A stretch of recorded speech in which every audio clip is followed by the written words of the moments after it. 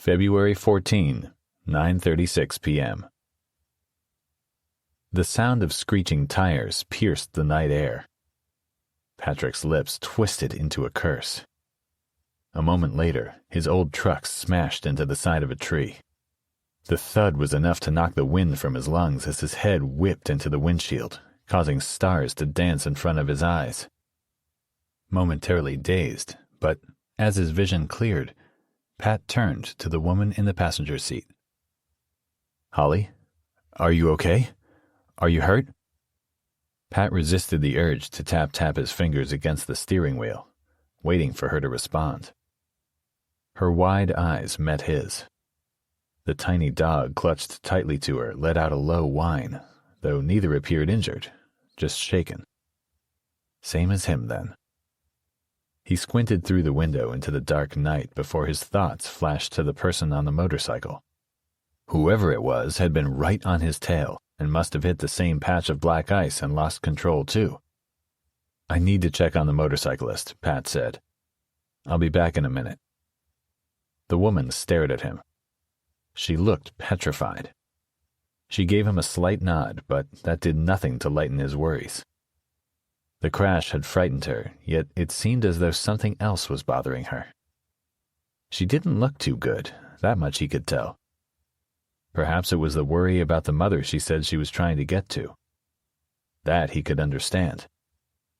But there was something else in the way her hands shook as she moved to pet the dog. "What's his name again?" He pointed. She stared at the dog a moment before dragging her eyes back to Pat. A frown tugged at her features.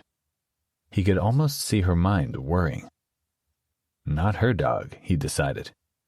Yet the animal seemed to be fine in her care, if not highly strung. Much like her. Perhaps a rescue, or a pet she was watching over for someone. "Butler," she said. "His name is Butler." The words came out slowly, and when she repeated the dog's name, it was like she was trying to remember. The dog didn't react, further confirming his suspicions. One look at the thing and it was clear it hadn't had the best home. The dog's rib cage was prominent, with patches of its skin exposed through its dirty white coat. Hopefully that meant she'd saved the poor thing and wouldn't be returning it to its owner. He wasn't sure he could stomach the thought that he was helping someone that would do harm to an animal. "Will your truck be okay?" she asked. Pat considered this for a moment. They'd hit the tree with such a whack, he'd be surprised if there wasn't a massive dent. Though the engine still purred rhythmically, he wasn't too worried about the state of things. Over the years, his truck had been in several knocks. It hadn't suffered any serious damage, but did little for the cosmetics. It was an old workhorse, and as tough as boots. Another dent was just another story to tell, as his dad had always laughed. Thinking about happier times brought a smile to his face. Pat rubbed his hands together and blew. He must have gone a whole 30 minutes without flexing his fingers against the steering wheel. "Going to take a lot more than a little ice and an argument with the tree to take this thing down," he assured her. "We should keep going then." He paused, his gaze once more searching her face. There was fear in her eyes. Was she scared of him? Or perhaps the accident had shaken her more than he realized. The weather wouldn't be helping either. It wasn't so common to have as much snow as they were getting, and it had already been a cold winter. If she wasn't from around here, then he could understand all too well. "I just need to make sure everyone's okay, then we can get you to the bus station." With that, he undid his seatbelt. His hand moved toward his keys in the ignition, before his eyes once more shifted toward the woman. He couldn't leave her to shiver in the cold truck. But then he didn't like the idea of leaving the truck running while he assisted the motorcyclist. Tap, tap, tap, tap. Sighing, he reassured himself he'd only be gone a moment. It wouldn't make sense to take the keys, and they would both be stuck in a cold truck when he returned. He'd rather let the heater rattle about and keep the interior and the engine warm. "I'll be right back," he said, opening his door. His feet hit the icy ground. With the shock of the cold, his head spun and his knees trembled, his dodgy leg almost giving way under him. Pressing a hand to the cold metal of his truck, he waited, steadying himself. The feeling passed quickly, but he hesitated. A head injury was the last thing he needed right now. Thankfully, no more dizzy spells hit him as he turned toward the dark night. Other than his truck rumbling away, the night was quiet. He frowned as he moved toward the back of his vehicle. He couldn't immediately make out where the motorcycle had landed. Further along, there was a small ditch, just enough to help drain the fields in the rainy months.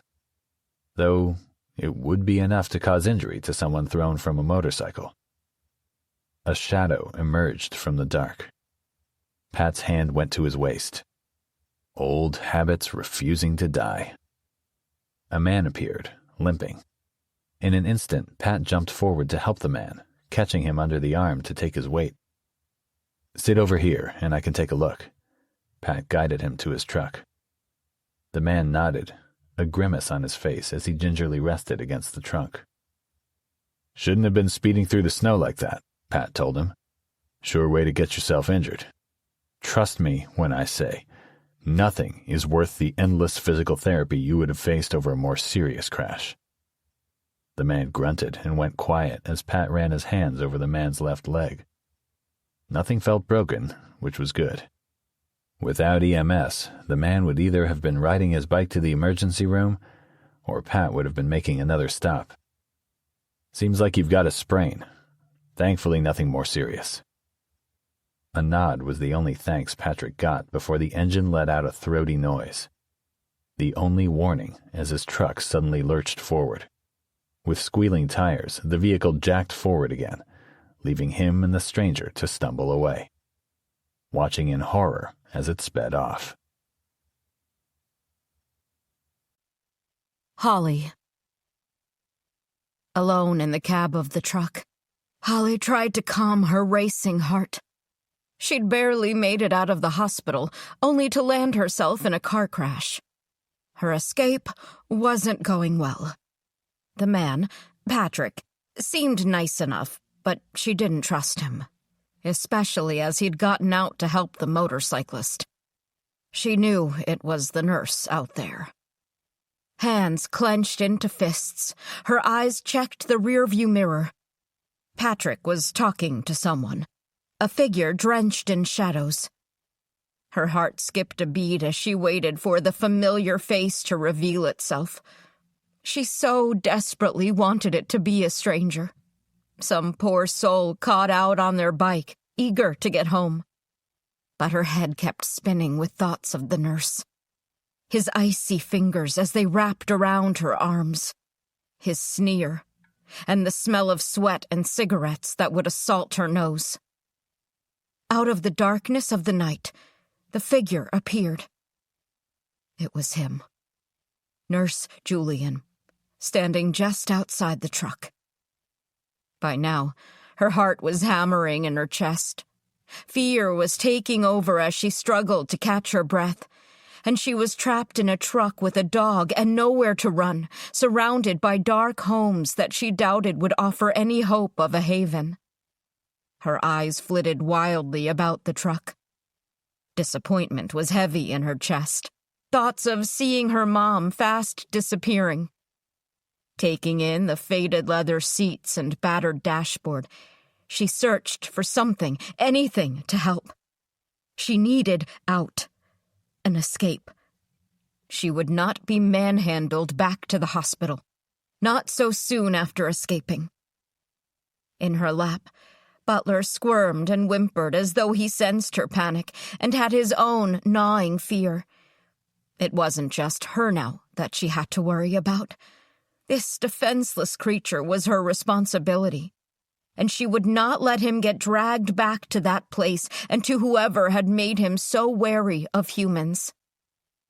At that moment, she felt a strong connection with the dog. Were they more alike than she realized? Scarred from a place meant to be a place of healing. Loathed to trust because of what somebody had done to him. It seemed like they were a kindred spirit, Determination replaced her fears as she peered across to the driver's side of the car. Her eyes landed on the keys, still in the ignition. She'd never gotten the chance to take driver's education, and other than a few lessons with her dad when they'd gone camping, she'd driven little. But if she could manage her dad's old pickup over the dirt roads of the hills around Bend, she could manage this. "Hey, buddy, you stay there and be a good doggy," she soothed. With a lump of apprehension in her throat, she gently set Butler back in the passenger seat before clambering into the driver's side. Suddenly, she had a moment of hesitation. It felt wrong to be taking the kind man's truck. But then, she checked the rearview mirror again, spying on the nurse standing there with Pat by his side.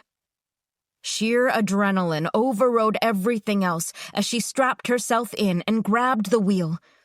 Taking a shaky breath, she reached for the gear shifter.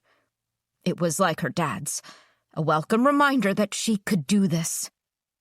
Gripping the steering wheel with steely determination, she pressed her foot on the pedal.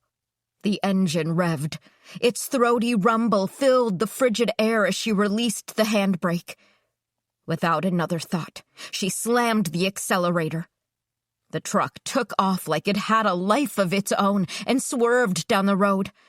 She'd forgotten how to drive, only remembering a few lessons in the backwoods as a 13-year-old, but it was quickly coming back to her.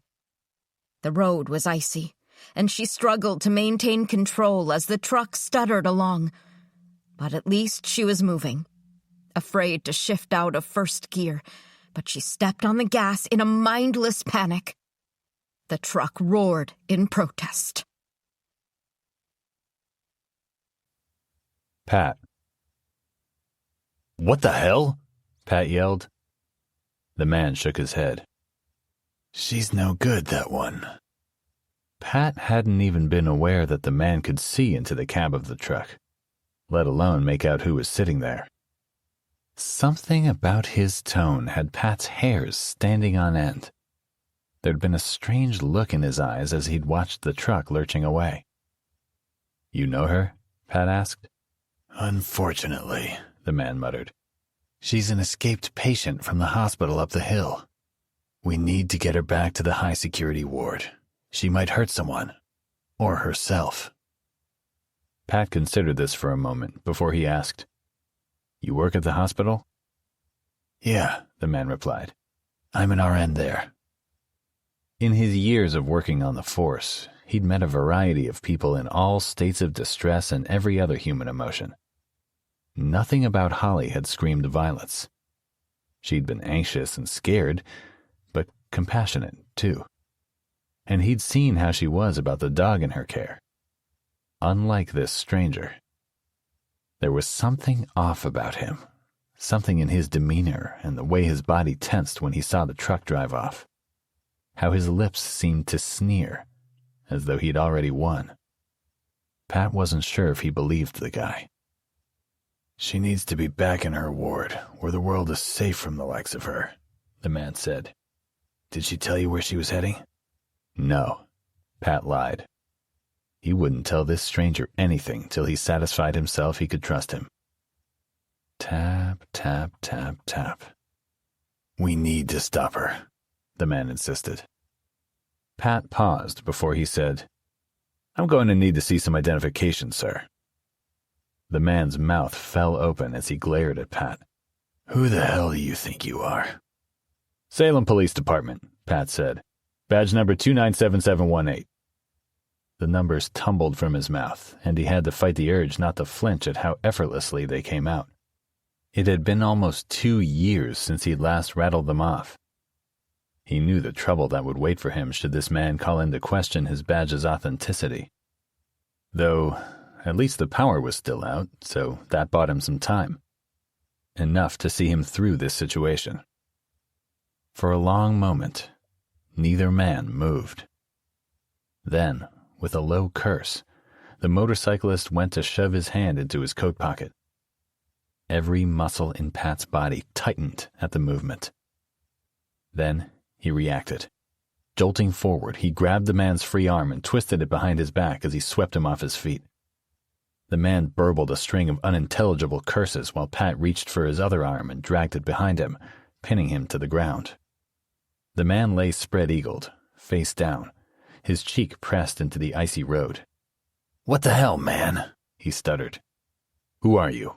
Pat demanded. "I was trying to show you my card until you went crazy," the man responded. "I hope you know you'll be hearing from my lawyer." Pat scoffed, but didn't release his hold. He could not fight the decades of training that were screaming at him that something wasn't right. The way the guy had been tailing the truck and the panic in Holly's eyes just wasn't adding up. "Tell me where your wallet is and I'll get it," Pat said. "Front inner pocket of my jacket," the man mumbled. "Left side." Pat shifted his weight as he moved to reach for the man's front pocket. The man used this opportunity to buck all his weight up, taking Pat by surprise. As he jumped to his feet, Pat lost his footing and tumbled forward. The man wasted no time in lunging toward Pat, who was struggling to get his feet back under him. But he was expecting the man's attack, dodged the wild punch thrown at him, and jumped back up. "We can't let her get away," the man said. "This is all your fault, you useless cop." Anger roiled through Pat before he turned to face the man, quickly recovering his balance. As the man stumbled toward him, Pat stood his ground and readied himself for a fight. Adrenaline pulsed through him. Suddenly, he realized he felt alive. A part of him missed situations like this. They'd been few, but that hadn't stopped the thrill he felt at facing down the darker side of people in moments of stupidity or desperation. Pat relished the way his blood pumped through his veins as he sidestepped another attack, ducking under the man and kicking out his foot. Once more, the man landed on the ground with a loud curse, then fell quiet. Pat spun round to find that the man had hit his head on the curb. He crouched beside the man's unconscious form and pressed 2 fingers to his neck. There was a pulse. He was alive.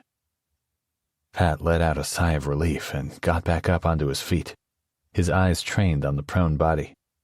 He couldn't leave the injured man there, but he also needed to get his truck back and find Holly. Sighing, he shifted his gaze about before it landed on the bike on its side in the ditch. It had been at least 5 years since he'd last been on a bike. He'd once owned his own, an old Harley-Davidson Nightster, a present from his dad for completing boot camp. He loved it, but Kim had convinced him to sell it when Dylan was born, something he'd regretted when he'd received divorce papers less than 6 months later. Pat dusted off the snow and stared at the unconscious body, his gut tight with distrust and apprehension. Bending once more, his leg buckled under him and elicited a small grunt of pain, a stark reminder he wasn't used to this much action. Pat grimaced, doing his best to ignore it as he reached for the front of the man's jacket. A messy coil of paracord and a crushed pack of cigarettes in his jacket. He let out a sigh of relief. At least the man wasn't armed. Another 10 seconds and Pat pulled out a beat-up leather wallet that was tucked into the man's front pants pocket. In there, a driver's license confirming his name, Julian Bain, and his address. What were the odds? He lived on the same street as his ex-wife, Jane. Yet, Pat had never seen the guy before. Though that wasn't all that surprising. He barely knew any of his neighbors. He'd been too busy hiding away from the world for the past 1.5 years. Pat resumed his search, hoping to uncover some hospital ID that would confirm the man's story that he worked there, that he was who he claimed he was. But there was nothing else. Pat frowned. Had he nearly believed this man was a nurse? Even unconscious, there was a sneer on his face. There wasn't anything kind or caring about him. Whoever he wasn't a nurse. Still, nothing he'd found answered why this man was after Holly, and why he was claiming to be a nurse. That didn't sit well with Pat. Without noticing, his hand dropped to his side and started to drum his injured leg. An involuntary action he so desperately wanted to control. Tap, tap, tap, tap. "Get a grip," he whispered. He glanced at the paracord in his free hand before deciding. It was out of the question to leave the guy here, so he had no choice but to take him. But he wasn't about to let him be free. No doubt the man would try something again, on him or Holly. He would not put her in danger. Once he'd knotted the cord around the man's wrists, he let out a breath. In the distance, he could still make out the rumble of his truck, which was promising. She hadn't gotten far. He'd be able to catch up on the bike. If he could drag it out of the ditch, that was. He could do this. Hope lifted his spirits as he stared down the embankment. After all, wasn't that what all those months of physical therapy had been meant for? Maybe not quite something like what he was facing, but close enough. Getting down the small ditch was easy, as was heaving the bike back to an upright position. Relief washed through him when he found the key still in the ignition. This was all going to plan. But one step was all it took for him to realize he may have been too optimistic. The bike weighed him down as he heaved it up the slope. His leg wavered, silently protesting, muscles trembling under the weight. He tried to ignore the throbbing in his leg as it grew to a more persistent pain with each stride up the slope. He pulled on all his reserves. Stubbornness masked his pain, though it didn't stop the grumbling under his breath. Between the snow and ice, it took him longer than he would have liked to get the machine to the top of the ridge. A blunt refusal to give in was what got him to the road. Relieved to find that the man hadn't stirred, Pat checked his pulse again. It was fast, but steady. His breathing was slightly noisy, but the man showed no signs of regaining consciousness yet. It made hauling him onto the back of the bike easier, though Pat strained and grunted with the weight of an inert mass. After he'd secured the man's body to the bike, he seized the moment to regain some composure. He took a weary breath and surveyed the situation. It was far from ideal, but it would have to do. Careful not to disturb the unconscious body, Pat grabbed the helmet that was strapped to the side of the seat and mounted the bike. He strained his ears for the familiar sound of his truck and shook his head. All quiet. His mouth twitched into a grimace. Where was she? With one deft flick of the wrist, he fired the engine and set off.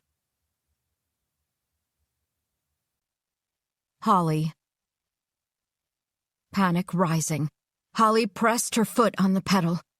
The wheel pulled hard in her hands, as though the truck knew better than to allow her to be in charge. Across from her, Butler let out a single yip before burrowing into the seat. Unlike her, he seemed to accept her erratic driving quickly. Knuckles white from gripping the steering wheel so intently, she peered out into the snow and the dark. It felt as though she was barely moving, though slowly the neighborhood slipped past. Dark house after dark house, and not a single welcoming light to be seen.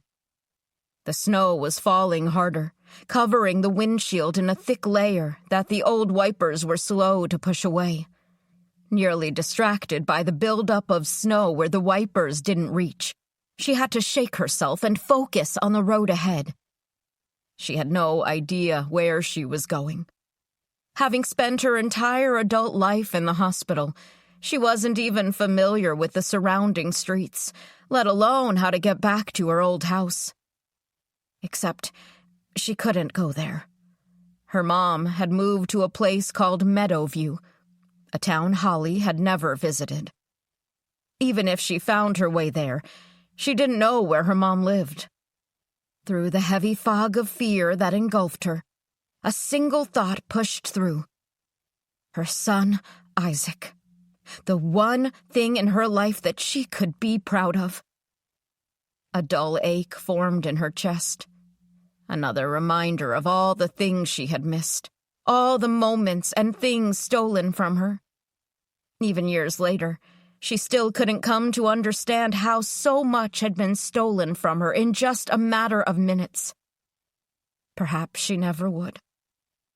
Her foot let up on the gas pedal, and the truck slowed to a snail's pace, barely moving along the empty roads. Her mind was spinning in search of a solution, some way to figure out how to get to her mom. This was her goal, especially now the nurse was after her. Her mother would surely help her. Unease filled her with the uncertainty that lay ahead. Would her mom be glad to see her, or would she drag Holly back to the hospital, kicking and screaming? Blinking back tears, Holly felt regret creeping in. Not just about the past, but at leaving the man stranded without his vehicle. Patrick had been kind to her, and she felt guilty for stealing his truck. Yet he was also a man, and Holly knew better than to trust any men. No matter how kind he may seem, it would only last so long before violence would be revealed. And he'd stopped to help the nurse. By now, they were probably in cahoots. Yes, she'd done the right thing. Still, it would have been nice to have someone else here with her. He'd know how to make it to Meadowview, or at the very least, give her advice on how to keep the truck from pulling away from her in its protest. She couldn't risk losing control in the ice, getting the truck stuck in a ditch. On foot, she wouldn't make it very far, and she needed to put distance between herself and the hospital, and the nurse. The dark night seemed to have gotten even darker as she came to a bend in the road. Around her, the houses had morphed into apartment buildings. It seemed strange to see the world so empty.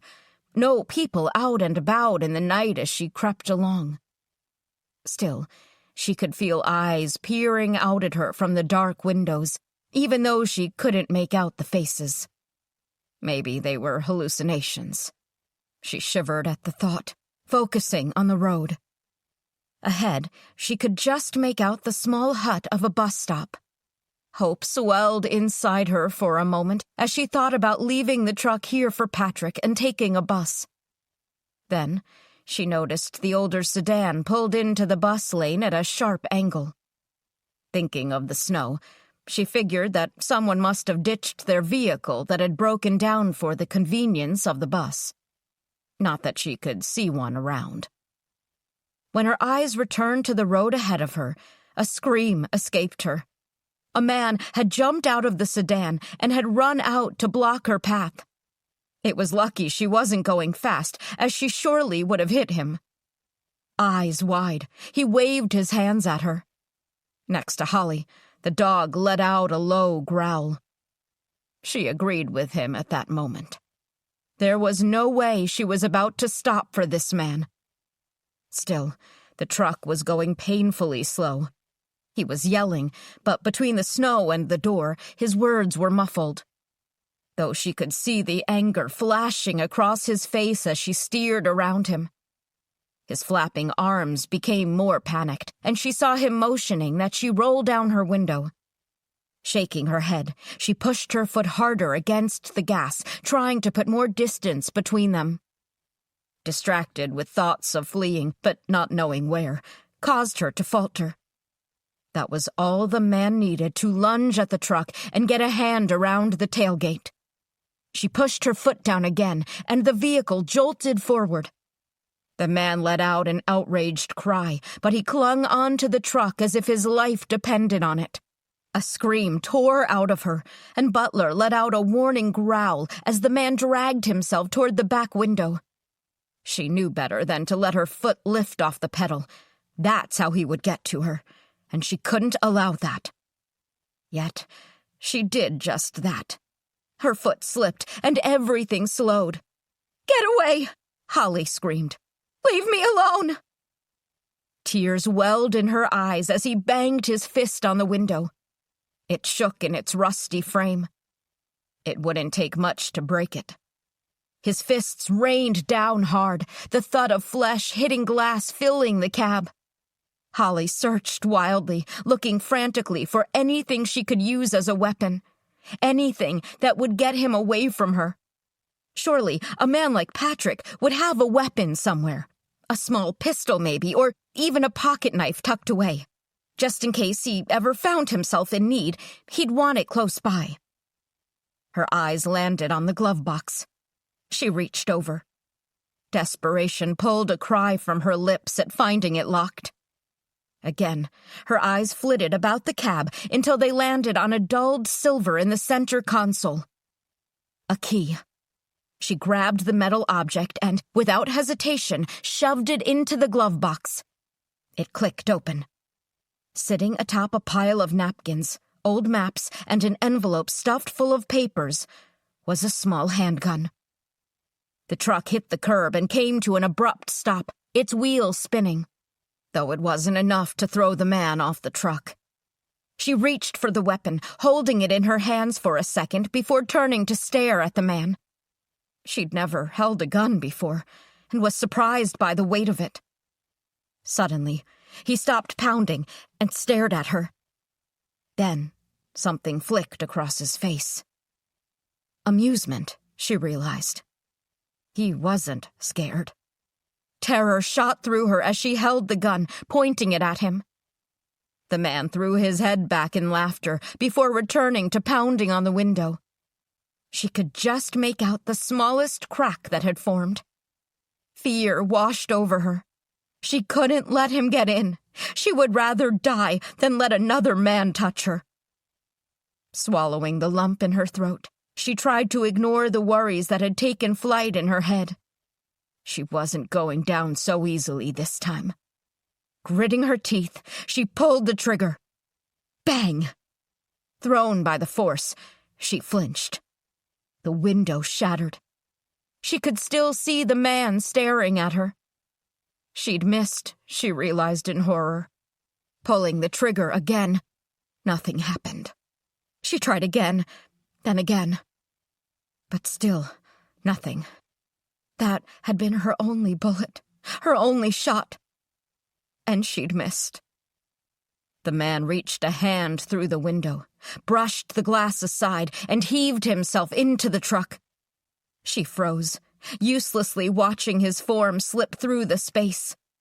He didn't even wince as a piece of glass nicked his stomach, leaving a trickle of red to stain the snow. Surging forward, he reached for the weapon in her hands. She gripped tightly, but that did nothing to prevent him from knocking the gun away. Butler was barking frantically, but the man ignored him as he flung his weight into Holly, forcing her back against the steering wheel.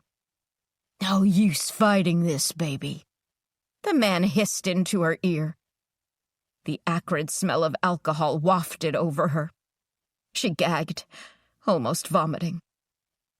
His hands fell to her body, but she was too weak to resist his grip. Pat. Patrick squinted through the icy flurries that battered his visor, focusing his attention on the road ahead. His hands gripped the bike's handles. Grateful for his thick leather gloves, yet he still couldn't feel his fingers, which meant he had to focus extra hard on controlling the vehicle. The motorcycle's engine growled into the night, vibrating beneath him. He could no longer hear the familiar rumble of his truck. He wasn't sure what to think. Either he'd taken too long and lost the woman in his truck, or something had caused her to stop. He prayed she hadn't had an accident. There was nothing on a night like this but trouble to be found. He turned a bend and slowed. In the single spotlight of the bike's headlight, his truck came into view, positioned at an angle on the curb that didn't sit well with him. That made his stomach drop. Something must have forced the truck to come to an abrupt stop. His thoughts spiraled with concern as he cut the ignition and pulled the bike over. Trepidation filled him. He took off the helmet and slung it over the handlebars, his eyes never leaving the truck. There were no other vehicles in the vicinity, and he couldn't see anybody wandering around. This section of the road seemed isolated. Pat's nervous system was on full alert. He'd only made it 2 steps before the doors on the driver's side flung open and 2 bodies tumbled out. Snow whipped into his face as he watched a man stagger to his feet, dragging a woman up with him. Even from where he stood, Pat could make out the man's widened eyes and his hands wrapped around her neck, yanking her back toward his truck. "Stop!" Pat yelled. The man went still for a fraction of a second. Then he eyeballed Pat and snarled, his face blackened with anger and frustration. Pat had seen that look too many times before. Nothing good ever came next. That he knew from decades of experience working with the public. Next to the man, Holly was whimpering. Pat could just make her out. His eyes moved across her bloodied face, taking in her ripped clothing and the way the man kept pulling her closer to him. "Let her go," Pat said, taking a step forward. "Please, just let her go." Just then, the little dog's head appeared through the door, growling and yapping. Pat was impressed by the dog's bravery as he leaped out and went for the man's ankles. Not that the man seemed to notice or care. His attention was firmly on Pat now. "Get lost," the man hissed. "She's mine." "No, she's not. Now, I'm going to give you until the count of 3 to step away from her," Pat said in a measured voice. "You hear me?" The man tossed his head back. His shrill laughter bounced off the snowy trees, filling the freezing air around them. Pat fought against the chill that streaked down his spine. This was one part of the job he didn't miss, seeing the worst of humanity in action. Still, it would feel good to knock this man down several pegs. "Get lost," the man repeated. Then, he made one last mistake. He about-faced Pat and threw Holly hard against the truck, his entire body pressing hard against her tiny frame. The little dog's barks became more urgent. Jumping against the man's ankles, he snapped and snarled. The man didn't care about the dog. He was too intent on running his hands down Holly's sides.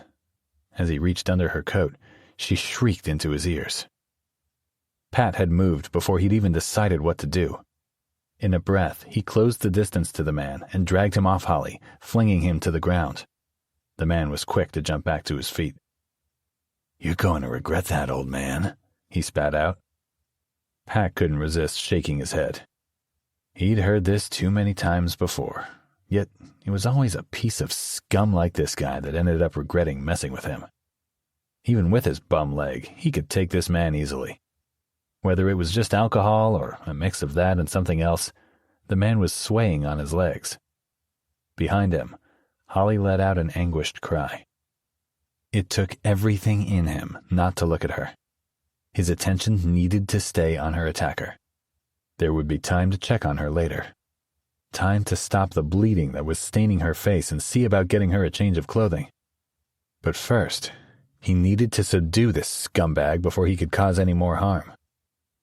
A smirk pulled at the man's thin lips before he thrust his hands into his pockets. Pat tensed. Adrenaline shot through his veins. Without a moment's hesitation, he lunged at the man, hoping to knock him to the ground before he'd pulled out whatever he'd got buried in his coat. But he wasn't quick enough. Whether it was exhaustion from the afternoon or his leg, he didn't know, but the man pulled out a large hunting knife just as Pat got to him. Pat moved to duck the man's wild attack, but his leg refused to cooperate. Frustration filled him before an excruciating pain blinded him. Sharp and hot, it shot through his body. Pat stumbled backwards, his hand dropping to his side. When he pulled it away, his fingers were sticky with his blood. The man's smirk widened as he stared at the blood pouring from Pat's wound and his ripped coat. "Shouldn't have tried to play hero," he sneered. Pat narrowed his eyes, trying to push the pain away. He could not let it distract him, not now that the man was armed. The man jolted forward, closing in on Pat, brandishing his knife. But his movements were clumsy. A foul stench insulted Pat's nostrils, and he fought the urge to recoil. The man was intoxicated. "Drop it before you regret it," Pat said. Letting out another high-pitched laugh, the man lurched at Pat. Nearby, Holly let out a scream. The dog returned to its frantic barking, this time from her side. Pat ignored them both, keeping his eyes on the man with the knife. His hands fell to his empty belt, and his heart sank. He needed something to use as a weapon, but there was nothing within his reach. Only the stretch of snow-covered road, and with Holly by the truck, he didn't want to lure the man back that way. A sharp, agonizing pain pulled his attention back to his attacker. Pat let out a curse as he stared down at the newest cut to his arm. Blood welled to the surface of his skin, staining the now tattered sleeve of his coat. He needed to focus. Again, the man shifted, face twisting in anger as he let out a growl, sending spittle flying. Pat just barely dodged him, his damned leg refusing to cooperate yet again, and almost tripped because of it. He caught himself at the last moment, sucking in a breath to prepare for another stab of pain. But it never came. It took his brain a moment to process what he saw when he looked over. The man was on the ground, curled around himself. Holly was standing over him, her arms raised above her head. In her hands was the wrench from the back of his truck. The guy was out cold on the icy ground. Pat couldn't tell if he was dead or just unconscious. Either way, he wasn't about to get up any time soon. Trance-like, Holly was readying to bring the wrench down again. Eyes pinched, tears streamed down her cheeks. "Holly, don't do this," Pat whispered. "Put the weapon down." Pat winced at the thought of his old rusty tool meeting skin and bone. He stepped forward. He needed to stop her before she did something she would regret. No matter what the man had done, Pat knew the best justice was the American justice system. Otherwise, he feared she wouldn't fare much better than the man. "Holly," Pat said, his voice gentle but firm as he held out a hand. She flinched away from him, her eyes flying open to meet his. Her chest heaved as the tears and blood mixed on her face. He wasn't sure if it was her blood or the man's. Maybe both. Behind her, the little dog let out a low whining noise. Shaking her head, Holly moved to aim the wrench at Pat. He held up both his hands, smoothing his face into a neutral mask. His heart was beating wildly. He couldn't help Julian Bain's words coming back to him. "She's dangerous. Escaped." But as he stared at her, he saw her mind spinning, struggling to make sense of what had just happened. Something terrible had happened to this woman. Pat could see it in her face. But this frail, vulnerable woman had just saved his life. And she was confused. "I won't hurt you, Holly," Pat said. She shook her head, but her hands dropped to her side. With a clang, the wrench dropped to the ground. Her shoulders trembled as her eyes darted about. She barely glanced at Pat while he stepped to her side, trying to give her the room he could tell she needed, but still being there to comfort her. Her eyes finally landed on the truck, and she darted for it with the little dog at her heels. His barks filled the quiet night as Pat watched her climb in. The clunk of the lock told him she'd locked herself inside. Slowly, he turned to look at the broken body at his feet. Blood spilled from the man, creating a pool around him. The snow no longer white and pristine. Holly's choking sobs and the little dog's barking reached his ears as he crouched next to the man, desperately trying to find a pulse. Holly. Holly curled up in the seat, dropping her head against the steering wheel. Her throat was sore and her eyes scratchy, yet she couldn't stop shedding tears. The past merged with the present. She pushed the images from her head, trying to expel the feeling of the man's grubby hands on her. But she couldn't stop the memory of his body thrust against hers, and his fingers tearing at her clothing, urging her attention. She jolted at the sound of boots crunching on the snow. Fear surged through her veins like an electric current. Someone was coming. Was it him? Had he come to already? She reached for the little dog, clasping him tightly to her chest, to which he let out a startled whimper. "Shush, it's okay, Butler. I won't hurt you," she soothed. "Be a good boy and keep still." She whipped her head around. It was Patrick, not the man. Though she didn't feel the flood of relief she expected. His face was strangely emotionless. He knew, she realized. Pat had pieced together that she wasn't who she'd claimed to be, and he was coming to take her back to the hospital, to hand her over to the nurse. And who would blame him? Icy tendrils of dread clutched at her heart. No, I won't let him.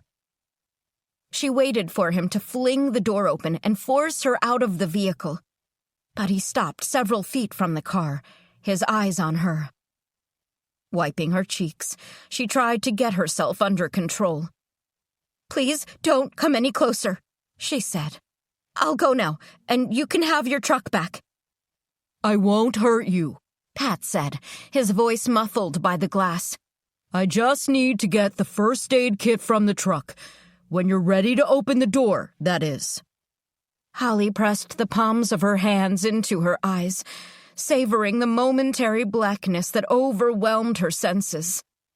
In that space, she didn't have to worry. Not about what had happened with the man, not what he had done to her, nor about Pat. She wanted to trust him. But how could she? He was a man, and all men were dangerous. Like the one lying in the street. And Nurse Julian. And the man that had destroyed her that day all those years ago. Every part of her screamed at her to fear him. He would do as all the others did and hurt her. Chew her into little pieces until nothing was left, then toss her to the side. With a sigh, she pulled her hands away from her face, blinking at the dull light that entered her eyes. Butler wriggled in her lap, but didn't try to escape from her. Heavy snowflakes were still falling, already covering the tracks of the truck, as though she hadn't driven through here less than 10 minutes before. Had it only been that long? It could have been 100 years. At this moment, she had no concept of time. Not when there was a gnawing pain in her head. Her body was suddenly heavy, and she just wanted to burrow into a hole and forget about everything. In that moment, she considered allowing herself to be taken back to the hospital. At least there she knew what to expect. And Nurse Julian was the least of her problems when there was a stranger standing out there watching her. She'd only been gone about an hour, give or take. Already she realized what a horrible mistake she'd made. With a groan, she pressed a hand to her temple, as though to quiet the thudding that had started there.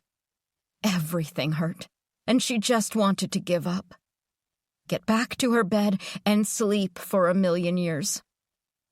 The inside of her mouth resembled sandpaper, and when she swallowed, her throat was so sore it felt like she'd swallowed glass shards. She suddenly remembered why. From her unanswered screams as the man had torn into her, pressing his torso against hers, while his stale sweat overwhelmed her senses. "No!" she gasped as the memories poured into her head. "No, no, no!" She looked to where Pat was standing, watching her. His face was still calm, and there was a softness around his eyes, as though he sensed her pain. What would it be like to be comforted? The thought startled her. She couldn't remember the last time anyone had comforted her, not even her own mother. But at that moment, as the world pressed in on her, she realized just how lost she was, and she wanted someone to take care of her. A wet nose nudged at her hand that was on the center console. She stared down at the little dog, his soulful brown eyes meeting hers. He gave her a small whine and tilted his head to the left. A small smile pulled at her lips. Then she glanced toward Pat again.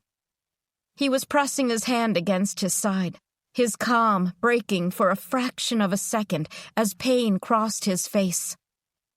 Squinting, Holly could see he was injured. He needed some first aid. "You won't touch me?" she asked. Pat furrowed his brow. He couldn't hear. Her voice was too faint to be heard through the door. She took a deep breath through her nose before pushing it out slowly through pursed lips. It was an old trick, one she'd learned before she'd found herself in the hospital. An old family friend had taught it to her when she'd been little. Once her heart had slowed and her mind cleared, she glanced over at Pat again. She nodded her head to him before crawling over to the passenger seat. With Butler in her lap, she reached over to unlock the door. Pat was patient, watching and waiting for her the whole time. Even with the door unlocked, he took a moment before approaching the truck. His step slow and his face steady. She had the feeling that had she even so much as flinched, he would have stepped back. Watching him carefully open the door to his truck, she wanted to trust him. There was a kindness to him she hadn't seen before. But she wasn't convinced if this was genuine. Maybe her mind was just that desperate for someone, anyone, to trust that it was tricking her. Pat reached for the keys and pulled them from the ignition. Into his pocket they went before he reached under the seat. Holly tensed despite herself. Pat frowned for a moment before pulling out a small metal box. He let out a sigh as he dropped it onto the seat and opened it. Holly gazed at the bandages and gauze, thankful for something other than him to look at. As Patrick pulled his shirt up, he let out a pained grunt, inhaling sharply. Holly gaped at him, worrying her bottom lip, her eyes widening at the jagged laceration in his abdomen. Blood stained the skin around the area. A steady stream still trickled out. It didn't look good, but she said nothing as he reached for the antiseptic cream and bandages. Mesmerized, she watched Pat work on cleaning the cut, grunting through the pain. He then wrapped the gauze around his middle and let out a relieved sigh. Holly silently petted the dog while Patrick repeated the motions with another deep cut to his arm. Seeing the blood and the severity of the injuries made Holly acutely aware of just how close she'd come to the man pulling the knife on her. This didn't bother her as much as she thought it should. Instead, she felt guilt moving in. It should have been her that he'd stabbed, and her blood staining the snow a dull pink. Instead, it was Pat, who'd been injured and who needed the first aid kit. And that man, he was now lying on the frozen ground in a pool of his own blood. This had been down to her. She peered out the window, grimacing. She could just make out the man's unmoving form in the road. Was he dead? Had she just killed a man? Concern filled her. She didn't want to be actually capable of something like that. She knew what happened to people like her, those that were considered broken when they did things like that. They had worse fates than she'd suffered at the hospital. Panic and dread churned in the pit of her stomach. She shivered, and her teeth chattered, though it wasn't just the cold that was causing her body to shake uncontrollably. To distract her mind, she turned her attention back to Pat. He'd finished bandaging himself and was digging around in the back seat. Her eyes went to the fingers on his left hand, tapping the seat. He repeated the motion in cycles of 4. Tap, tap, tap, tap. Stop. Tap, tap, tap, tap. Stop. And again. The movement seemed intentional, even though his attention was on searching through the clutter on the floorboards. With a gentle tug, she pulled Butler closer to her chest and buried her nose in his nape, finding comfort in his warmth. Silently, They both watched Pat flatten a discarded cardboard box, and with a thin roll of duct tape, he fixed it to the smashed window.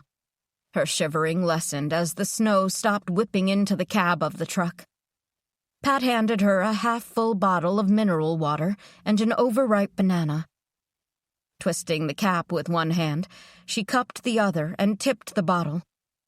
Butler perked his ears and started to slurp thirstily. Poor thing, he was parched. Once he'd quenched his thirst, his nose snuffled at the banana in her lap. She peeled the top of the fruit and offered him a chunk, prompting him to snatch the offering with a growl of approval. While Butler gobbled, she raised the bottle to her lips and glugged a mouthful. Pat glanced at her, giving her a nod of encouragement. Though her stomach churned at the thought of eating, she realized she should have something in her belly. She took a bite, then passed the rest to Pat, who munched on it thoughtfully. Without a word, Pat jumped out of the truck and trudged along the road to the motionless body. In his hand was a fading beam of light, but just enough to illuminate the area. Holly watched Pat check for a pulse. Shaking his head, he then pressed 2 fingers to the man's throat. He waited a moment before rifling through the man's pockets. She frowned. Was he dead?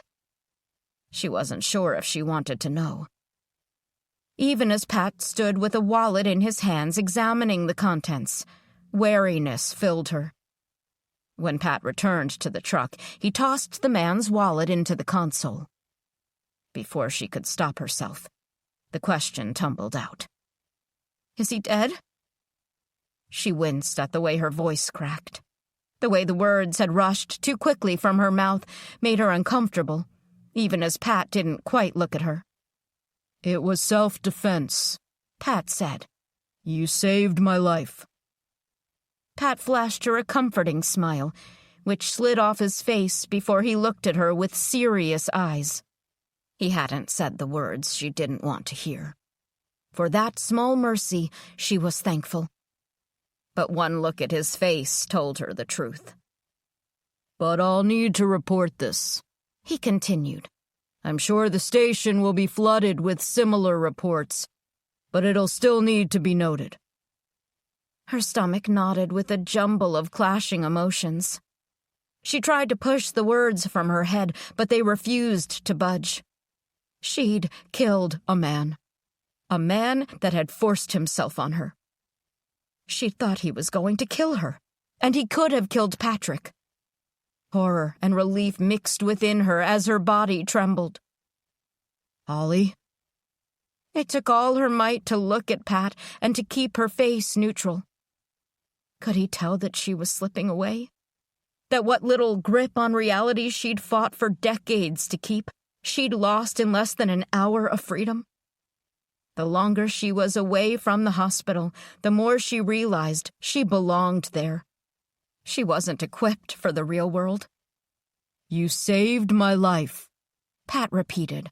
He would have killed me if it weren't for you. She met his eyes.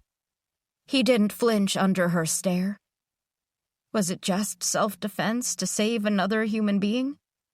Or was it something deeper and darker? This time, she'd been determined to not become another victim. Her mind had gone blank the moment her fingers had closed around the wrench. And yet, she knew that there was a part of her that had wanted his death. She had wanted the man, whose name she would never know, to suffer.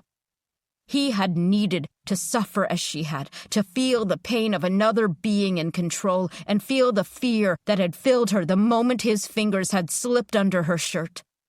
Holly forced herself to nod to Pat. He saw it was self-defense, and she knew better than to argue. She fell back into the passenger seat with an exhausted sigh. Her mind was spinning again, and there was a dull pain forming behind her eyes. So much had happened in the last few hours, more than in years. She just wanted to curl up and sleep with the little dog in her arms. Through drooping eyelids, She watched Pat turn away and disappear into the night. She assumed he was doing something with the man's body and wanted nothing to do with it, so she let her eyes close. She was nearly asleep when she felt the truck move, jolting her awake. Twisting in her seat to peer behind her, she watched Pat toss a motorcycle helmet onto the bed of the truck. She'd been so distracted that she'd forgotten about the nurse. And why was the motorcycle in the truck? She had her answer a moment later when Pat reappeared, dragging a body through the snow. Her mouth went dry. This wasn't the man who'd assaulted her and almost killed Pat. This was the nurse. Was he dead too? She sat upright, edging as far away from the door as possible before Pat approached, glancing at her as he shifted the seat back. Butler growled, struggling to free himself from Holly's arms, but she held on to him. "No," she said. "Not him. No." Pat frowned. "I can't just leave him." "I won't be in here with him." "Why?"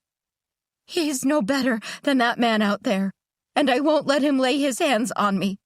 Not again. Never again." For several long seconds, Pat stared at the man slumped in his arms. Then he let out an exasperated sigh. "I can't leave him out here, and it's not safe for him to be in the bed. He'll just be in the back seat," Pat said. "He won't get to you." "If he comes, I'll walk." "Don't be ridiculous. It's late, it's dark, and the snow is picking up." Holly reached for the door handle. Her hand shook so badly that she fumbled with it twice before finally grasping it. "I won't be in the same space as him." "He's flat out unconscious," Pat said. "I'm not about to leave him out here and let him die." Holly stared at Pat for a long moment. Then, with the dog clasped in her arms, she jumped out of the truck. Her feet slipped over the ice that was forming, and she had to catch herself. She could hear Pat's soft curse as she launched herself away from him and his truck, and away from Nurse Julian. Patrick. Pat watched Holly disappearing into the night again. He let out a frustrated sigh. The man's chest was rising slowly, so he was still alive. It had surprised Pat that he hadn't recovered yet, though perhaps that was a small blessing. There was something between this man and Holly, and Pat couldn't figure out who he was to her. He'd seen the fear in her eyes when she'd seen him. Had he assaulted her? Maybe they were exes with a less-than-pleasant breakup. He may not have accepted her rejection of him and had gotten nasty. They may have even worked together, which would have caused added tension. People could act out of character in a relationship split, hence his attempt to make Pat believe she was a dangerous patient. Stupid guy. He needed to get a grip of his emotions. Whatever the reason, it didn't really matter now. Pat desperately wanted to tap his fingers, but with his arms full of the unconscious body, his hands were otherwise fully occupied. He couldn't leave him out in the snow and cold. The elements would claim him in no time. But he couldn't also allow Holly to just run off. Not when she'd just been the victim of a vicious attack, then whacked her aggressor over the head with such force she'd killed him. Pat drew in a deep breath, shaking his head. If it hadn't been for Holly's actions, he'd be dead by now. She saved his life. He had to go after her. Help her. She was flustered and not thinking right. Whatever traumas she'd endured were going to overtake her. Pat had seen that before, seen the way panic had led people to let their emotions drive their behavior. Hell, he'd been a victim too, and more than once. Trauma was something he was all too familiar with. Working in the force and serving overseas even decades ago, he'd seen his fair share of trauma victims. He saw their looks, the way the bodies strived to overcome the horrors the mind kept forcing on them, and how their minds always seemed to win. Shit, Pat muttered under his breath. He needed to get to Holly before someone else did. if she happened to cross another stranger. There was no telling what she might do. Pat was less than gentle as he hauled the motorcyclist's body into the truck. He didn't want to leave his truck, let alone leave this stranger alone here, but he had little choice. Holly had taken off on foot, and by now she'd be cutting through yards. Hopefully, the snow would help with tracking her down, and the dog in her arms in the dark would impede her progress. He wasn't sure what he intended to do other than offer help. He could listen, or maybe even find somewhere to take her. She'd said her mom lived elsewhere, and she needed to get there. But surely she had a place in town, somewhere close. She must if she worked at the hospital. All he had to do was get her there safely, then he could head to the station, report what had happened, then check on his kids and get himself to Jane's. Or just head straight to the cabin. That was a tempting thought. As Pat turned to close the door, his eyes caught the glint of a metal object. On the floorboards of the driver's side, a handgun lay there, as if it had been discarded carelessly. It should have been in the glove box, locked away as it had been for as long as this truck had been his.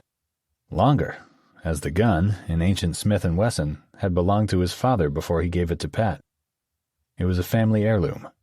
Apart from checking on it every so often, he'd hardly so much as even looked at the thing in years. It was smaller than he was used to handling and less trustworthy, prone to clogging at the worst moments. He reached for it, his hand moving automatically as he checked the chamber.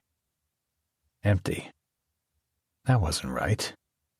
His attention moved to the center console, where the key was missing, and then to the rear window. It took little for him to put two and two together. She tried to protect herself and lost the gun in the struggle. The window had gotten broken either by a stray bullet or by the man breaking in. No wonder the woman was traumatized. He had to find her. Tucking the pistol into his waistband, he pulled out his keys and locked the truck. He could only hope that the man who claimed he was a nurse stayed unconscious while he searched for Holly. She couldn't have gotten too far yet. Pat took in the bloodied snow in the middle of the dark street, already being covered by fresh snow. The night wasn't going the way he had hoped, and he was worried that the worst was yet to happen. The power was still out, and the streets were too quiet. Tap, tap, tap, tap. Holly. Holly hurried away from the truck, half running, half stumbling, with Butler clasped to her chest. She didn't have a goal in mind, no destination that would offer her safety. All she knew was that she needed to get away, to be as far away from Nurse Julian as possible. And what about the other man? The one who had attacked her and nearly killed Pat? Was he really dead? It took several minutes for the cold to penetrate her thoughts. Snowflakes stuck to her, chilling her cheeks and ears. The shivering would not let up, and she slowed her pace. Rubbing her arms, she took a moment to check her surroundings. Dark houses lined the street. Empty, blackened windows stared out at her, and not a soul about. It seemed wrong. Even late at night, shouldn't there be some signs of life? Perhaps somebody in the window, watching as the world fell apart? In her arms, Butler let out a strangled yip. She glanced down and released her grip on his trembling little body. She'd been squeezing him too tightly, poor fella. Whispering her apologies, she set him on the ground. He held his head high, watching her warily, as though hoping she'd finally remember he was a regal creature, not something to be carried about and clutched at like a stuffed animal. She gave him an apologetic shrug that seemed to satisfy him. She wondered if he was going to bolt. Not that she'd blame him. If she were in his place, she'd take off. Anyone would make for a better companion than her. She didn't even know how to care for herself, let alone an animal who needed looking after. But the little dog was loyal, and he stayed at her side, tail down, his tiny ears perked and alert to dangers. That she could appreciate. Though she didn't like the spooky feelings that the empty houses gave her, she didn't want to run into anyone else. Not tonight. Perhaps never again. She'd had enough of people. Nasty, mean people, to last the rest of her life. Which wouldn't be long, she thought. Her shivers were now so violent she could hardly walk, and the headache from before had grown from a dull thud to a pressing pressure.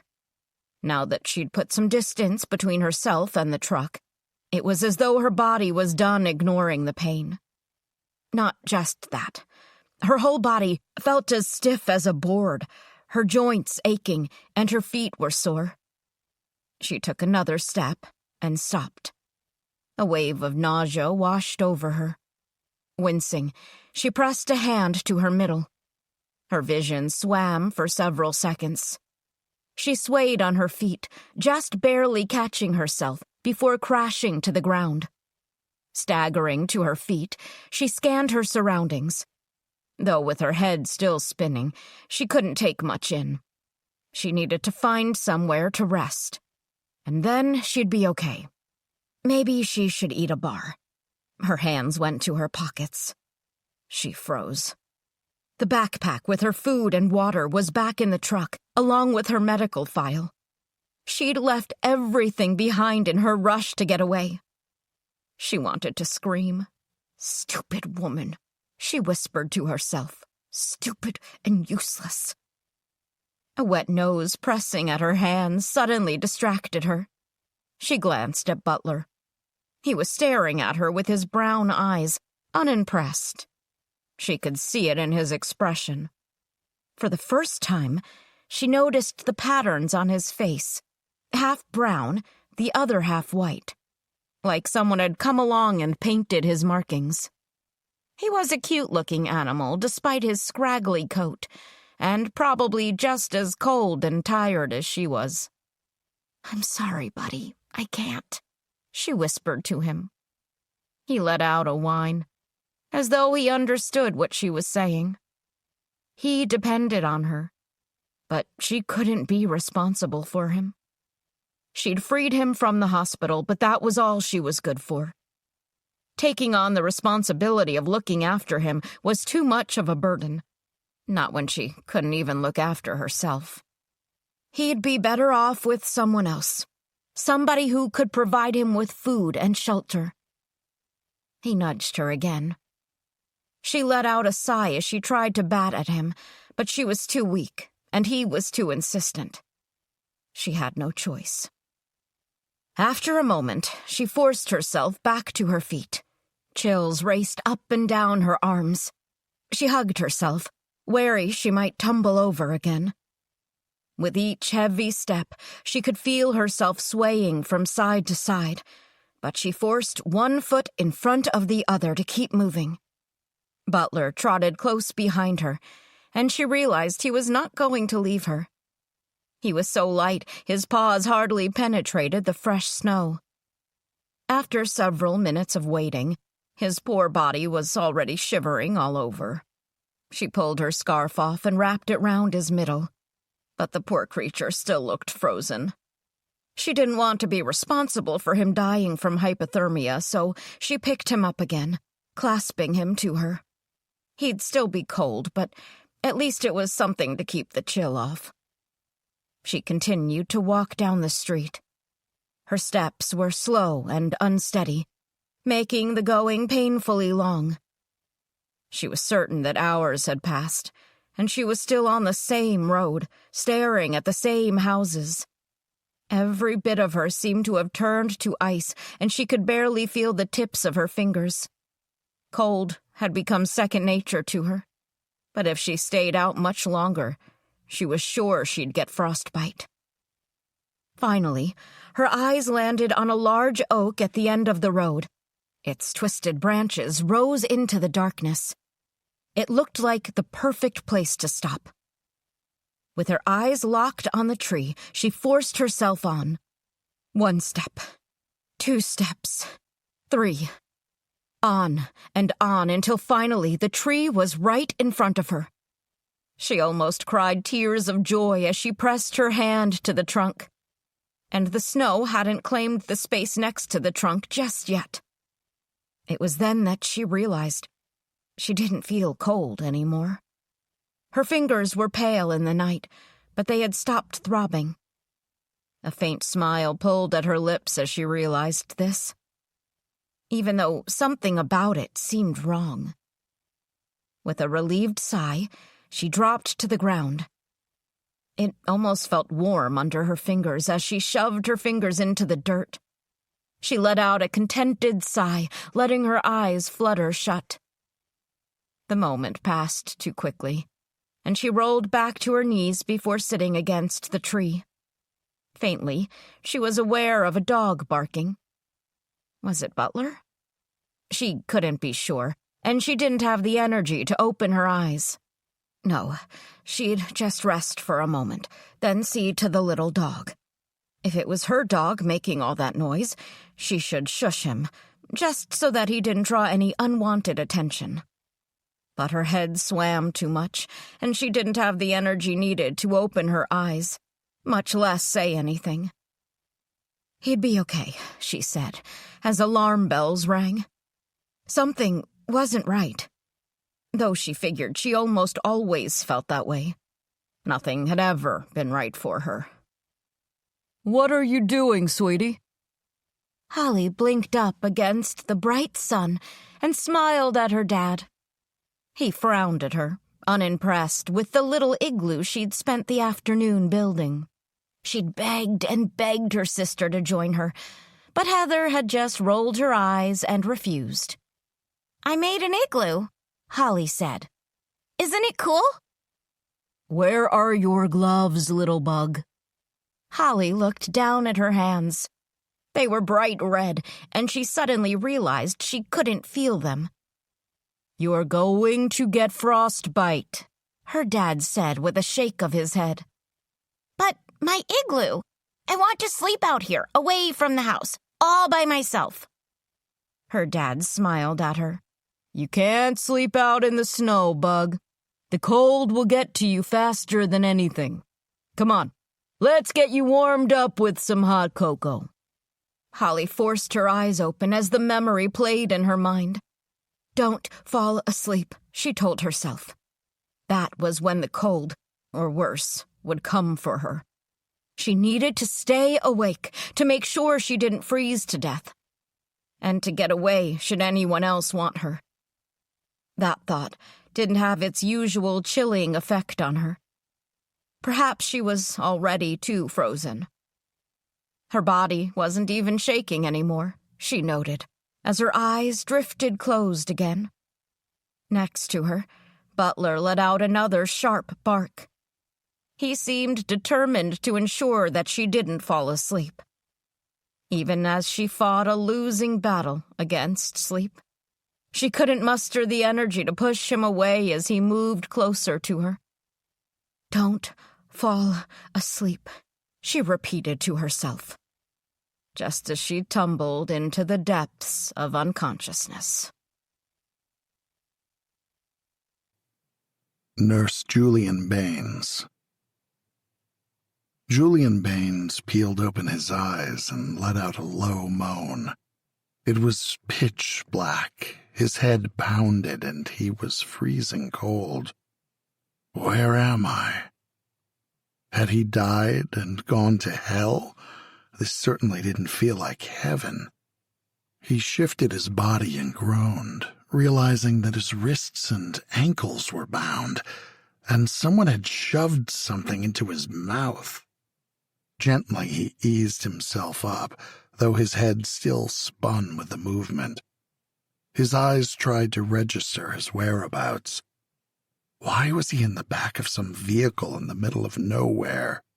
As the adrenaline kicked through his veins, the memories flooded in. That insane woman escaping his watch, and the man who told him he was a cop, interrogated him, then knocked him to the icy ground. Fury surged through him. He'd been treated no better than an animal.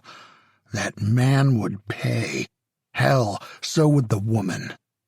The throbbing in his head felt like the devil was driving a skewer into his temples, but he had to ignore the pain if he wanted to escape this frozen prison.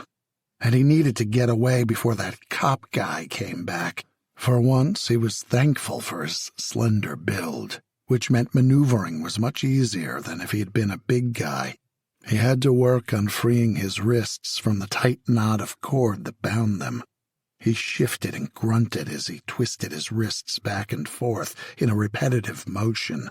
The more he writhed, the more the rope that tied him dug into his skin, causing friction burns. He jiggled his arms up and down. Blood seeped out, smearing his wrists and dripping onto his hands. Julian gritted his teeth through the searing pain, though if he had to, he'd chop off his hands if it meant he'd get out of this.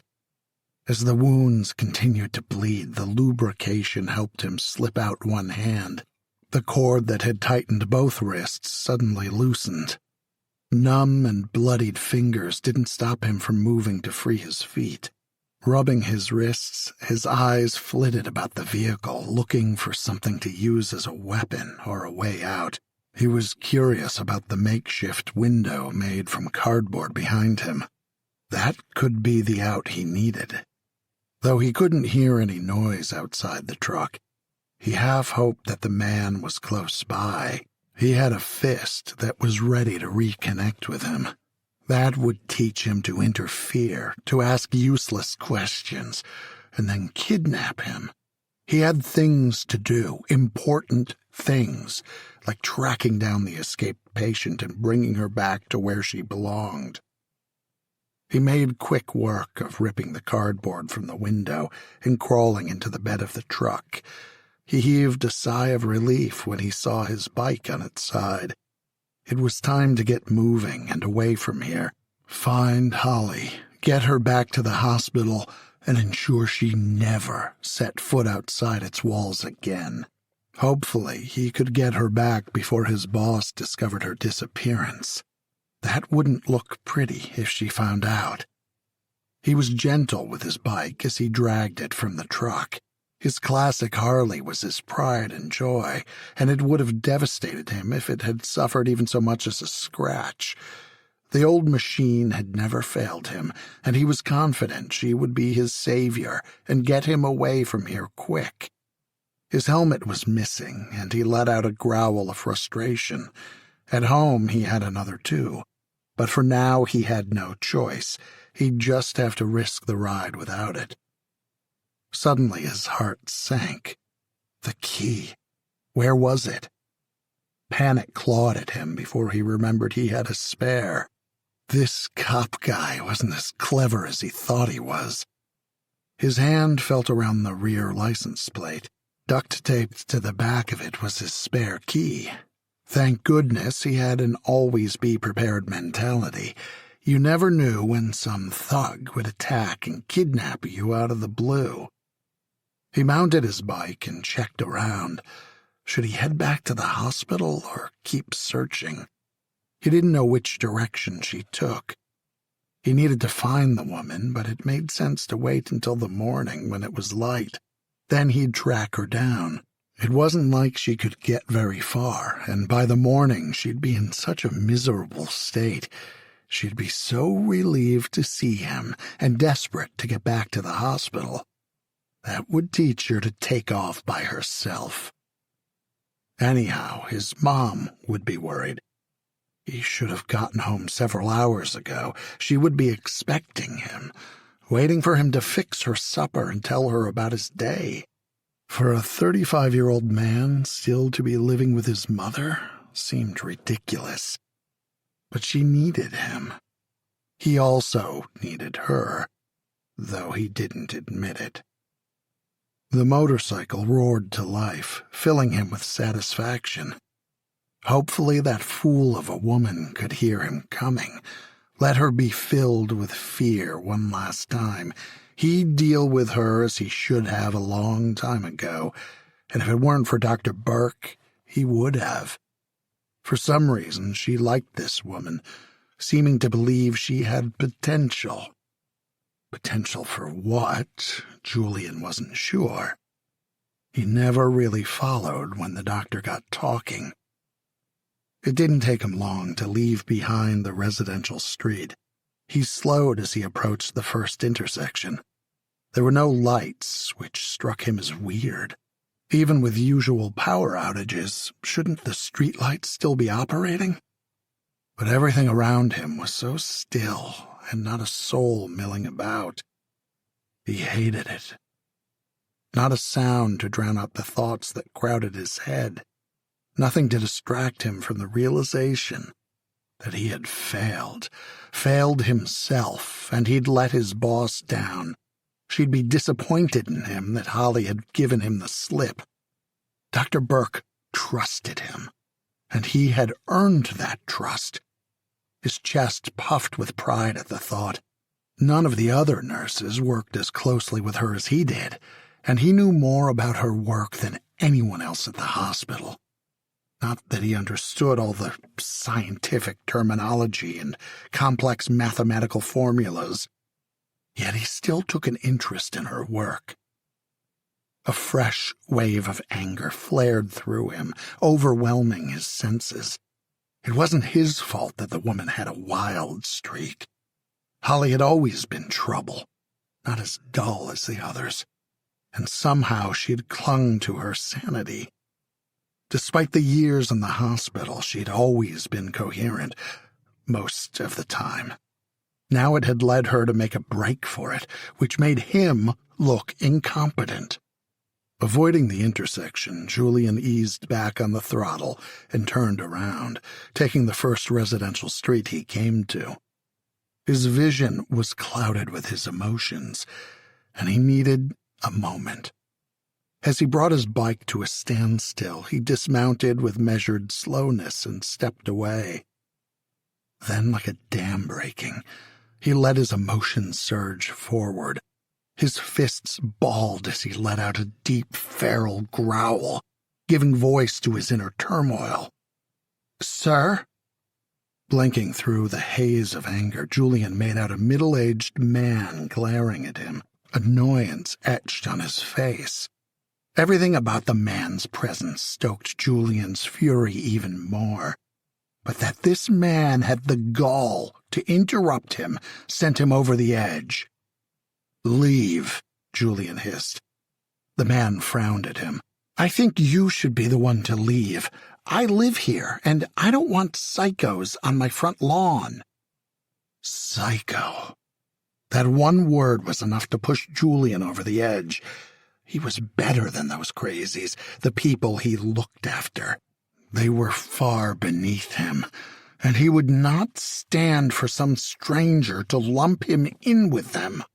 Allowing his anger to fuel his actions, Julian channeled his emotions into his fists, launching himself at the man with unexpected force. Caught off guard, the man stumbled and hit the ground, offering little resistance as Julian's blows rained down upon him. With each grunt and moan of pain, Julian's fury intensified, driving him to continue his relentless assault. This is what he would do to Holly when he finally caught her. She would pay for escaping him, making him look like a fool and costing him Dr. Burke's trust. He would see that she would regret ever setting foot outside the hospital. By the time he was through with her, she'd be no more than a vegetable. For a moment, he blinked away the anger, allowing a pause in his attack. Beneath him, the man gurgled on his own blood. Injured, but he'd survive. Julian moved back toward his bike. His mind was racing. In the seat, he'd hidden a syringe that contained the doctor's latest experimental drug. Still a work in progress, and only tested on one patient so far, an older man who'd reacted to everything with violence. He would lunge at other patients, claw at nurses, and spit at anyone. His freedoms had been so restricted that he was constantly in solitude, restrained and sedated. Julian had always thought the man was more animal than human, The man rarely spoke, expressing himself with grunts and growls. His doctor had chosen him to be her first patient. Julian had been there the night she'd administered the first dose, and the man's eyes burned a wild, feral intensity, only held in check by the restraints that confined him to the bed. The next morning, a profound transformation had occurred. The man appeared serene, subdued, with his eyes drooping and devoid of the feral gleam from the previous day.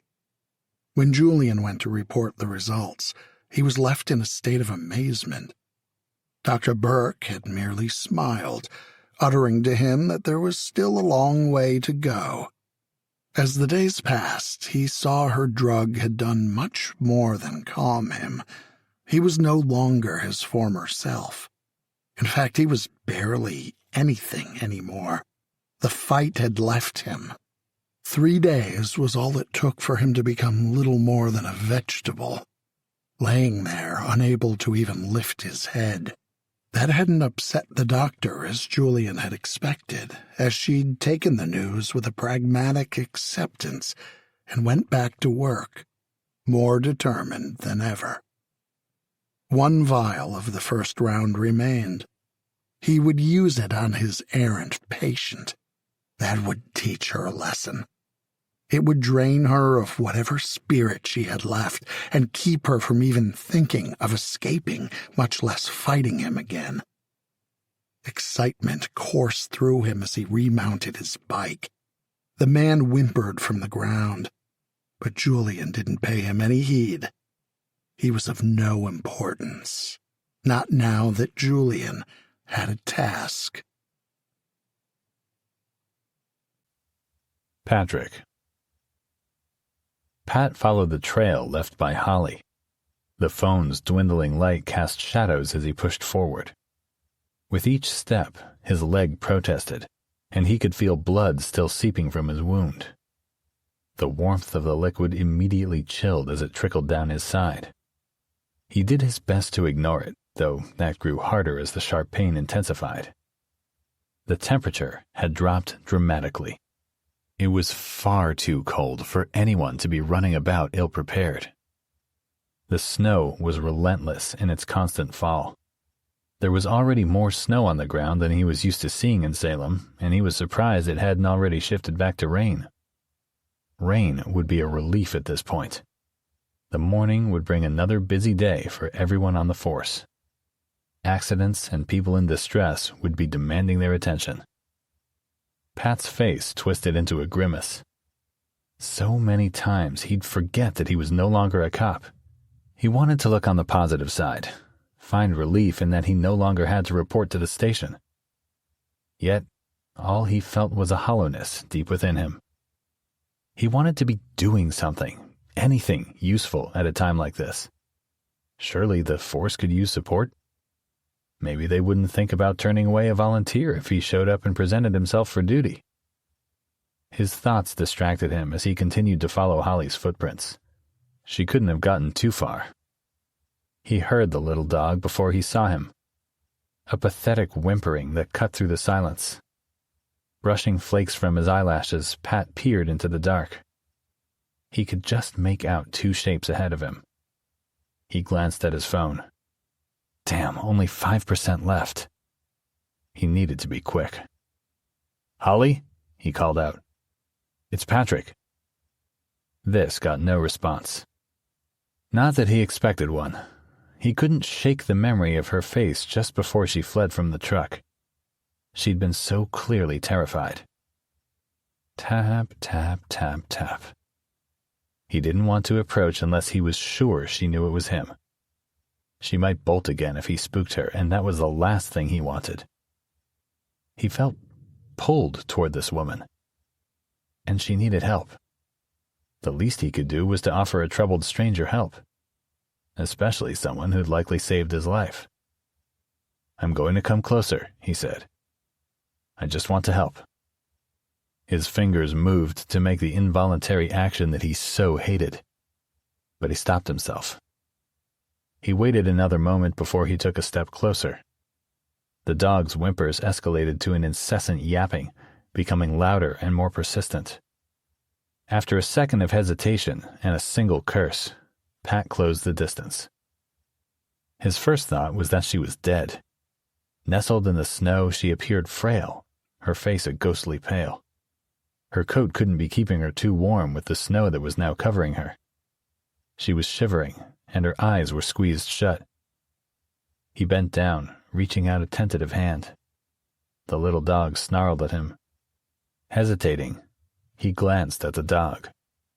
"I won't harm her," he told the dog. It felt silly telling this to a dog, and the animal took no notice. Pat watched the animal's body stiffen. Then he growled, the noise rising to a crescendo from his throat. The poor thing didn't look to be in much better shape than she was, but if he could still do his part to protect this human, then he was all right. "She needs to get warm before she gets hypothermia," Pat said. "Will you let me help her?" The dog paused, his little head tilting to the left, then the right as he contemplated Pat. Doing his best not to move, Pat waited. It took every ounce of control to not tap his fingers as he waited. Finally, the dog seemed to understand that Pat wasn't a threat, and he moved to the side, his snarls and growls finally quieting. Pat pulled off his coat, using it as a blanket to wrap around Holly. She stirred, but was otherwise unresponsive. She was too weak to move. With chattering teeth, she mumbled something unintelligible. He stared at her, knowing that he had no choice but to carry her. "I'm going to lift you and carry you back to my truck," Pat said. "We need to get you warm again." For a moment, her eyes fluttered open. She looked at him, nodded weakly, and shut her eyes again. It was all he needed to reach for her. With her head tucked under his chin and his arms wrapped around her tightly, he hoped she'd get some of his warmth. Not that he had a lot to offer, but at least the exertion would get his blood flowing and create some body heat. She was as light as a feather in his arms, and Pat wondered when the last time was she'd eaten. The little dog followed at his heels as he turned and headed back toward the truck. It was slow going between the snow and having Holly in his arms. Several times his leg refused to work, slowing him down even further. But he pushed through. He didn't mind knowing that in the morning his leg would be stiff. This pain would be worth it if he got Holly warm again. The sight of his truck brought about a sense of immediate relief, and he let out a deep sigh. Some part of him hadn't expected to find it still sitting there. But there it was, as reliable as it had always been, despite the hell it had been through. Pat wasn't usually a sentimental man, but at that moment, with a stranger in his arms and the snow falling around him, he found he was. As he got closer, he could see that, although the truck was still in one piece, the motorcycle was missing from the back. Every muscle tensed. This was what he'd feared. The cab was empty and the back window was once more open to the elements. But where was its owner? His eyes darted about, checking to see if the man was lying in wait, ready to bash him over the head with some heavy implement. But all seemed quiet. Even the dog didn't let out so much as a whine. This was a good sign that the coast was clear. Hopefully, the man had enough sense to be long gone by now. Pat didn't think he could handle another confrontation. Already his leg had been through more in one day than in an entire year. At some point, he knew the stubborn limb would give up on him. And then he'd be even more of a stumbling fool. Unlocking the truck, it was a relief that the man had done no damage other than ripping off the makeshift window to aid his escape. Pat could easily patch this up again with the same piece of cardboard. Gently, he placed Holly in the front seat. Best that she was right next to him, and he could monitor her condition. She shivered, her eyes half opening to peer at him. He was all too aware of her attention as he rooted around in the back seat. There was his old army blanket, made of thick and scratchy material that would outlast him. Taking back his coat, he draped the blanket around Holly before crouching to scoop up her dog and help him into the cab. Holly. Holly was acutely aware of Patrick's hands on her, rubbing his calloused fingers on her arms. She knew it was to get her circulation going and give her warmth. Yet she couldn't stand his touch. It was too intimate. A harsh reminder of what she'd felt all those years ago. Yet she hardly had the energy to open her eyes, let alone her mouth, to tell him to stop. Anyhow, she needed the help. Her whole body was numb. This wasn't a good sign. That she'd gone against her dad's advice and fallen asleep in the freezing outdoors. She knew he'd be disappointed in her. Butler had stopped his growling. Instead, she could feel him shifting about on her lap before finally he settled, curling himself into a tight ball. He seemed to trust this man. If only she could come to trust people as easily as this little dog. Though it wasn't so much trust she needed now as the desire to continue surviving. Did she have that? She wasn't sure. Her head was spinning, and none of the thoughts seemed to be complete. The throbbing in her head was the only thing telling her she was still alive. That and the feeling of this stranger wrapping a heavy blanket around her. Finally, she opened her eyes all the way and met Patrick's deep green eyes. They reminded her of the lawn in summer, and that brought warmth to her trembling body. She tried a smile, though she was sure it came out more like a grimace. Still, he looked relieved that she was alert and awake. "You had me worried," he said. A frown furrowed her face, but her mouth refused to open. Though she wasn't sure what words to offer him. Thanks, maybe? He had tracked her down and was bringing back warmth to her frozen fingers, even if she didn't like his touch. "Are you okay?" She nodded. "Here, take a sip." He held the bottle of water to her lips. "We shouldn't stay here too long," he said. "That man, the one you didn't want to be around, you know him from the hospital?" Alarm shot through her, and she jolted, wrestling from Pat's arms to look around. But his grip tightened, which forced her to meet his eyes. "Holly," he said. "He's not here." Relief flooded her. He was gone. Though she knew better than to relax. He might still be around, waiting for her to let her guard down. He always took his chance in those moments. The times when she'd thought she was alone. From the shadows, he would appear and make her regret that she'd ever let her guard down. "He's hurt you?" She sensed Pat could see straight through her, that he knew more about her than she realized. It was as though he could read her like a book. She hated that thought. Her past and even her present weren't things she wanted someone to read so easily in her. They were things she would rather not share, especially away from the hospital for the first time. If Pat knew the truth, he'd march her straight back. She was sure of that. "You don't have to tell me. It's not my business," Pat said with a sigh. "I guess the questioning just never leaves you." This piqued Holly's interest. What did he mean by that? She stared up at him, realizing how much of a stranger this man was. Yet he didn't feel like a threat, even as he touched her.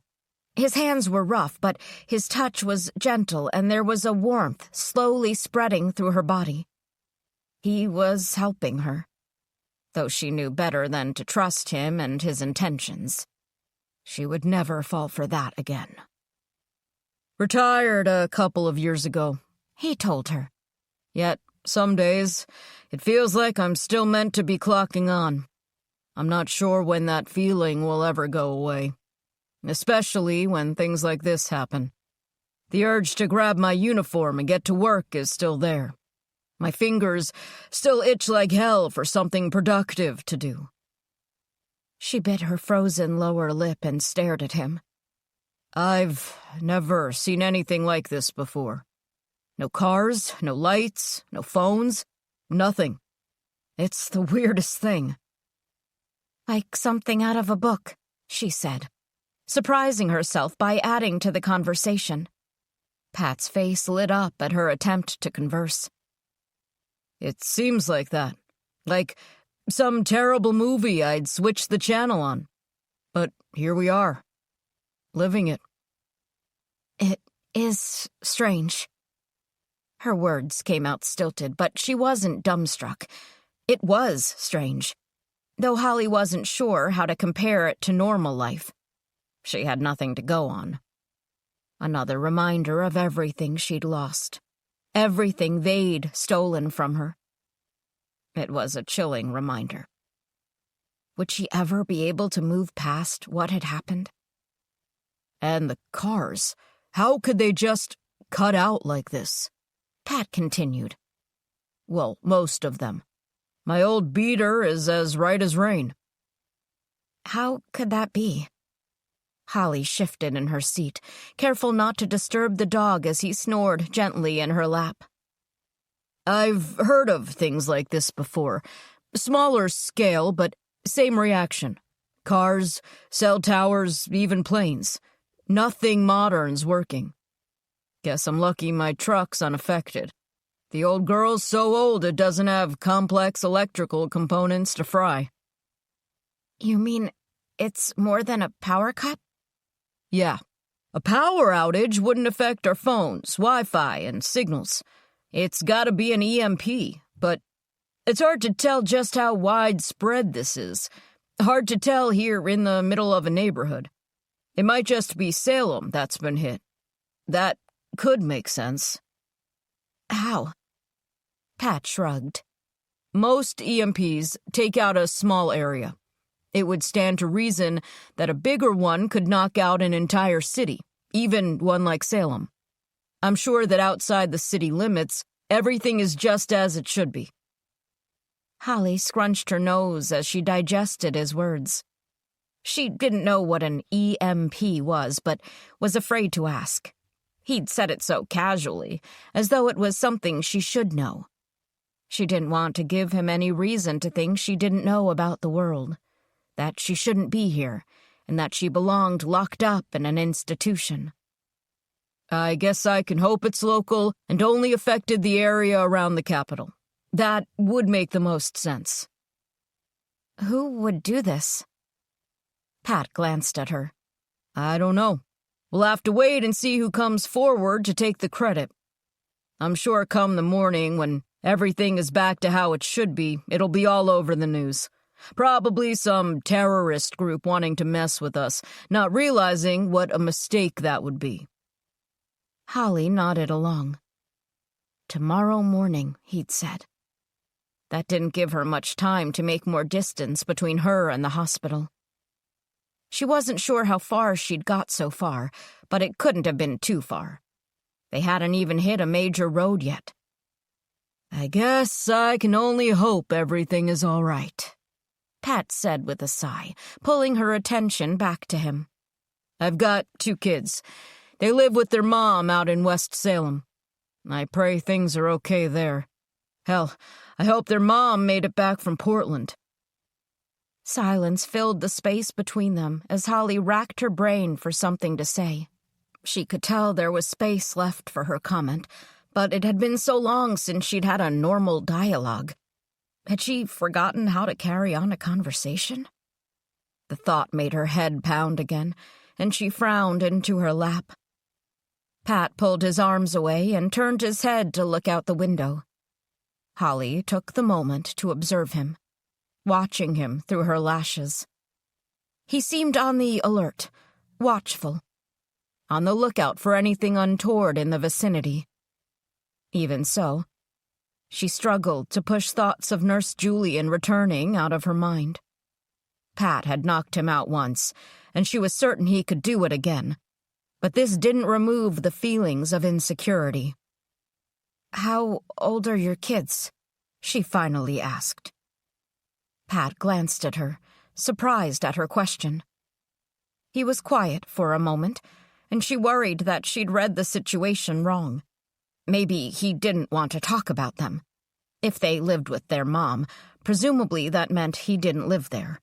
It could be a sore subject. Dylan's 13, about to turn 14 next month, and Piper's 16, Pat told her.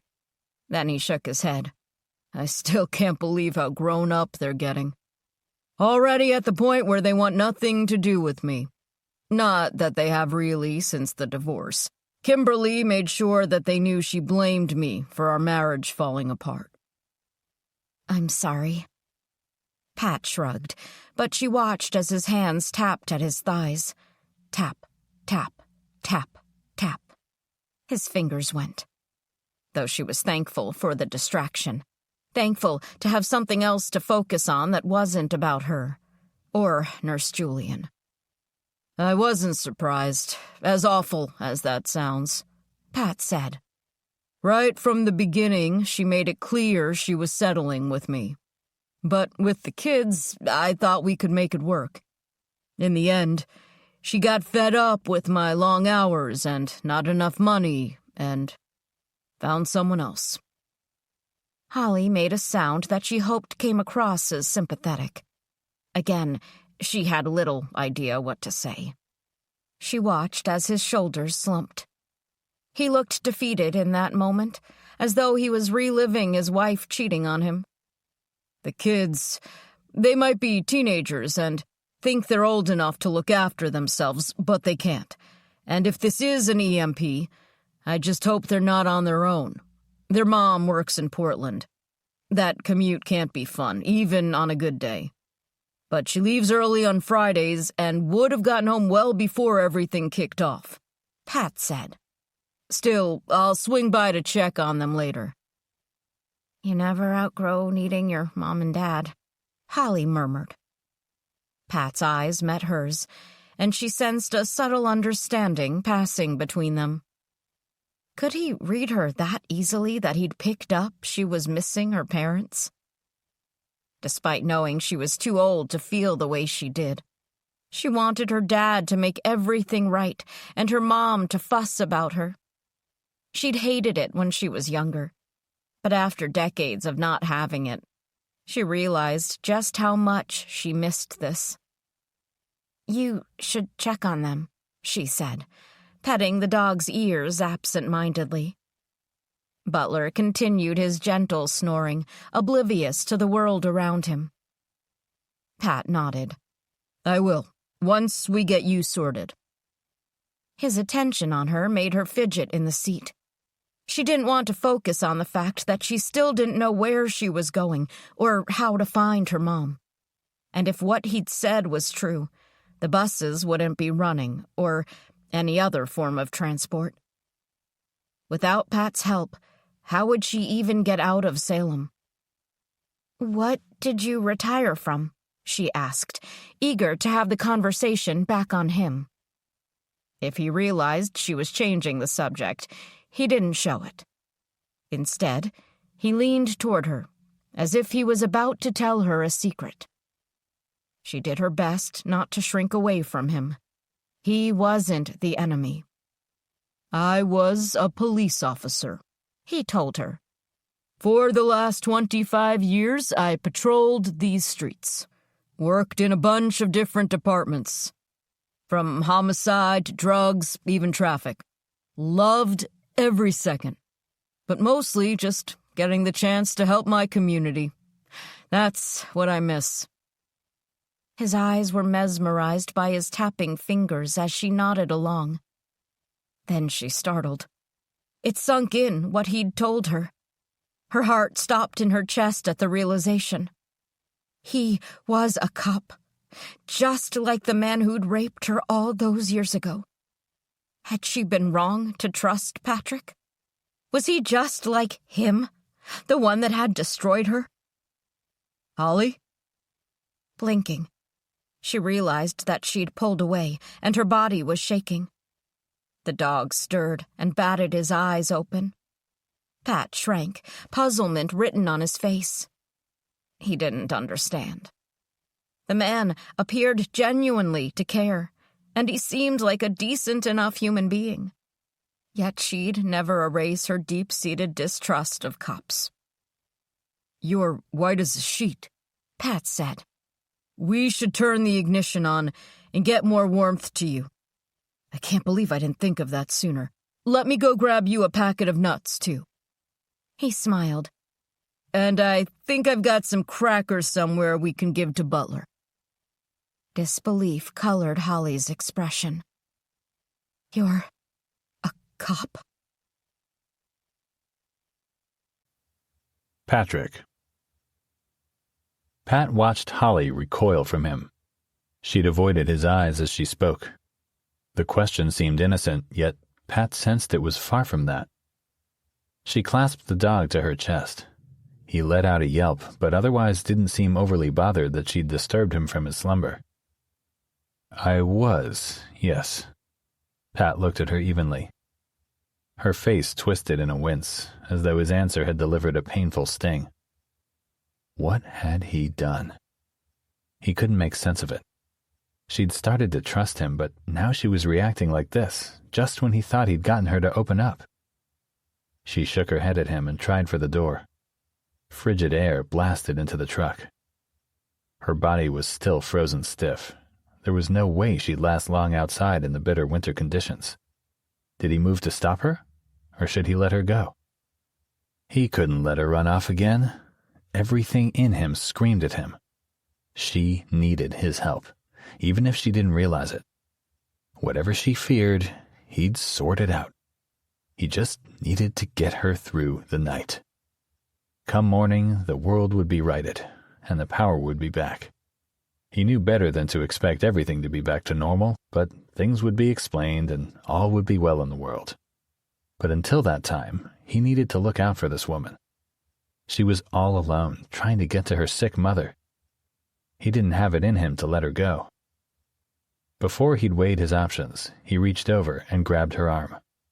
She flinched against his touch, a low moan escaping her as her foot hooked on the seatbelt and she flailed. The dog tumbled from her arms onto the floorboards. He gave a pitiful whine.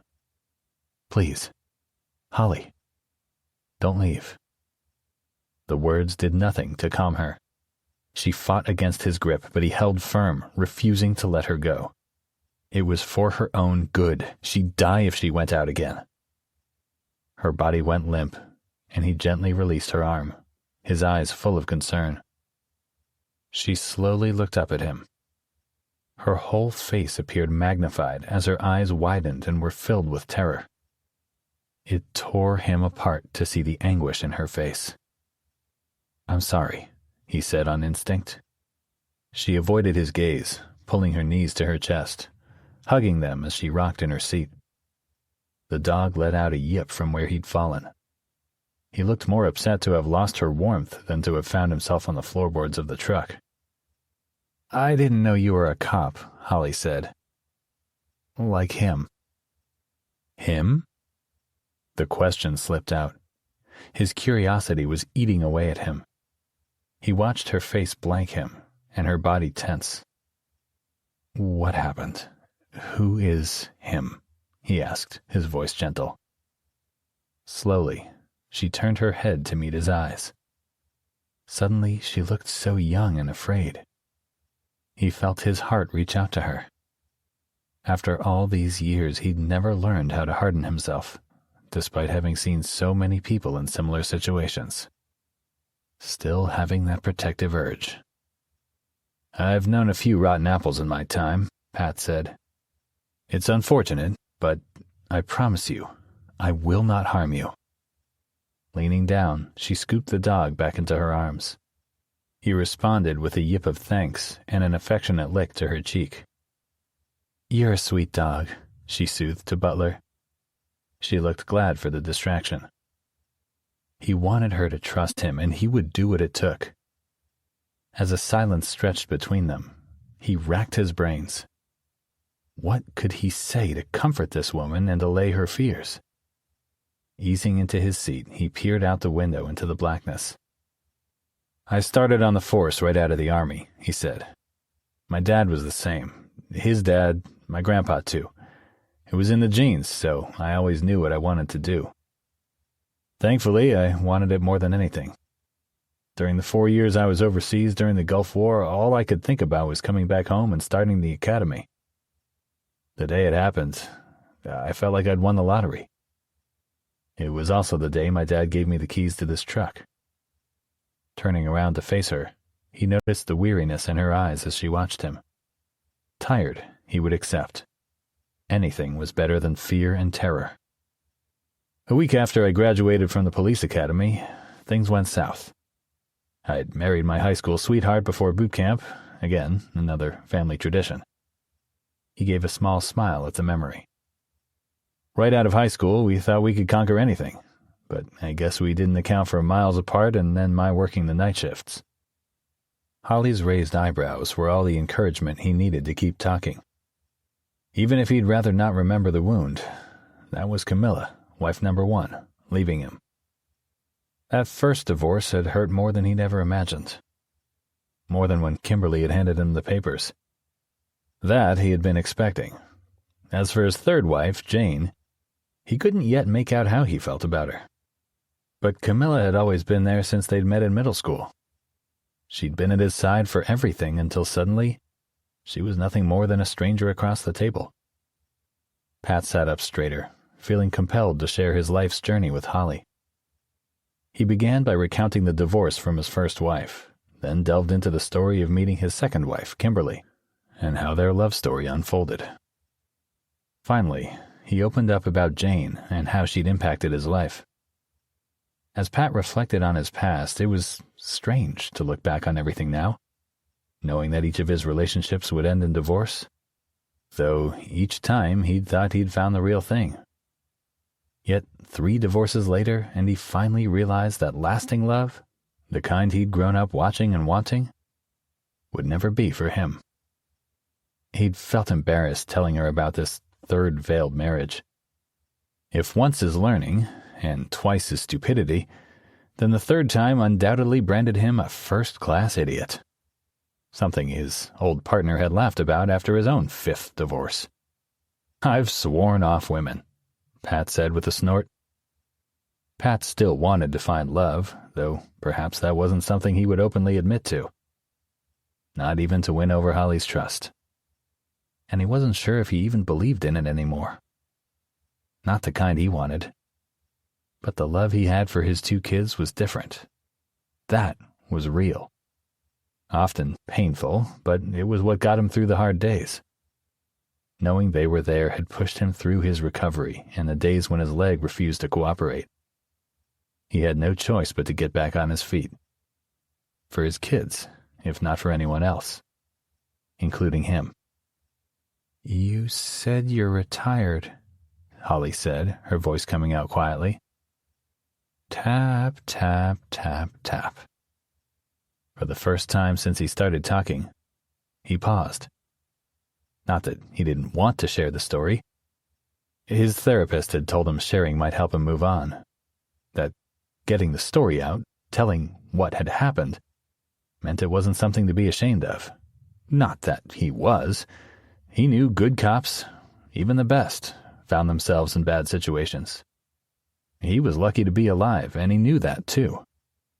But none of those facts made the reality of the situation any better. "All I wanted in life was to be a good husband and dad, and a better cop," Pat finally said. "When my last marriage was falling apart, I still felt that at least I had my day job. I loved it. The long hours and risk never bothered me. I put my heart and soul into it, knowing that I was helping people in their time of need, and protecting the city." Tap, tap, tap, tap. "I guess I always assumed I'd retire when I was too old to be on the force. Even the prospect of several years of desk duty never swayed me. It's not that I wasn't aware of the dangers. I've seen friends shot down, good men injured in the line of duty.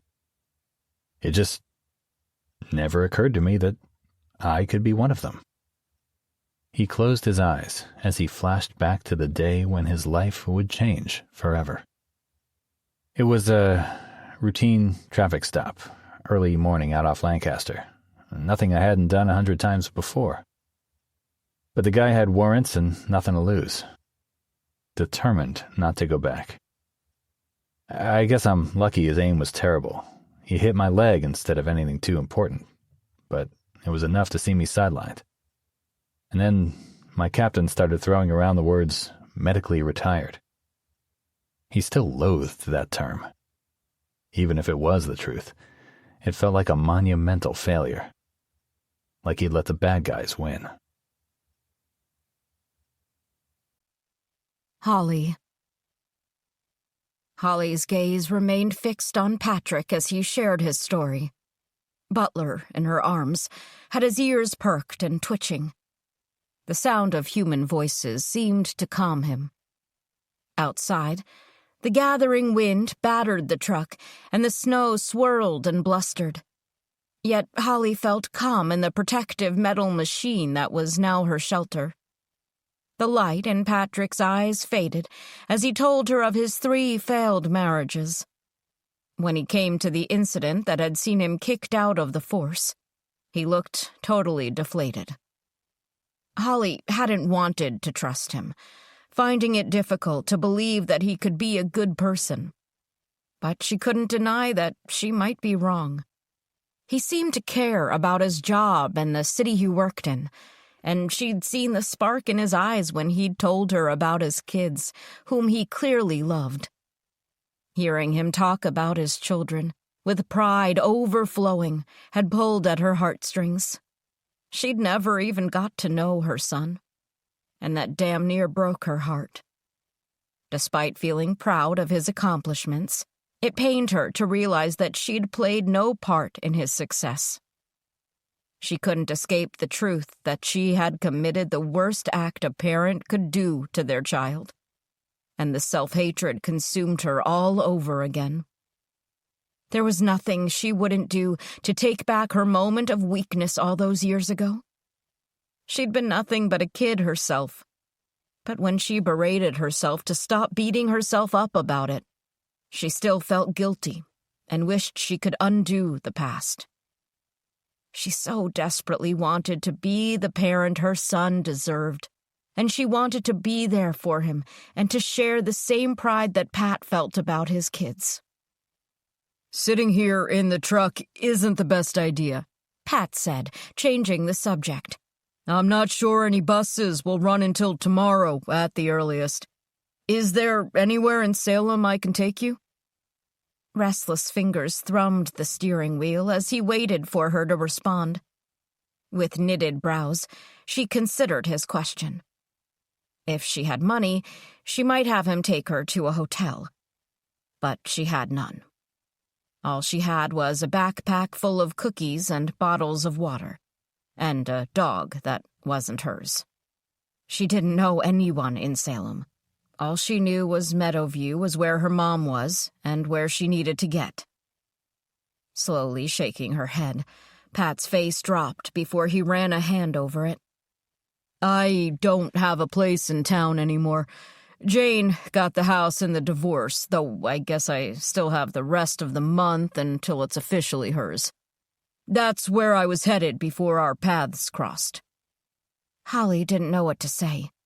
Her head was swimming, and it felt like it was taking too much effort just to keep her eyes open.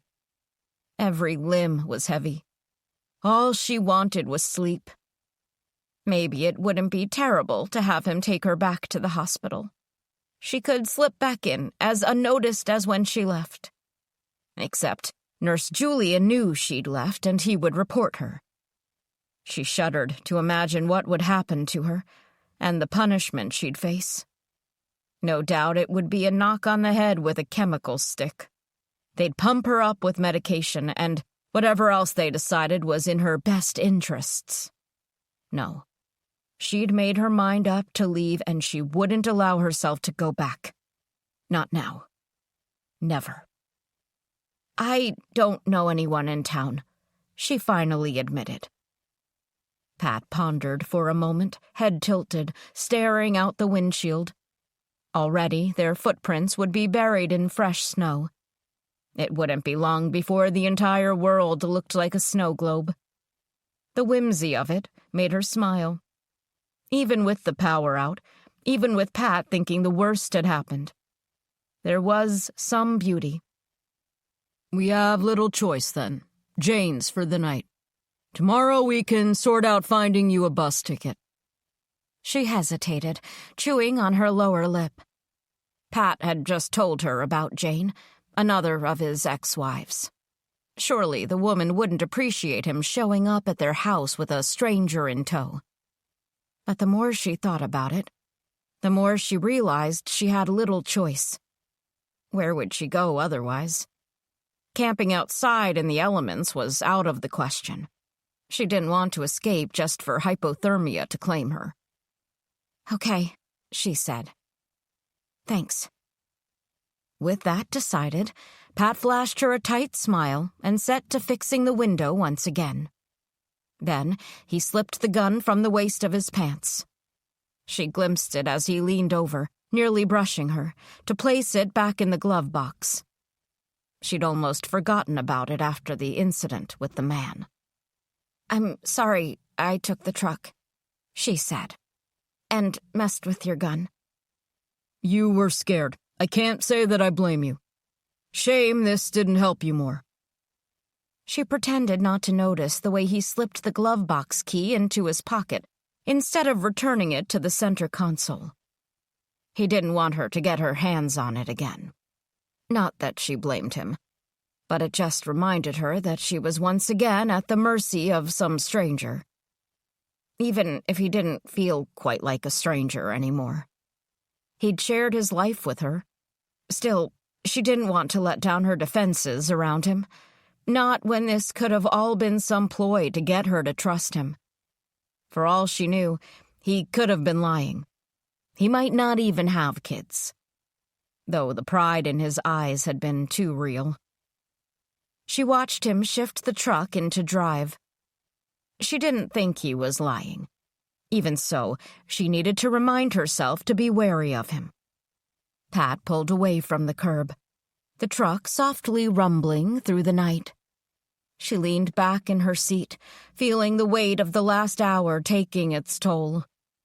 Hopefully, there would be a bed waiting for her. She'd even take the couch or floor if it came to it. She wasn't picky. As she watched the dark houses slip past, she thought about what Pat had told her earlier. EMP. She didn't know what it meant or what it stood for, but she'd seen the dark look on his face when he'd said it. Something bad, that's what mattered. She hoped that it didn't mean the buses would be out for more than a day. The longer she stayed in Salem, the higher the risk of being found and sent back to the hospital. It didn't matter what her options were. She wouldn't allow herself to get dragged back there. It was never meant to be a life sentence. The days after the bathroom incident when she'd tried to drown her baby were a blur. She recalled stern-faced lawyers and a judge admonishing her. Then the bite of loneliness as she settled into life at the hospital, away from home and her old life. The slow dawning of a realization that she may never leave. Yet, she did. She wasn't sure how much time had passed before the truck slowed to a crawl. Seconds later, Pat switched off the ignition. The engine noise cut off, and Butler stirred and lifted his head inquisitively. Blinking away the wariness that was weighing her down, Holly peered out the window. A squat brick house sat before them, just as somber as the surrounding houses. "We're here," Pat announced, reluctance in his voice. Before Holly could say anything, she spotted a shadow slipping around the fence. Butler's low growl indicated he'd spotted the same figure. Pat glanced at the dog, puzzled. "Hey, boy, what's the matter?" He hadn't seen the figure. Holly suddenly wasn't sure what she'd seen. She strained her eyes, peering out into the night. Nothing moved for a long moment. Then, the quiet was shattered by the sound of breaking glass. Patrick. Pat was out of the truck before he remembered the gun in the glove box. He cursed himself as he backtracked, his eyes on the house before him. No more noises, but that did nothing to ease his suspicions. Something was off. Windows didn't break for no reason, and he wasn't about to sit around and wait to find out what was happening. His mind replayed visions of a crime scene he'd worked on in the past not long before he'd retired. Broken glass scattered on the carpet, blood staining the walls and splattered on furniture. And the bodies. Women. 3 to be exact. All had lived alone in the neighborhood, just minutes from the capital, and only 10 minutes from his own newer home. Something he'd brought up when Jane had first toured the house. She'd waved off his worries. But now, all his previous concerns bubbled to the surface of his mind. Even knowing they'd caught the perpetrator did nothing to calm his racing heart as he crept back to the truck. Holly tensed up against the seat as Pat reached for the glove box. Her dog growled, its black, beady eyes locked on the house. "Stay here." Pat snatched the gun. With a nod, she kept her eyes trained on the weapon while he loaded it. He grabbed the keys before closing the door and locking it. As quietly as he could, with snow crunching under his feet, he moved toward the house. The complete lack of any sound troubled him, and he couldn't decide if this was more worrisome than if he heard screams. Pat slipped his key into the front door, suddenly thankful that he hadn't handed it over to Jane just yet. Letting himself into the dark house, he took a step in. That's when he heard the first scream. It came from the back, the main bedroom. Without hesitation, Pat took off through the house. He nearly tripped over a pile of boxes in the middle of the front room and ran straight into the sofa. A year in the house hadn't been long enough to get used to things, and with Jane talking about selling the place since the divorce and his moving out, there'd been no reason to. Now, he regretted that. Another scream sounded, this one more panicked than the first. He slunk down the dark hall, noting 3 shadows visible through the cracked door at the end of the hallway. 2 of them must be assailants, or so he hoped. He wasn't sure he could take on 3 at once, but he was sure as hell going to try. A floorboard squeaked under his feet as he reached the door. He winced and paused, waited for someone to come check what the noise was. Nobody came. Though hushed whispers reached him, followed by the muffled sounds of someone crying as if they'd been gagged. Pat mouthed a curse as he shouldered through the door, weapon aimed at the first shadow. "Hands up!" he shouted. A man, dressed in a black puffy jacket with the hood over his head, immediately threw his hands in the air. Pat clocked the crowbar in his right hand. A flashlight casting eerie shadows about the room was in his other hand. "Drop it." The crowbar clanged to the floor, and Pat shifted his gun to the other shadow. A second male, with a ski mask covering his face, gripped a baseball bat. In front of him, on her knees with her hands behind her back, was Jane. The beam from the flashlight danced across her bruised face, painting the blackened eye a deep purple, and catching on the blood that trickled from her nose. Pat's jaw clenched as she stared at him with fear in her eyes. Large tears fell down her cheeks, leaving trails in the blood that was coating the left side of her face. He cocked the gun, turning back to the men. "Knees. Now," he all but growled. The man that had dropped his weapon immediately dropped to his knees. But the other man didn't so much as move. Pat swept the gun back toward the stranger. "Now." His grip tightening on the baseball bat, the man replied, "I don't think so, bud. Scram before we make you regret this." "Jordan, it's not worth it," the man on the ground hissed. "Your friend is right," Pat said. "It's not worth it. You're trespassing on private property. My private property, not to mention assault and burglary. You don't want to add more charges." "This place is supposed to be empty," the man on the floor grumbled. His friend shrugged. Guess we were wrong. Don't matter much. I feel like teaching this old man a lesson. Brandishing the baseball bat in both hands, he took a step forward. Pat reacted on instinct. His finger pulled the trigger. For a second, silence filled the room. Then the man dropped the bat as he fell to his knees, landing with a curse. He clasped his arm, groaning in pain.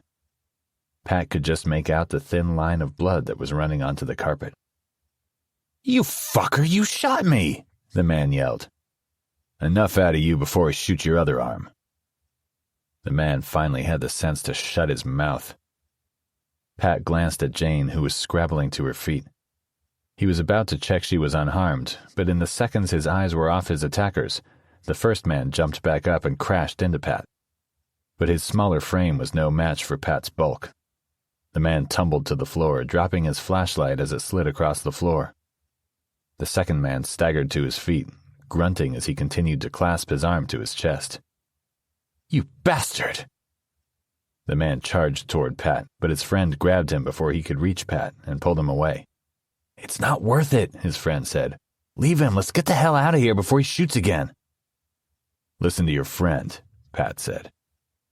The injured man sneered at him. Pat wasn't sure the man had any sense left to leave, but after a moment, he turned and let his friend drag him away from the room. Silence filled the space they'd occupied. Then Pat moved to pick up the flashlight and turned to Jane. She stood in the middle of the room, struggling to free herself from the bonds. He took a step toward her, just as her eyes landed on him. Patrick. "What the hell?" Jane demanded. Pat blinked, momentarily confused by her anger. It was directed at him, though he'd done nothing other than rescue her from those scumbags. Was it because he'd arrived late to avoid the whole incident? She let the rope that had been tying her wrists fall to the floor as she took a meaningful step toward him, her finger coming to poke his chest. Gone was the terrified woman from before, the one that had looked relieved to see him. Instead, he was now faced with this now all too familiar, bitter side to her. The side he'd met far too late into their marriage. The side that had come between them and eventually forced him to file for divorce. It was suddenly as if nothing had happened, as if two strangers hadn't broken into her house and attacked her. "You don't need to come in here playing at being the big hero, Patrick. I can take care of myself." He arched his eyebrows. Then, before he could think better of it, said, "It didn't look that way from where I stood." Her face darkened, and he immediately knew he shouldn't have said this. He just handed her the ammunition to shoot him down. It had been weeks since their last fight, and he seemed to have already forgotten how to handle her.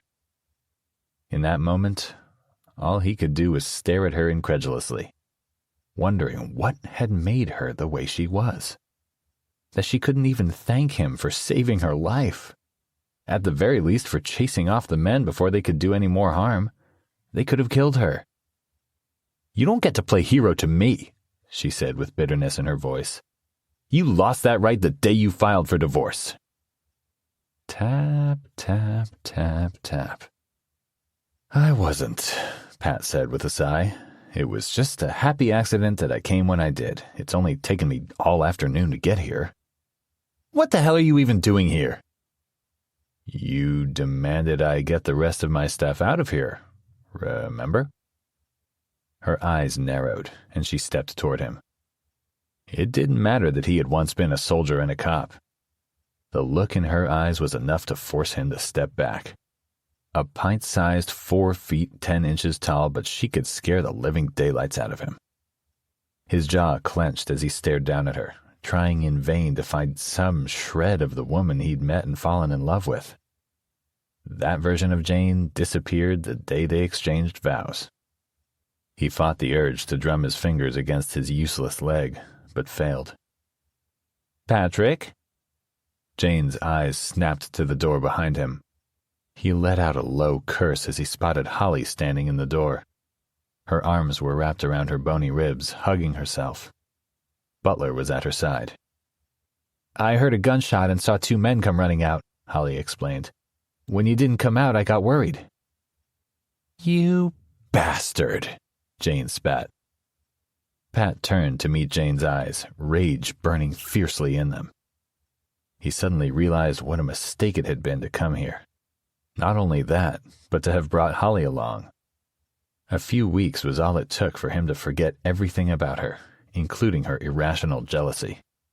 She'd constantly accused him of cheating on her. That she'd never found evidence of his supposed infidelities seemed to only anger her more. Tap, tap, tap, tap. "Holly, this is my ex-wife, Jane," Pat said. "Jane, this is Holly. I met her while she'd got stranded out in the snow and offered to give her a lift to the bus station."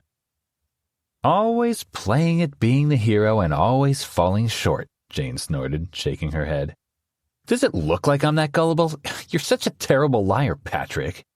"Jane, why do you insist on lying? I can always tell." "God, I should have known. I should have known the moment you were free from me you'd find a new woman.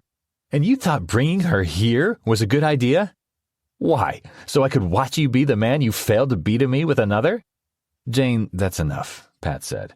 "Holly is not my new woman. I have no new woman, and if I did, I sure as hell wouldn't bring her around here. Leave." "No. Until the end of the month, this place is as much mine as it is yours." "I could care less. Get out of my house, Patrick, before I call the cops."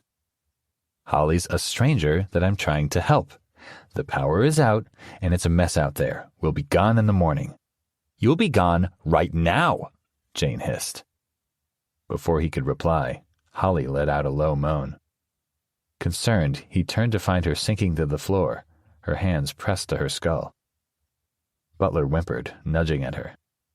Getting no response, he sniffed her hair, but either she didn't notice him, or she was too far gone in her distress to be aware of him. Another moan escaped her. She hunched over. "What's the matter with her?" Jane asked, her anger momentarily forgotten. "I'm not sure," Pat admitted. "I know nothing about her." "It looks like she's having some sort of attack. Is she on something?" She paused and thought. "Or should she be?" Pat shrugged. "I don't know, Jane." Jane frowned at him before moving around him to crouch before Holly. He watched Holly shrink away. He couldn't blame her. The dog growled protectively but made no moves toward the strange woman who was examining his human. Jane glanced back at Pat, annoyance all over her face. After a moment, she took a breath, letting her emotions fade away until her former nurse mode kicked in. "Let's get you some water, honey," Jane nearly cooed, "and get your poor hands warmed. You're frozen. Then maybe you can tell me about yourself." Tap, tap, tap, tap. It was strange to watch Jane slip into this role as she helped Holly to her feet and led her through the dark house. Pat pointed the still-lit flashlight the intruders had dropped in their hasty escape and followed. Much as he wanted to keep his distance from Jane, he knew better than to leave her alone with Holly. No one deserved the full inquisition when Jane got it in her head that Pat had a new love interest. It wouldn't matter what Holly said. There would be no convincing her otherwise. And he didn't want to be responsible for whatever happened when Jane lost her patience. Jane led Holly to the kitchen, cluttered with boxes of dishes and appliances, which surprised him. He'd thought she was keeping the house. It hadn't occurred to him she'd sell. Otherwise, why had she been so insistent on keeping it? Maybe she lied to get the edge over him. Get an even better deal. With the profits from the sale, she could buy a nice little condo in town and still have plenty cash left to indulge her passion for shoes. And no doubt take that vacation to the Bahamas she'd pestered him about for years. "Make yourself useful. Go get the first aid kit from the bathroom. Should still be on the shelf," Jane snapped, pulling his attention back to the present. He nodded, thankful for an excuse to leave the room.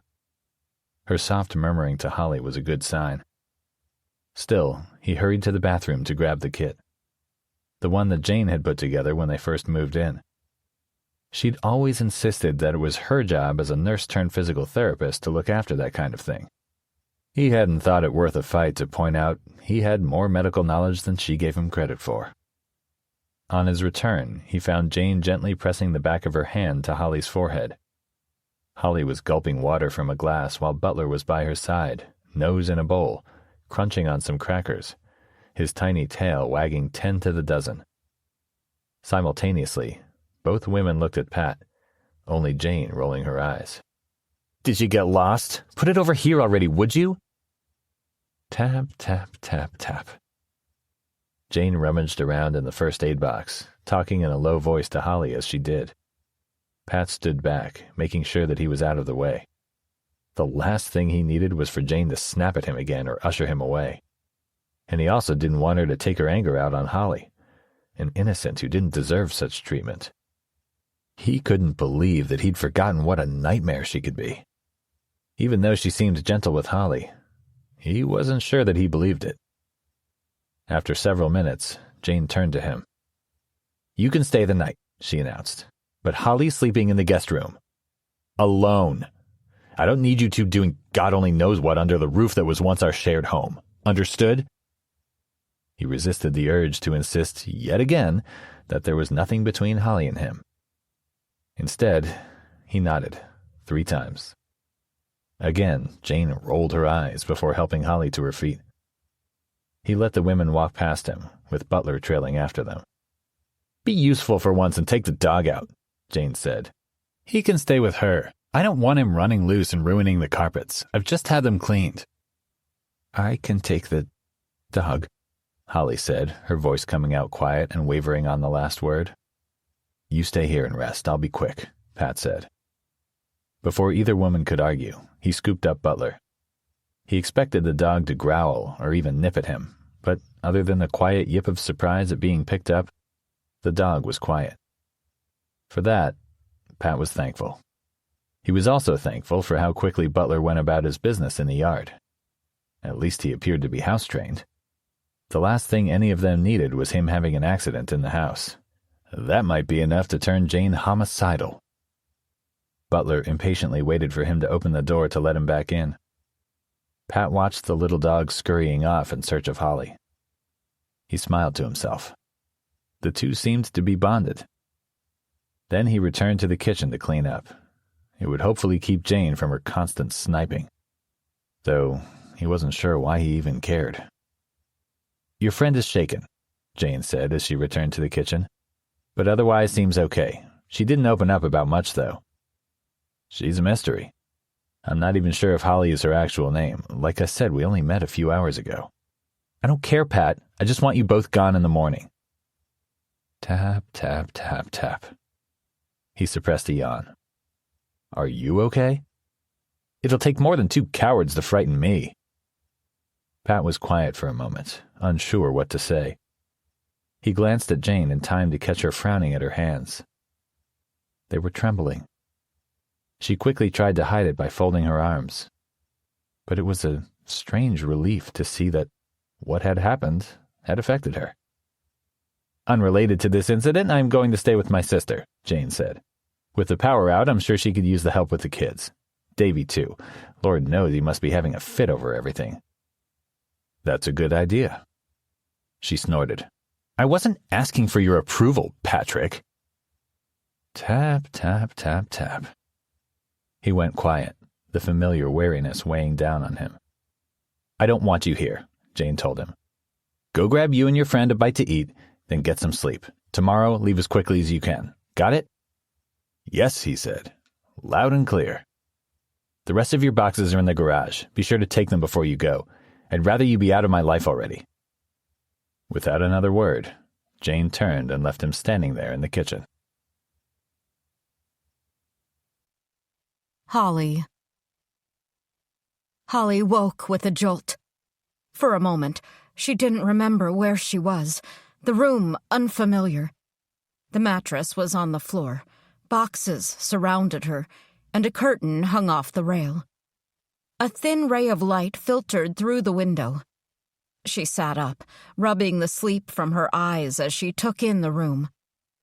Then, it all flooded back to her. At her side, Butler was still snoring softly, curled into the blankets that she'd kicked off in her sleep. She smiled at him, at how peaceful he looked. She yawned noiselessly, realizing how abysmally she'd slept.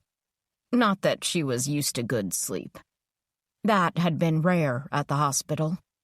With the screams and moans that filled the stark corridors, she would spend most nights staring up at the ceiling, with her hands clamped over her ears, eyes tightly shut, wishing she was anywhere but there. Reaching for Butler, she smiled at the low growl he made when her fingers brushed his fur. His eyes opened, and he quieted upon seeing her. The little dog trusted her already. She would never harm him. He was just as troubled, if not more so, than she was. Together, they could growl at the world together. "You and me," she told the dog. "We'll take on whatever lies ahead of us." Her stoicism lasted until she rolled off the mattress and padded to the window. She felt as though a truck had hit her. Worse. Every muscle ached, every limb felt heavy, and her stomach rolled. She had to press the back of her hand to her mouth, fearful she was about to lose last night's meager offerings. The nausea passed after a moment, though she still felt awful. She glanced about the room, hoping for something to distract her. Maybe if she had something to occupy herself, she could forget how dreadful her entire body felt. But there was nothing other than clothes left that Jane had promised to leave her. Holly shuddered as the memory of the woman entered her head. It had been a surprise to see the woman Pat had been married to. She was so nasty to him. Though she'd been kinder when she'd tended to Holly, her self-control had been stretched. For no logical reason, the woman didn't like her. Holly was used to that, though. Used to the angry nurses who treated her like she wasn't even a human being with feelings. They wanted nothing more than to stab her with a needle and move on with their day. The house was quiet. Pale early morning light trickled through the window. She hoped it was early enough that Pat and Jane were still sound asleep. As she got dressed, she glimpsed Butler watching her with his big brown eyes, head tilted to his usual left side. It felt like he could read her mind. Holly knew little about dogs, but she guessed by his markings and size that Butler had some Jack Russell in him. Her Aunt Lydia, her dad's sister, used to have one called Eddie. When she was a kid, she used to take him for walks, though he'd been a lazy creature, as Holly would end up carrying him most of the time. Holly suspected that Butler might have the same lazy gene. Though he was snappy and grumpy, Butler was cute. Intelligent cute.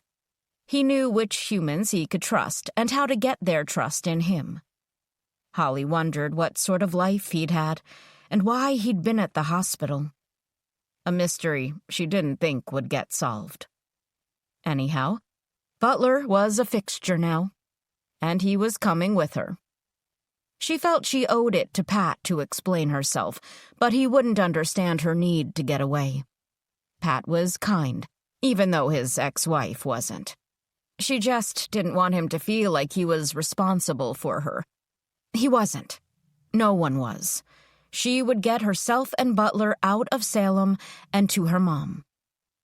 Dressed, she gathered her things.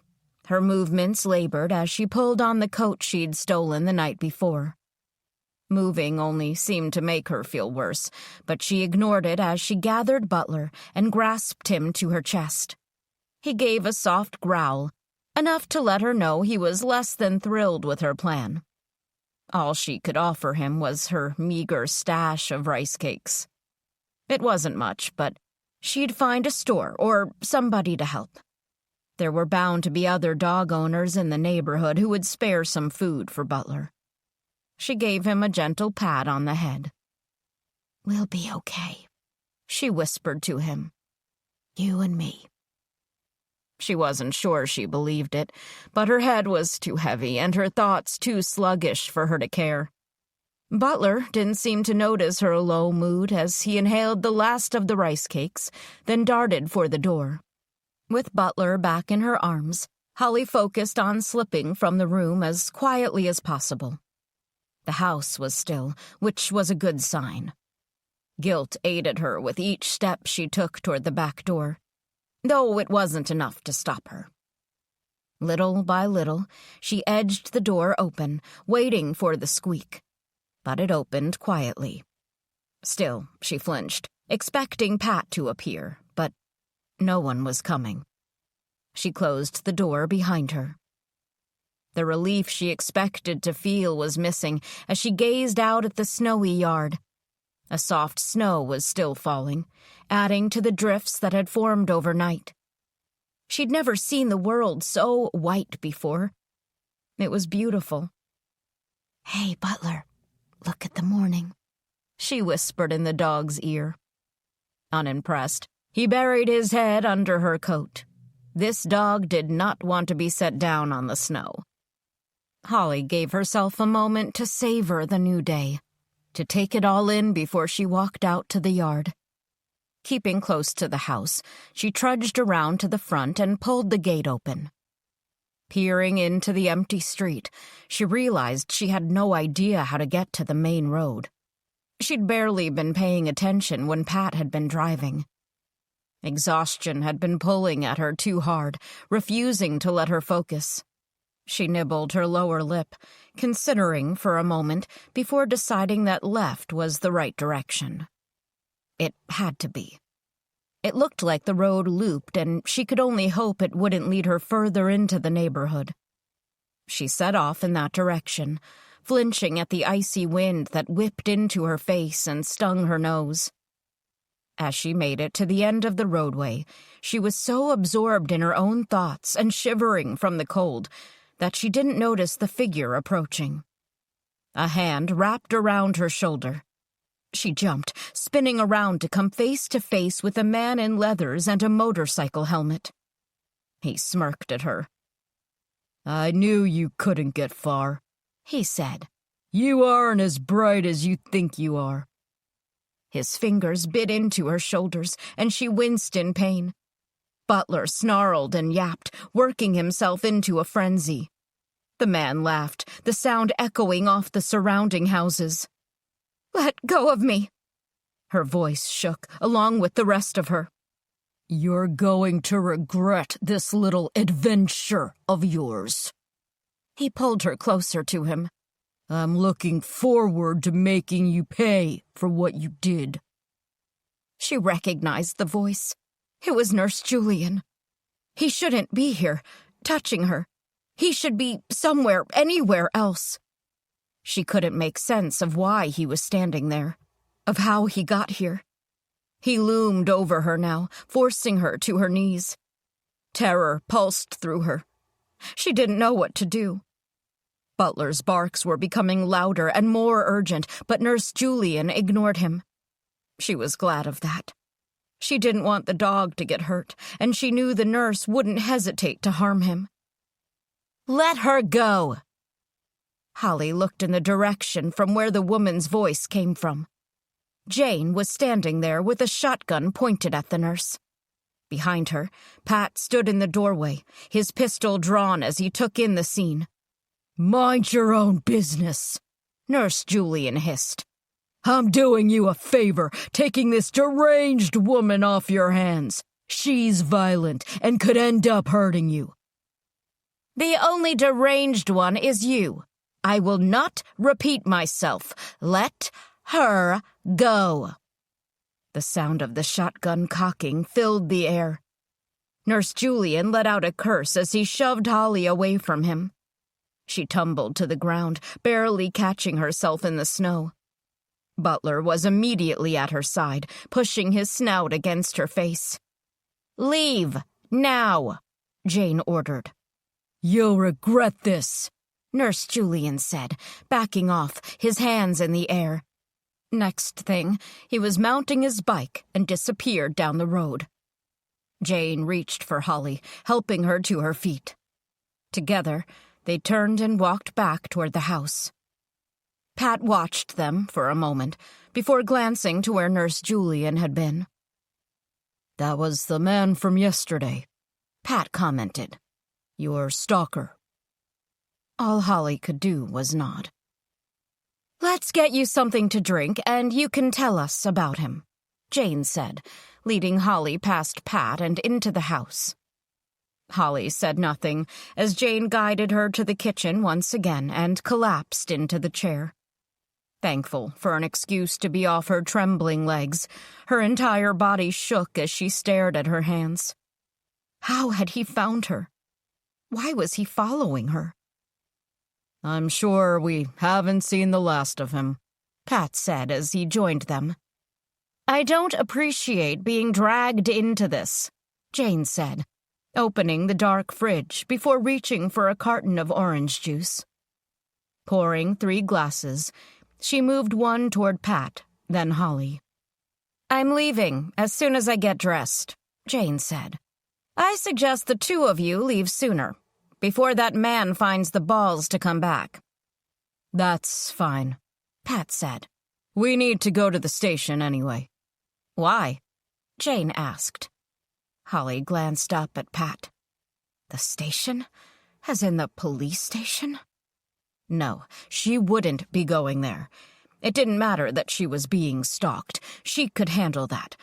But going there, she would not do that. She'd rather let Nurse Julian drag her back to the hospital. I need to report what happened here last night.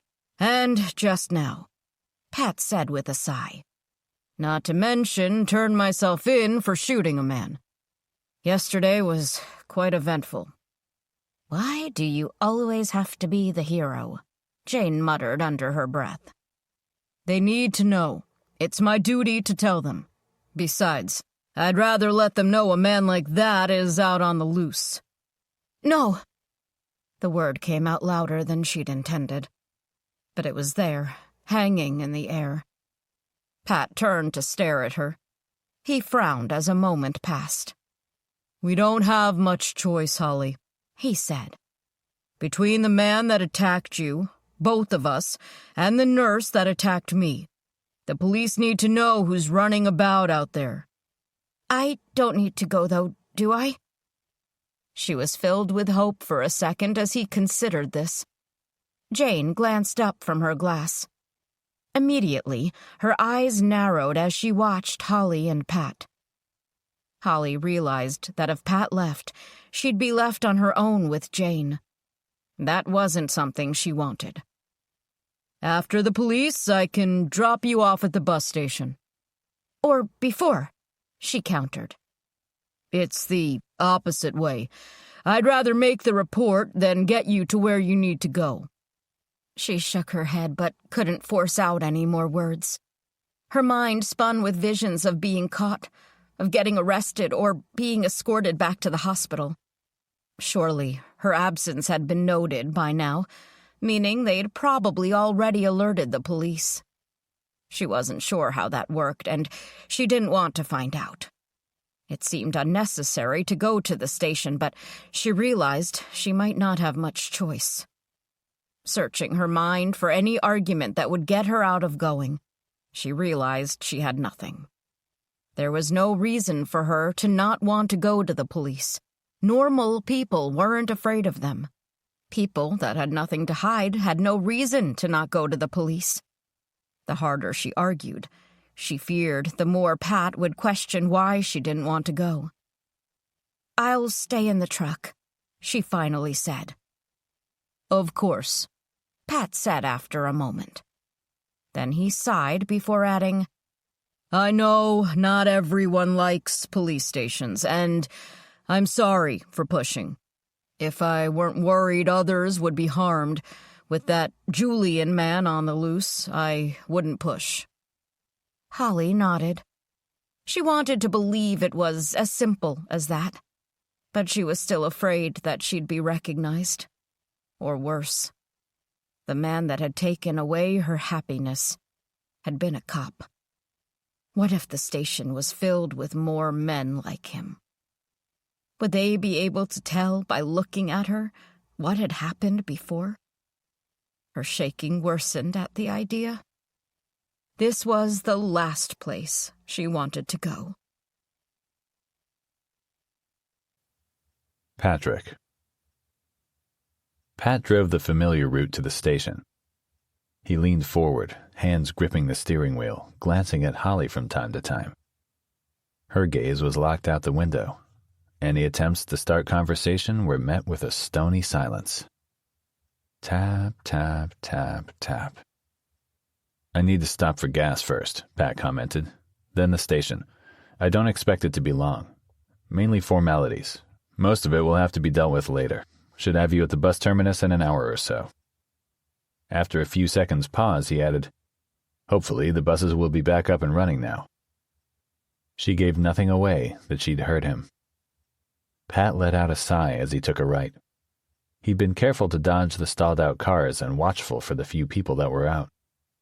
He'd expected to see more bodies milling about, but the snow still falling must be keeping most inside, or at least off the major roads. That was a small mercy. The few people they passed stared at them with wide eyes. He didn't see any other moving vehicles. It felt as though he had the last running car in the city. That thought evaporated as he spotted the gas station ahead. Vehicles packed the forecourt. Older cars were idling, their exhaust fumes mixing with the snow. People on foot, bundled in heavy coats, were standing around with containers in their arms. Pat slowed as he approached, suddenly regretting he hadn't stopped for gas the previous afternoon. Then he could have avoided the mess that was waiting for him. He pulled over a block from the filling station. "Looks like we aren't the only ones," he commented. "Though I suppose people will want to stock up. Get it now before it runs out so they can keep their generators going." Pat turned to her, finding her gaze on the crowd at the station. She was curled around herself, stroking Butler's head. The dog let out a short growl that had no bite to it as she scratched at his ears. Pat smiled at the pint-sized animal with its comical personality. He wasn't sure if she wanted to accompany him, but the thought of her out there, with the crowd that he was sure was going to grow impatient, didn't sit well with him. He would rather she waited behind, and preferably not leave his truck should anything spook her. "You wait here. I'll see if there's any gas left and I'll be right back." Holly nodded, the only confirmation that she'd heard him. He parked the truck, grabbing his keys. He glanced at her again, wanting to say more. Maybe he should offer her some more assurances that he'd be right back? In the end, he said nothing as he jumped out of the truck. Pocketing his keys, he approached the crowd. He listened to the expected grumbling about having to wait, mutterings about being overcharged for gas, and others complaining about their cars being dead. Nothing out of the ordinary. Though as he hustled through the crowd, he heard angry voices. "It's your responsibility to sell gas, so do it!" someone shouted. Pat's cop instincts kicked in. It wouldn't be long before chaos overran the station. He might not have a badge anymore, but he wasn't about to let that happen. So he shifted past a few people, ignoring their rude comments at him cutting in line. When he reached the front, he found a young man standing at the door of the gas station. The guy looked exhausted, his spindly arms wrapped around himself. With just his uniform shirt on, Pat figured the man must be freezing. Before him was an older couple. "The pumps are down," the station attendant was explaining. "I can't pump even if I wanted." "Then find us someone who's going to help us." "I can't believe the state of things that we can't even get gas when we need it. It's not like we won't pay," the woman snapped. The attendant shook his head. "I'm sorry, ma'am." The woman stepped forward to barge past him. Pat moved through the people, watching. Before he could reach them, the door behind the man opened. An elderly gentleman stepped out, shotgun in hand. With his bright white cowboy hat and scuffed boots, he looked every bit the Texas transplant to Oregon. "That's enough," he announced, cocking the shotgun. "Leave, before I have no choice but to force you." "Who the hell are you?" the woman asked. "The owner of this station, so you best listen when I say I don't give a damn about whatever complaints you have. I don't appreciate people harassing my employees. Am I clear?" The woman's husband chose that moment to have a moment of bravery. He brushed past his wife. What he intended to do, Pat couldn't figure. The old cowboy didn't hesitate to raise his gun to the sky and pull the trigger. The man stopped in his tracks. "That's the only warning shot I'm giving," the cowboy said. "Now, get off my property." "This is a business," the woman argued. The cowboy shrugged. "A private business, ma'am, meaning I have the right not only to refuse your service but also to see you are removed. Forcibly, if need be." The woman sputtered before her husband placed a hand on her shoulder. He navigated her away from the door, a chorus of boos welcoming them back to the crowd. The cowboy turned to face the crowd. "As for you lot," he said, his voice booming over the quieted crowd, "pumps are down. Until further notice, we're closed. I won't be arguing with anyone over this. Kindly take yourself off my property." There was a moment of grumbling before he cocked the shotgun again. That was all it took for the crowd to disperse. Pat stayed standing there, watching the people shuffle off back to where they'd come from. He turned to meet the gaze of the cowboy. The man tipped his hat toward him, and Pat nodded back at him. It might have worked then, but he doubted the man could keep with stopping the people from rioting. As the days passed, people would grow desperate for gas, and anything else they believed could improve their situation. The man had his work cut out, and Pat was thankful not to be in his shoes. Pat slowly made his way back to the truck. Holly hadn't moved while he was gone, though he watched her eyes flitting about as she took in the people scurrying past them. Pat climbed into the truck and started it before glancing at the gas gauge. He had a half tank still. It should be enough to get him where he needed. Still, he'd rather not push the truck more than he had to. He'd have to figure out gas at some point. Maybe the older stations out toward Detroit might still have working pumps. "Gas will have to wait," he told Holly as he pulled away from the curb. She finally looked at him, her eyes searching his face for a moment. Then she gave a nod before turning her attention back to staring out the window. Silence stretched between them as he drove. Patrick. "I'll be back as soon as I'm done," Pat said. Holly didn't even cast him a glance. He paused for a moment before grabbing the keys. Something was bothering her, and as much as he wanted to know what and why, he didn't want to push her. She didn't trust him yet. He wanted her to, but he knew he'd have to be patient. Tap, tap, tap, tap. Walking toward the doors of the station, the strangest feeling hit him. How many times had he walked this route before? Hundreds? Thousands? Yet now it felt so different. Because he wasn't in uniform.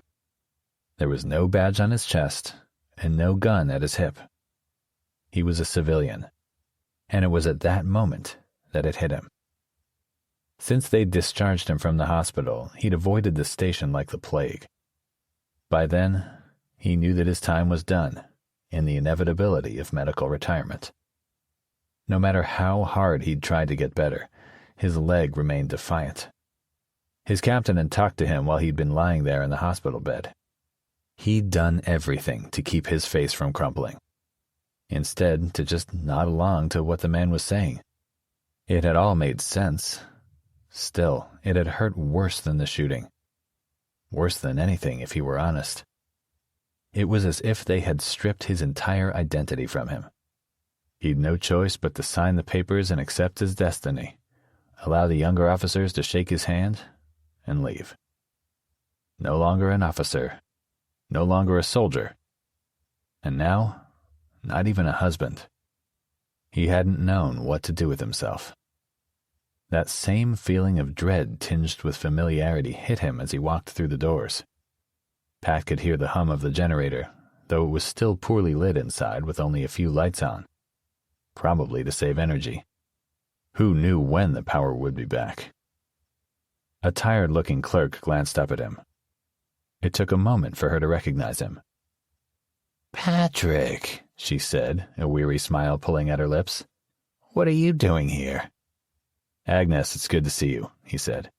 "Have some reports to make." Agnes let out a sigh. "You and everyone else in Salem. I'm sure you guys have been flooded, and I hate to add to that." "Nothing to be done. I can get one of the duty officers to take your report, unless you wanted to catch up with Captain Lane. I know he'll be glad to see you." Captain Lane would be up to his eyes, and a part of him wanted to just file his reports and leave. It was harder to be back than he'd expected, but it was the captain who would have the answers he wanted, or at least have more idea of what was going on. "Is he in his office?" Agnes nodded. "You know the way." "Thanks, Agnes. It really is good to see you again, Patrick. It's just not the same here without you. You were one of the best. I hope you know that." His heart tugged at her kind words. He wanted to relish every syllable, but he was all too aware there was nothing to gain from that. Just as everyone else on the force should do, he'd simply done his job. He was nothing special, not some hero or anything like that. Just a man who had loved every second of what he did. "Thanks, Agnes," he said. "That's real nice of you to say." With a smile to her, he made his way past her desk. His eyes adjusted to the sparse lighting of the inner station. There was an abnormal quietness, not the usual sounds of a bustling city police station, though it didn't surprise him at how few officers were in the building. Most would be out in the field, handling the mess that was happening. At least, he hoped. He knew a few would also use the power outage to their advantage. "Patrick Dunn, what a surprise." Pat smiled briefly at Captain William Lane, the man he'd known for practically his entire adult life back from their time in the Gulf War. Pat always had the greatest respect for his senior in command. He was sitting behind his massive desk, paperwork spread across, a flashlight in his hand illuminating whatever report he was currently working on. Even in such an event, it didn't surprise Pat to find the man hard at work. "What brings you in?" Pat sighed. "Trouble, I'm afraid, Bill. Have several incidents to report." The captain nodded, clearly unsurprised by what had brought Pat back to the station. He stood, motioning for Pat to take a seat across from him before moving across the room. "We've had several dozen reports this morning, not to mention the ones last night," he said. "I hope you don't mind, but I'm going to call in Officer Kerr to take your reports." Pat took a seat as the captain went in search of his assistant. Sitting in the windowless office alone, with nothing more than a flashlight on the desk to light the room, was strange. There were too many memories in this room. From briefings to casual conversations, grief and celebrations alike had been shared in there. Blinking away sentimental nostalgia, Pat let his eyes wander the room until they stopped on an old ham radio. His dad had one in the garage that he'd spent hours tinkering with. Pat had never taken much of an interest, but he'd spent many afternoons of his childhood listening to his dad rattle on about the wonders of being connected with the rest of the world. He'd never seen one in the captain's office before. Again, he had the nagging thought that something more sinister was going on. "All right, let's get this done with," Captain Lane said, returning with a young officer in tow. While the captain returned to his seat, the officer moved to stand behind him, opening a thick pad of paper and eyeing Pat. He wasn't an officer that Pat could remember, and it hit him that he didn't know the latest batch of academy recruits or transfers. "I didn't know you were into ham radios, Bill," Pat said. The captain glanced at the device sitting on his desk. He let out a sigh, running a hand over his pallid face. Pat noticed the older man was worn out in the dull light from his flashlight. He'd probably been on duty since before the power had gone out the day before, and he wouldn't leave until things were in better shape. "Not really," Bill admitted, "though it's something I dabbled in as a kid. Thank God, I guess, given the current situation." Pat leaned forward. "The current situation?" "You're a civilian, Pat. Much as I miss you being on my force, you know I can't relay every detail to you." "I understand," Pat said with a nod. He was no longer privy to such sensitive intel. Still, he clung to the hope that their relationship, coupled with his years on the force, was worth enough for the captain to share some of the information. Any little detail might be enough for him to piece together what was happening. "It's rough out there," the captain said after a moment. "This outage has affected the entire state. The governor has declared a state of emergency and is working to get more boots on the ground, but that's a slow process. I've instructed us to prepare for the worst and expect things to escalate." He shuffled some papers, looked up from his desk, then met Pat's eyes. "It might be weeks before the power is back. Too many substations were hit, and with vehicles out, workers can't get to them in a timely manner." "Hit by what, Bill?" "Not sure yet, but there's been a lot of chatter about an EMP attack. Some think this is just a practice round to measure the impact, while others think this is the big attack. No way of knowing just yet. Several other states have also been hit. Most of the West Coast is down and parts of the East Coast. Major hubs are now without power. There's no way we'd be able to deal with many more attacks, and we're struggling as it is." Pat blinked as he sat back. It was all the confirmation he needed to know that he was right. An EMP. It didn't feel real, or perhaps he just didn't want it to be. Situations like this had been what he'd prepared for in the Army. Prepared to face other nations, the ones that were going against the United States. Not something that happened on American soil. At least not as a reality. There were supposed to be systems in place to prevent such a thing. Tap, tap, tap, tap. "When will the public be told?" Pat asked. "Will they be told?" Captain Lane shook his head. "Not until things are confirmed and there's a plan of recovery in place. It's still early days here. There's so much that needs to be done before we can even think of causing that kind of panic. It's easier if people think the weather knocked out the power. For now." "That makes sense, though I'm sure there will be fallout from that decision." "I'm sure. But we're all still very much in the dark, figuratively and literally. We don't have enough resources in place to handle a situation like this. Already we're stretched thin." "I hate to add to it," Pat said, "but I have several incidents to report. Anything major that needs handling right now?" Pat considered. He knew what the captain was really asking, and he wanted to offer him some reprieve. But there was a body that would need to be handled and family members to be notified, not to mention the burglars from the night before. They'd gotten away, though one had a gunshot wound that might not be enough to stop them from targeting another house. Another empty home or woman who lived alone. Then there was the man stalking Holly and the chaos that had erupted at the gas station. Things weren't looking good. "There's a body you should know about," Pat said. "A man attacked me with a hunting knife and I reacted in self-defense." The captain raised his eyebrows. "I'd stopped to help him. He crashed his vehicle and was stranded on the side of the road. Suddenly he pulled out a knife. I thought he was going to kill me. I had no choice but to defend myself, and he fell and hit his head on the ground." "Go on," the captain nodded in encouragement. "He fell hard onto the back of his head. I tried to rouse him but couldn't get a response. He smelled strongly of alcohol. I think it was a combination of the head trauma and whatever he'd been drinking. There was nothing I could do. Couldn't get through to emergency services, as you know."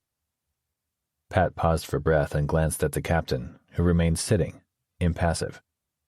Officer Kerr scribbled furiously on his pad as Captain Lane nodded along. "I've got all his details." He took out a bundle of papers from his pocket and handed it to the young officer. "Obviously, I can give you a full statement. Will you be arresting me?" Pat fell silent, and the men exchanged a look. "That's not all. I shot another man that broke into Jane's and had her tied up. He's okay, though. I think the bullet just grazed his arm. He ran off, so I guess he must be okay." "Self-defense isn't something we have the manpower to handle right now, Patrick. I've known you for the better part of 20-odd years. You wouldn't harm a fly unless you had a good reason to. I trust you acted as you saw best in a desperate time." The captain smiled, a sympathetic look on his face. "As for Jane, is she all right?" "Shaken, but she's going to stay with her sister until this all blows over." "Good, so she'll be looked after," the captain said. "Listen, when we have the time, we'll follow up on both matters. As for the man who attacked you, there's no point in us holding you. Self-defense is going to come up a lot, and we can't punish everyone that protects themselves during these trying times. We will want to take a full statement from you. Just don't leave the state until we've done this, okay? Pat nodded, unsure about what to say. It was a relief, meaning he wouldn't be holed up in the station for longer than necessary. His mind went to Holly. He knew he should have told them about her, but he didn't see the need to involve her at this stage. It would only make matters more complicated, which neither needed right now. At least hearing it from him, they were more likely to accept his story of self-defense. One more thing. I also had a strange encounter with a man claiming to be a nurse at the psychiatric hospital, Pat said. Captain Lane raised an eyebrow. Unfortunately, with the computers down, we can't access any records. I figured, but just thought I'd warn, Pat said. I'm not sure I believed that the man worked there. He had quite the temper, tried to attack me, and then followed me. Thankfully, I lost him without it coming to anything more serious. You never know with the hospital, Captain Lane replied. I had a great aunt that was admitted there, Officer Kerr said. Things were always a little off, according to my mom. She'd go to visit and leave feeling upset. After 6 months in that place, my aunt committed suicide. Or, so they claim, nothing could be proved. The hospital doesn't always have the best record, Captain Lane admitted. But in recent years, they've been working hard to maintain a better image. Brought in new doctors and upped the nurses' pay to keep more staff. But again, I'll let everyone know to keep an eye out for a man potentially masquerading as a worker there. The captain ushered Officer Kerr out of the room. Pat wasn't optimistic that much was going to get done about the man, or even the youths that had broken into Jane's house. The police were already stretched, and still only less than 24 hours since the power went out. He wasn't sure how bad things would be for them, or anyone, in a few more days. If you need volunteers, I'm here, he offered. Legs still isn't what it used to be, but I can help direct people or offer help when things get rough. I appreciate that, Patrick, really. And we just might take you up on your kind offer, Captain Lane said. Pat regretted it as soon as the words came out of his mouth. He wasn't sure how he'd be able to deal with being back at the station as an unpaid volunteer. And behind a desk at that. Still, if he could be useful, he'd just have to learn to swallow his pride. Tap, tap, tap, tap. Holly. Holly watched Pat disappearing into the station. A young couple dressed in thick winter gear marched past, and Holly shrank into the seat, her arms tightening around Butler. He gave a small squeak of protest that she ignored. The couple didn't notice, more absorbed in themselves than what was going on in the world. Holly sat there waiting, unable to tear her eyes away from the station. Was there a chance that the monster who had ruined her life worked here? What if there were other men just like him waiting inside the building, or even lurking in the parking lot? The odds weren't in her favor. Cops had never been kind to her. They'd always seen her as the problem, Pat being the one exception so far. But what would happen if he knew the truth? Would he still help her? She pressed her hands against her temples, wishing she could banish the thoughts crowding her mind. Her head was pounding again, and her skin clammy. Everything felt wrong, and sitting in the truck, she felt even worse, like she was a sitting duck. Any officer could easily get to her where she was right now. Her eyes flitted to the steering wheel. Pat had taken the keys, not that she would take his truck again. He'd been too kind to her, too gentle and patient. She couldn't repay him by stealing his vehicle again. But she direly needed fresh air and the opportunity to stretch her legs. Butler needed to attend to his business too. Drawing a deep breath into her lungs, she then propelled her body to move. Her movements felt weighted and slowed as she stepped from the truck and peered out into the day. The parking lot wasn't empty. There was a middle-aged woman smoking a cigarette, and a younger woman with a child on her hip nearby. Across from the truck were 3 men standing in a semicircle, chatting. No one so much as glanced at Holly as she'd opened the door and slipped into the bitter morning. Closing the door, she flinched at the sound it made. but when she looked around, it was as though she were invisible. If only she could hope for that. She placed Butler on the ground and forced herself to straighten. She wanted to slink past the people and down the street, but that would just make her look suspicious. No, she had to carry herself as though she belonged here. It had been so long since she'd belonged anywhere. She'd forgotten what it was like to not have to skulk and slouch, to not have to protect herself. Between the patients with mean streaks and the impatient staff, she'd gotten used to the bumps and bruises. She'd learned to keep her mouth shut. Not so much as a gasp if someone's elbow connected with her gut, or if she found herself shoved against a wall. She felt vulnerable standing tall, but she refused to let herself look weak. Never again, she promised herself. She forced a smile, moving away from the truck with determination. Her gaze shifted about the street. Even though it was morning, the buildings were dark, and they didn't look occupied. Anyhow, she didn't think she'd be brave enough to go into a building. A baby's screech made her jump. She hadn't realized that the mom with the kid was so close. Doing her best not to run, she hurried away from the truck toward the sidewalk. The icy wind stung her cheeks, catching her throat with each breath. The path ahead was covered with a fresh layer of snow, and she had to place each foot carefully to avoid slipping. A frown of worry crossed her face at the marks her shoes were making, but there was little she could do to conceal her tracks. She felt a chill at the memory of being followed. Would Nurse Julian be able to find her by her footprints? She hated feeling so vulnerable. The thought caused her to pause. She didn't know how long Pat would be gone, but she was certain he'd be longer than he'd promised. Pat was kind, and she worried he felt responsible for her. She didn't want that. She wanted to take care of herself for once. Already, the fresh air was bringing some clarity to her head, and she turned toward the street in front of her. Abandoned cars were scattered about the road, making her uneasy. Were they truly abandoned, or were there people hidden in the shadows? The thought pushed her to pick up her speed as she rounded a corner. Another block of dark storefronts, with several older houses sprinkled in. Brow creasing as she tried to focus. She didn't know where she was. It hadn't occurred to her to check if Pat had a map. Not that she thought it would help when the whole town was submerged under a thick layer of snow. She glanced about, trying to piece together where she was. There was nothing to tell her what part of the city she was in, much less how to find her way back to the station. "You look cold." Holly's heart skipped a beat as she spun around to find an older woman watching her. The woman had a blanket wrapped around her shoulders.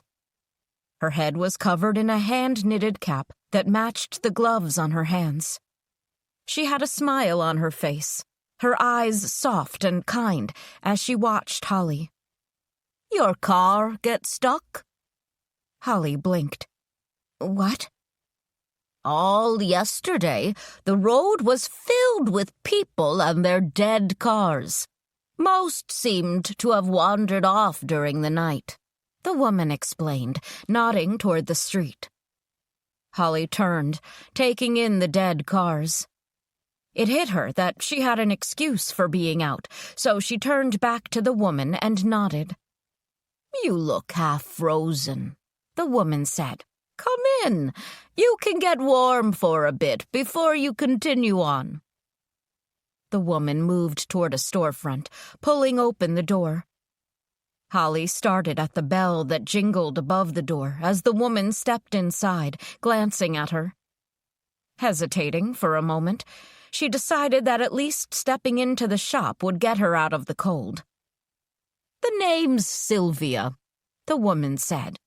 "And this is my shop. My dream come true, if you will." The woman smiled as she spotted Butler's head nestled in Holly's arms. "He's adorable. What's his name?" It took a moment for Holly's eyes to adjust to the dim room. The woman reached for a flashlight to illuminate the shelves, and Holly let out a gasp. From books to snow globes and parts of machinery Holly couldn't even name, the shelves were crammed full of things. "There's a little of everything in here. A collection, if you will. Junk to some, but to me, I see the potential. There's someone out there looking for it, and I'll have it." Holly let out an impressed sound, unable to think of the right words just then. Instead, she let her eyes continue to roam over the things. Never in her life had she seen so many odds and ends in one place. It was chaotic, but strangely, she loved it. There seemed to be some rhythm to it all as she moved to examine a shelf.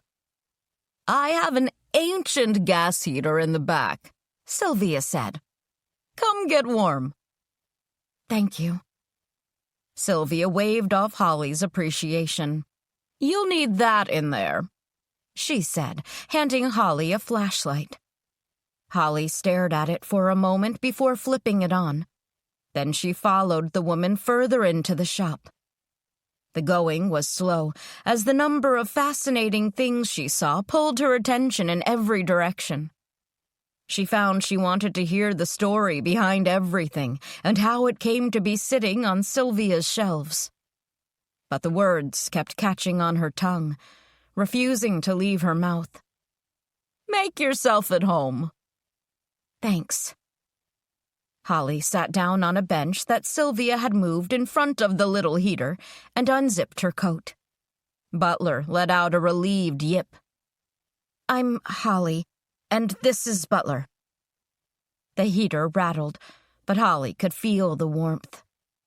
She set Butler down next to it before holding her hands up, breathing a sigh of relief at the heat as it warmed her. "Thing is probably older than I am, and took some tinkering to work it," Sylvia said as she joined Holly. Just then, a static filled the room.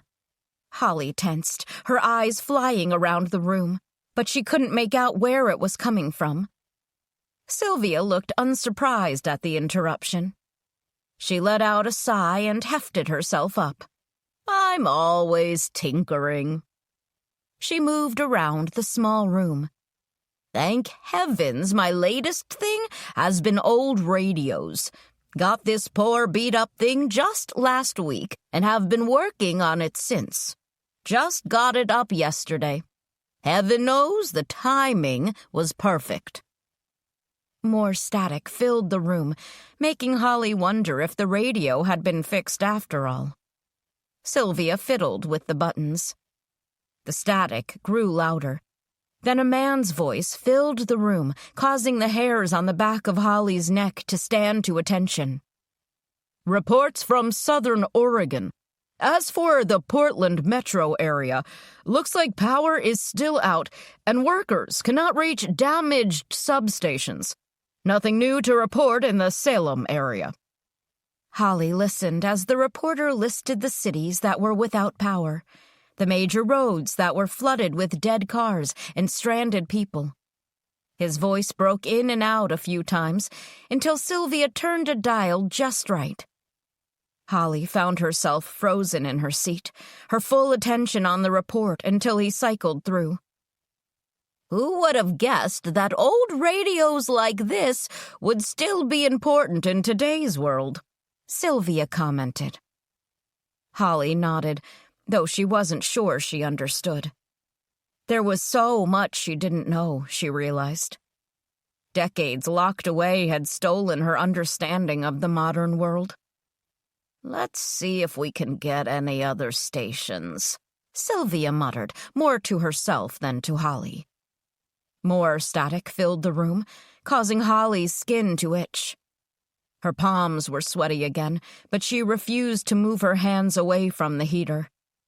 Who knew when she would next be warm again?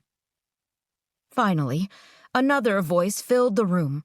This one was lower and more broken up, some strange edge making Holly lean forward to catch the words. Attack. No one has stepped forward. But to be expected. Damn thing, Sylvia said with a sigh. Beware, this is just the beginning. Power is expected to be out for weeks, and local authorities are being asked to set up perimeters to ensure people aren't left wandering. Holly's attention snapped to the radio. The man's voice was urgent, his words running together in his rush to get everything out, as though he was expecting to be cut off at any moment. His voice pulled at her. His warning was as clear as day. Martial law will be declared. There's no doubt about it, the man said, his voice breaking up for a moment. Get to where you are safe and stay there. This is just the beginning. More attacks are expected. Heavens, isn't that dramatic? Sylvia continued. Holly barely heard her. Her mind was spinning. She needed to get out of here before she found herself trapped in Salem, waiting for more attacks to come.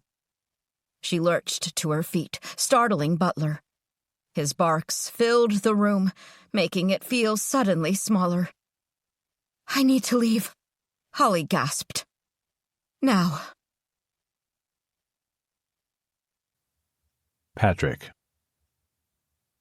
Stepping from the station, Pat frowned at the snow that was still falling. Would it never stop? He'd never seen so much snow building up on the streets. It was a mess already. The weather was not helping. Not that he expected a clear day to be easier. It wasn't as though workers could get out to fix poles even if the roads were clear. This would take weeks, maybe months to recover from.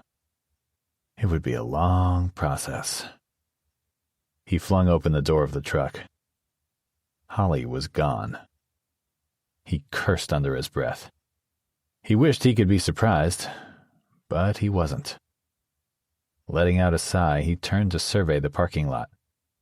He noted the young officers standing nearby, running off at the mouth and laughing. Something about them annoyed him. In his day, he never would have wasted time like this, especially in a crisis. There were people out there that needed help, many of whom wouldn't be able to reach emergency services. He took one step toward them, then stopped. Tap, tap, tap, tap. It wasn't his place. He was neither their superior nor even their equal. In fact, he was nothing more than a civilian that was looking to stick his nose where it didn't belong.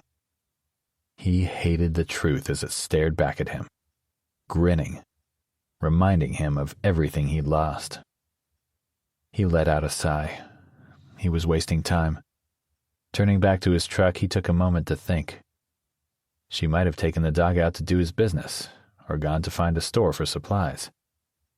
He should stick around and wait. Though, if she didn't turn up soon, he'd surmise she'd left to do her own thing. She was an adult. If she wanted to leave, that was her choice. Though it was clear she had issues. She didn't seem well, and she certainly didn't understand the world around her. Trauma weighed heavily on her, and he worried that she'd end up in an unfortunate situation. One that could be avoided if she had someone to look after her. All alone, he fretted about what might happen to her. He wasn't sure she'd be able to get to a train station, let alone back to her mom in Meadowview. Vaguely aware of the small town, he'd stopped in Meadowview for gas once, back in his fishing days. It was quaint, though a little on the cultish side for him. Still not that far from his cabin, maybe an hour's drive. He could drop her off and get back to his place in a matter of hours. Then she'd be looked after. Not that it should matter. Tap, tap, tap, tap. He could not figure out why he was so worried about her, or why he felt a pull of responsibility. She was still barely more than a stranger to him, and yet he couldn't find it in himself to walk away. No, he'd wait for her, and if she didn't turn up soon, go and find her. Get her to where she needed. But not before he went to check on his kids, of course. After that, he'd spend some weeks holed up in his cabin. It pained him to think of leaving Salem in the present conditions, but there was not much more he could do, especially now that Jane had the house that used to be his. Anyhow, his help wasn't wanted. Not that he could be much help. Even just standing there, he felt his leg throbbing, reminding him he was useless. He couldn't serve or protect anymore. Hell, he could barely keep those around him safe. Tap, tap, tap, tap. His mind went back to Jane the night before. In those moments of panic, when she'd looked at him like she'd used to, like he was some hero, though it hadn't taken long for her to resume her nasty mode. Still, it was a reminder of how she used to be. An ache formed in his chest as he moved past his truck. It was no use thinking about the past. Instead, he needed to focus on where Holly could have gone. He glanced at the used car dealership on the corner and then at the various other stores that lined the street. A Mexican restaurant, a pet boutique, and an antiques shop. All of them looked closed for business, though perhaps she'd found a way into one of them. Maybe she'd just wandered off. It was at least somewhere to start. Pat had barely stepped into the street when he heard the first shout. Turning, he watched a group of men careening down the road with an assortment of weapons in their hands. Not a single one of them seemed to care that they were racing past the police station. His hands itched to flex, but he stopped the involuntary movement. Trouble. He could sense it. Wherever they were headed, there would be more trouble. As he watched them disappearing around a corner, their hoots and laughter still reaching his ears, he realized this was just the beginning. More and more people would come out of their homes and cars, realizing that the power was out. People would panic and grow desperate to have things back to normal, while others would see this as an opportunity. Some already were. Pat wanted to stick around. He wanted to help the police and do his part. But his mind went to his kids. Had Kimberly got back safely from Portland? He wouldn't be surprised to learn she was stuck up there until things were better, which would leave them alone in the house. They were smart kids, but they weren't old enough to fend for themselves, especially to face a dark and cold world.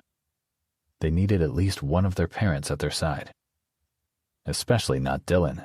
He needed his inhaler and his other meds. If he didn't get them, the attacks could cause serious trouble. Piper wasn't in any position to be looking after him if he didn't have his meds. Tap, tap. Damn, will you just stop that? He hissed, shoving his hand in his pocket. Turning, Pat surveyed the now quiet street. Several people had come out to see what the fuss was all about, but each of them looked lost. He felt lost in that moment as well, torn between doing what he could for the city he loved and being the parent he'd never gotten to be. Holly. His first order of business was to find her. He could only hope that more trouble hadn't found her, that she was safe. Once he'd found her, they'd go to West Salem, check on his kids, and get an update on where Kimberly was if she wasn't there with them. On the way, he'd stop for more meds for Dylan. Hopefully, the pharmacy wouldn't be entirely picked over just yet. If it came down to it, he could take everyone to his cabin. It was a quick drive from there to Meadowview. He could ensure Holly was reunited with her mother and spend a week or so with his kids there. He wasn't sure if that was enough time for things to blow over, but he could hope. Pat moved toward a building, peering through the glass into the empty foyer of a bakery. It didn't look as though Holly was there. He hoped she wasn't too far. He didn't want to waste more time than needed looking for her. Turning, he flinched as a scream shattered the morning. Patrick. Pat's eyes scanned the desolate street. Nothing but snow and dark storefronts.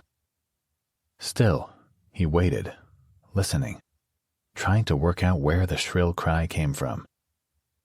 Every muscle in his body was tensed, his jaw tight, ready to jump into action, decades of doing just that having prepared him for moments like this. The last thing he needed was an interruption of his plans, another distraction from what was important. But he couldn't just not do anything. Someone was in trouble. He may no longer be on the force, but that didn't mean he would just step aside and let danger rampage through the streets. A minute passed, then another. A hushed stillness enveloped the space around him. Only the sound of his own breathing reverberated in his ears. It was strange, unnatural even, just how quiet the world had become. Without the low hum of cars, the streets were eerie. The snow dampened any other sounds that would have made it to his ears, though that didn't stop him from straining his ears and trying to figure out his next steps. Tap, tap, tap, tap. He needed to find Holly. Tap, tap, tap, tap. He needed to check on his kids. So many thoughts crowded his head, but first, he would see if he could locate the source of the noise and assess the situation. Then, he'd resume his search for Holly. His gaze swept the dark storefronts again.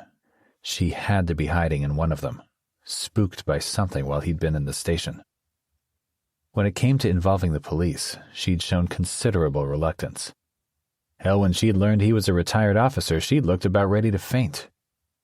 Whatever trauma she'd had with the police in the past gave him pause. Not all officers were good. Unfortunately, he'd worked alongside plenty of them. He could only imagine what the wrong uniformed man could do to a woman like her. Delicate, fragile even, and pretty. He frowned at that thought. Pretty? The power was out, the world had just screeched to a halt, the snow was falling harder and harder, and he had the time to think some woman he'd just met was pretty? Tap, tap, tap, tap. Perhaps he was losing it. But again, it wasn't like he couldn't appreciate an attractive woman when he saw one. It wasn't as if he was looking to date. 3 ex-wives were more than enough for him. He wasn't eager to go down that path anytime soon, or even ever again. He let out a sigh. Thinking about that was just wasting time. It was clear Holly was nothing more than a stranger passing through his life. Give it a few months and this nightmare of a day would all be behind them, and she'd barely remember him. She seemed somewhat determined not to have anything to do with him, even if he was helping her. He couldn't blame her. Something had happened, and the trauma of it was still wrapped tightly around her. Giving the empty bakery before him one last look, he moved down the street. The scream had sounded like it had come from the direction he'd just come from. The police station, which was worrisome on many levels. Best case scenario, he'd turn the corner and find several officers already on the scene, handling whatever had happened. Worst case? Well, he didn't want to consider that. Surely things weren't so bad that the police were stretched so thin they couldn't respond to incidents on their own front steps. Rounding the corner, Pat stopped in his tracks. Before him, kneeling in the middle of the street, was a woman. Blood dripped from various cuts across her body, crimson streaks staining the surrounding snow. She held a kitchen knife loosely in her left hand, while her right clutched at her middle. Several steps away from her was another woman, younger and with wild eyes, staring at the crowd gathering. She was also bleeding, with a pocket knife in her hand. She backed away from the woman on the ground. The kneeling woman let out a low moan before 2 officers approached, guns drawn. One had his sights set on her, while the other had his weapon trained on the retreating woman. Pat watched for a moment, his eyes darting between the 2 women, trying to figure out what had happened. "Drop the knife," one officer ordered. The younger woman shook her head and continued to back away, her grip tightening around the knife.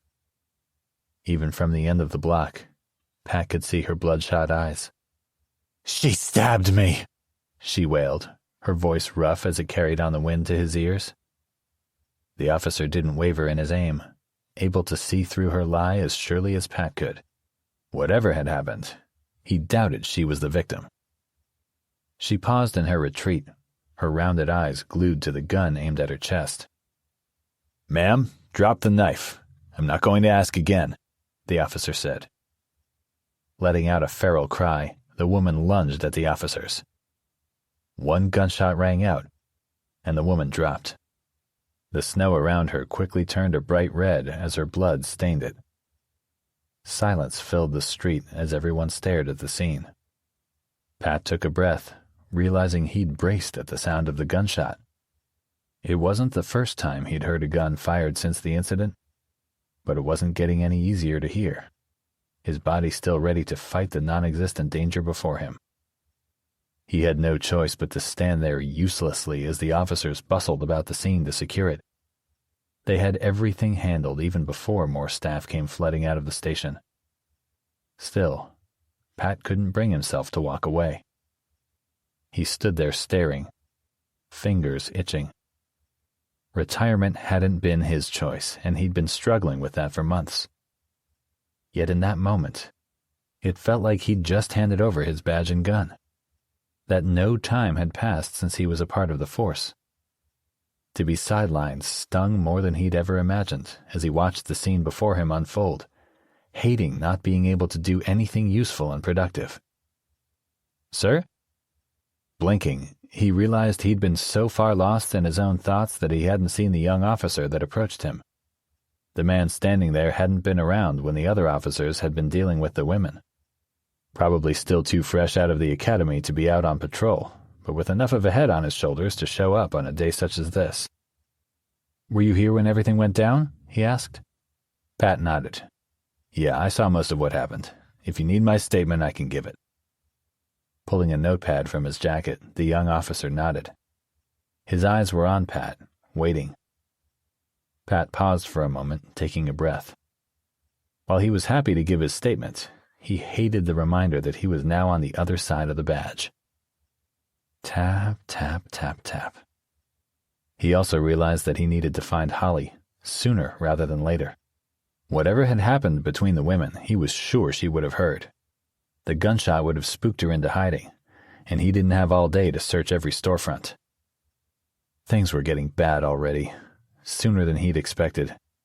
His mind raced with the 100 different things he needed to do while society was still hanging by a thread. Find Holly and get her to a bus station, then get to his kids. Hopefully, Kimberly would be home, albeit less than happy to see him. Though he would welcome her scowl if it meant his kids had their mom with them and weren't facing what was to come alone. "Sir?" the officer prompted. Holly. Holly stumbled from the back room, Sylvia on her heels. The words from the radio ricocheted against the walls of her skull. Her head whirled with a tornado of thoughts. None of this felt real. Not even she did at that moment. If she opened her eyes to find that she was still in the hospital, she wouldn't be surprised.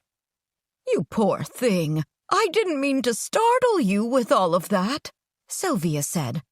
"You never know with those people if they'll jump to doomsday talk or whatnot. I guess the power going out really pushed them to crying end times." Holly paused, her eyes bouncing about the cluttered shelves.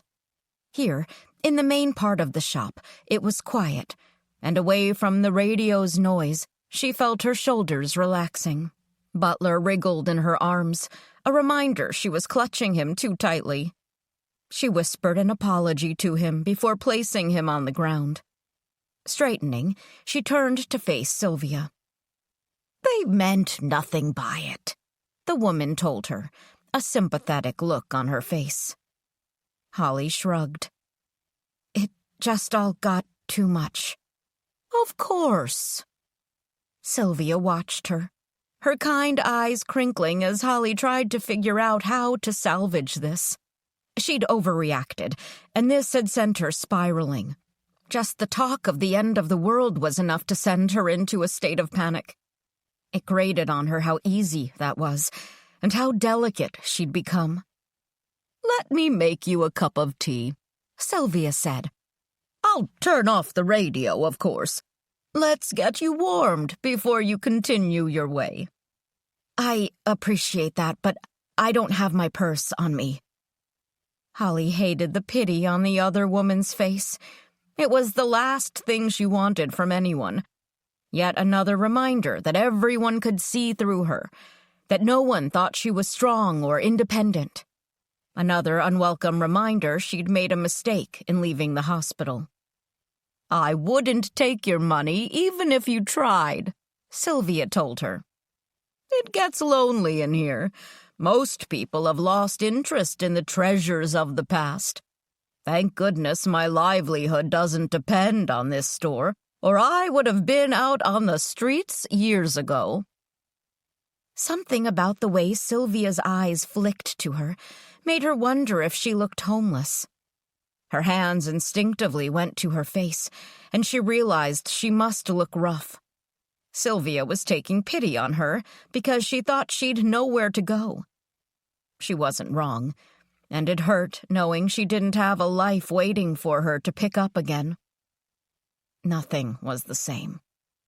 Her dad was gone, and her mom had moved out of the home she'd grown up in. She had no idea where her son was. Somewhere in the Middle East, the last she'd heard. Saving the world, unlike his mother, who couldn't even save herself. As tempting and wonderful as a warm cup of tea sounded, Holly couldn't bring herself to accept. She didn't want this woman's kindness anymore, and she didn't need her pity. "I need to be going," Holly said. "But thank you for everything." "Oh, you really don't need to run out into the snow." Holly forced herself to stand tall and plaster a smile. Sylvia's words just reinforced that the woman thought she'd nowhere to go, with no one to worry about her and wonder where she was. But she was wrong. Pat would be looking for her, and he'd get her to a bus station. He could at least get her one step closer to getting where she needed to be. "My friend will be wondering where I disappeared to," Holly replied. "If I'm ever back in Salem, I'll be sure to stop by again. I really appreciate your hospitality." She turned on her heels and strode away from the store. Like the obedient dog he was in this moment, Butler trotted behind her. Stepping into the chilly morning, Holly did her best to keep from shivering as she moved out of view of Sylvia's store. The instant she rounded the corner, she deflated. With the snow falling heavier than when she'd entered the place, worry set in. Pat might already have realized she'd left and been more than happy to wash his hands of her. Already, he'd done more than he needed to do. She was a stranger to him, and he'd gone out of his way for her. He hadn't even looked at her differently after she'd hit that man, after she'd killed him. The realization suddenly hit her. She pressed a hand to her mouth. Was she becoming nothing better than a monster herself? The thought tore at her heart, causing tears to well in her eyes. At her feet, Butler yipped up at her, but she ignored his attempts to distract her. She didn't know what she'd do without Pat's help. A gunshot sounded, sending chills down her back. Hackles rising, Butler let out a sharp, urgent bark, then growled. Holly searched about the street. As far as she could tell, they were alone. She'd been considering going to the station, hoping Pat was still there, or, at the very least, somebody who would help her, but decided against it. The thought wasn't one she should even be entertaining. They'd only need to take one look at her before she found herself back at the hospital. Butler barked again, and she looked down at him. He was watching her intently, his little face serious as he stared up at her. Her heart was pounding faster in her chest. She paused for a moment, pulling in a shaky breath. Butler let out another bark, his eyes seeming to focus even more on her, as though he was trying to tell her something. Brows furrowing, she crouched before him, running a hand over his scrawny little head. "What is it, boy?" He didn't so much as move or make another sound. But he'd done enough. Her mind was already clearing. She knew panic wouldn't help, so she needed to focus on a plan. Letting her fears drive her would only lead her to more trouble. That was the last thing she needed. "What should we do?" Butler tilted his head up at her, prompting a smile to tug at her lips. Even in his current state, he was an adorable creature. Something to distract her from everything else going on in this confusing world. This little dog was depending on her. He'd fared far worse than her at the hospital. That much was clear from the burns on his skin and his nervy behavior. She wasn't about to let him return to the place that had broken him. No, she would see that he got a better future than she could ever hope for. She hadn't been strong for herself when she'd needed to, and that had led her to losing everything, from her parents to her home and her son. Inhaling deeply, she stared down at the brave little dog. Maybe she wasn't strong enough to save herself, but she could save him. She could get him to her mom's, who would love and adore him, give him a better life than he'd ever known, the life he deserved. "Let's get you somewhere safe, Butler." She patted his head. "It doesn't matter what they decide to do with me, but I can't stand having you go back, okay?" The dog tilted his head again. Maybe he couldn't understand her. Maybe she'd lost it and was talking to this pint-sized animal as though he were a human. That didn't matter. She was tired of letting herself down, of finding out just how weak and delicate she was. Weakness landed her in the hospital, but she could be strong for this dog. She could get him safe, then worry about what the future held for herself. It was the perfect distraction from everything else. Let's go find Pat. Patrick. "Thank you for taking the time to give your statement," the officer said, nodding as he read over his notes. "If we need any further details, we'll be in touch." The officer turned and left, leaving Pat standing there, not sure what to do with himself.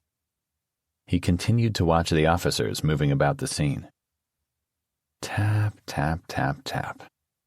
He wanted to march over and offer to help, even if that cut into the time he could be using to find Holly and get to his kids. It was a new low to have nothing to do at a time like this. He should be helping people, working with the officers to protect and serve. Yet, the force didn't want him. Tap, tap, tap, tap. The sounds of a dog growling distracted him from his thoughts. Relief flooded him as he saw Holly standing on the sidewalk across the street. She was shaking like a leaf, clinging to the little dog. Her eyes were glued to the spectacle before her, looking as though she was staring at a ghost of herself. Pat turned to see she was looking at the slumped-over woman and the trails of blood. "Holly." Pat slowly approached, but she was too engrossed to notice him coming to stand next to her. The dog growled for a moment before seeming to recognize him. Pat held out a hand, and the dog sniffed him. While the dog didn't wag his tail, he didn't look unhappy at seeing Pat. When was the last time anyone else in his life had had the same reaction to his presence? He couldn't remember. "Holly?" She startled, jumping before she looked at him. Her face was pale, paler than normal, and snow was catching in her hair. At that moment, she looked every bit the delicate woman Pat was realizing she was. "Are you okay?" he asked. "You were gone when I came back." She blinked at him. Then her eyes drifted to the officers bustling around, cordoning off the body and questioning the other woman. The woman stared blankly ahead as one officer led her into the police station. "I'm sorry," Holly whispered. "I shouldn't have left the truck." Pat shrugged. "It's fine. You're here now. I was worried something had happened to you." "No." Tap, tap, tap, tap. He waited for her to elaborate, or at least to offer some explanation, but she remained silent, her eyes glued on the bloodied snow. "Holly?" She shook her head. "I shouldn't have left. I'm not sure about the police." He followed her gaze back to the body. He couldn't blame her. She hadn't seen what happened, so it was easy to jump to certain conclusions. Though he recalled her reluctance that morning to entertain the idea of even entering a police station. Why was she so scared? Did she have something to hide? He'd seen as she'd killed the man from the night before. But that was self-defense, and she'd saved his life. If anything, she was a heroine, not a fugitive. She was clearly a gentle and caring woman. This brave act must have cost her every ounce of bravery and gone against all her instincts. If she felt his eyes on her, she didn't react. He wasn't sure what to say to her. He wanted to take her hand and thank her, to tell her it wasn't her fault, reassure her. But now wasn't the right time, and at this moment, he couldn't find the words. Tap, tap, tap, tap. "We should leave," she said. He hesitated for a moment, then asked, "Why don't you like the police?" "The man that took everything from me?" She finally met Pat's eyes. "He was an officer." Silence stretched between them as Pat considered this. There were plenty of bad officers, those that abused their power. He hated that she'd been a victim of one of them. She didn't need to tell him what the man had taken. This didn't matter now. All that mattered was that someone had used their power and authority against her, going against everything they should have stood for. "I'm sorry that happened to you," Pat said. Holly looked at him. Her eyes searched his face, as though she was trying to decide if she believed him. He stilled under her gaze, letting her look at him. After a moment, she shook her head. "It was a long time ago," she told him. "I think I'm finally ready to put what happened behind me. I want to move forward." Her words meant little to him, but he still gave her a smile. He could see the spark of determination in her eyes. He knew so little about this woman. She looked as though she'd endured a lot of hardship, and yet she hadn't let life turn her bitter. He wondered if she'd ever open up and tell him the truth about who she was and what had happened. He wasn't sure he believed she worked at the hospital. That so-called nurse may not have been lying. She didn't have the detachedness that many of the staff there had. Yet she also didn't have the vacant look of a patient. She was sharp still, smart, if not easily spooked by life. There was a fight in her eyes. Tap, tap, tap, tap. "We should get going," he said. Holly nodded. "I appreciate you taking me to a bus station. I'm not sure I'll ever be able to repay you." Her words gave him pause. He glanced from her back to the police station. Buses and trains wouldn't be running for several days. Not if things were as bad as he feared. And he didn't like the thought of her sitting around a crowded bus station as people got desperate. "Is there somewhere else I can drop you off at? A friend or relative's house, maybe?" Holly frowned as she stared at the ground. She was quiet for too long. He suspected she didn't have anywhere else to go. Otherwise, surely she would have said before now. "I don't really know anyone in Salem," she admitted. "I mean, I know a few people, but I wouldn't even know where to find their homes. If they'd even be there right now." "I told you I'd get you where you needed. I plan on keeping my word." She gave him a faint smile.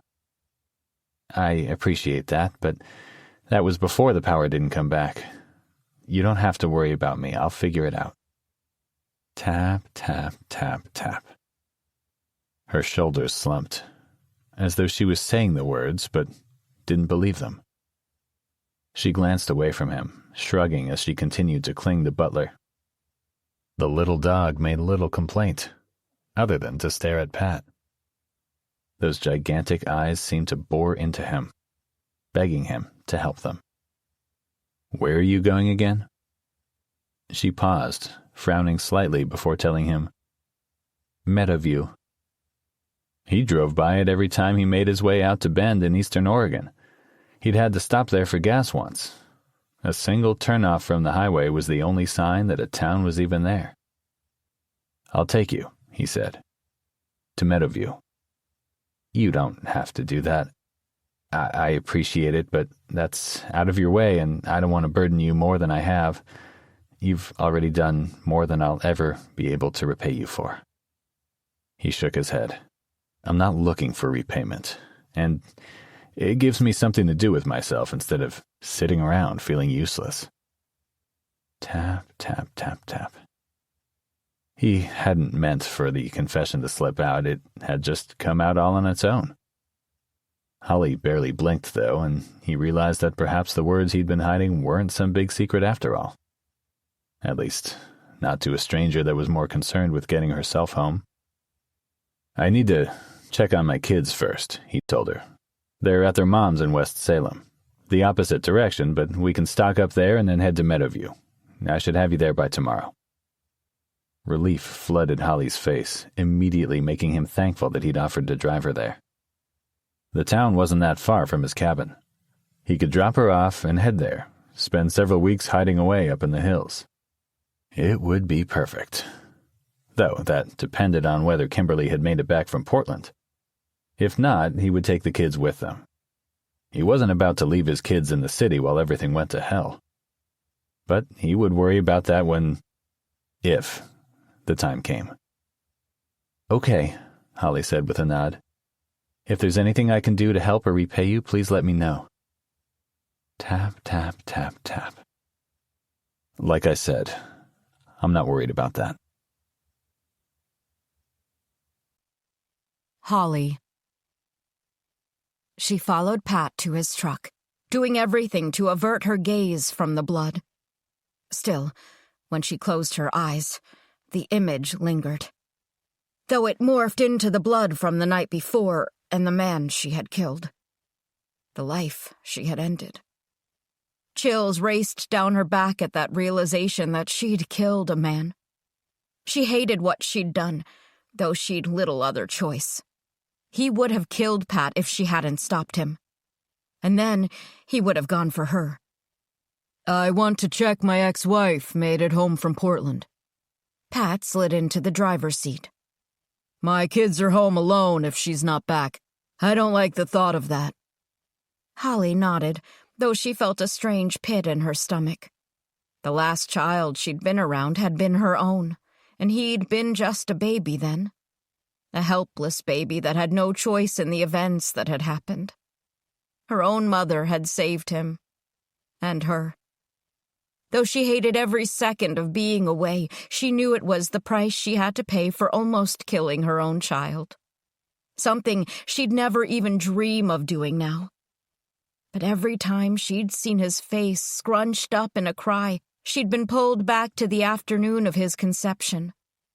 Unable to forget, a constant reminder.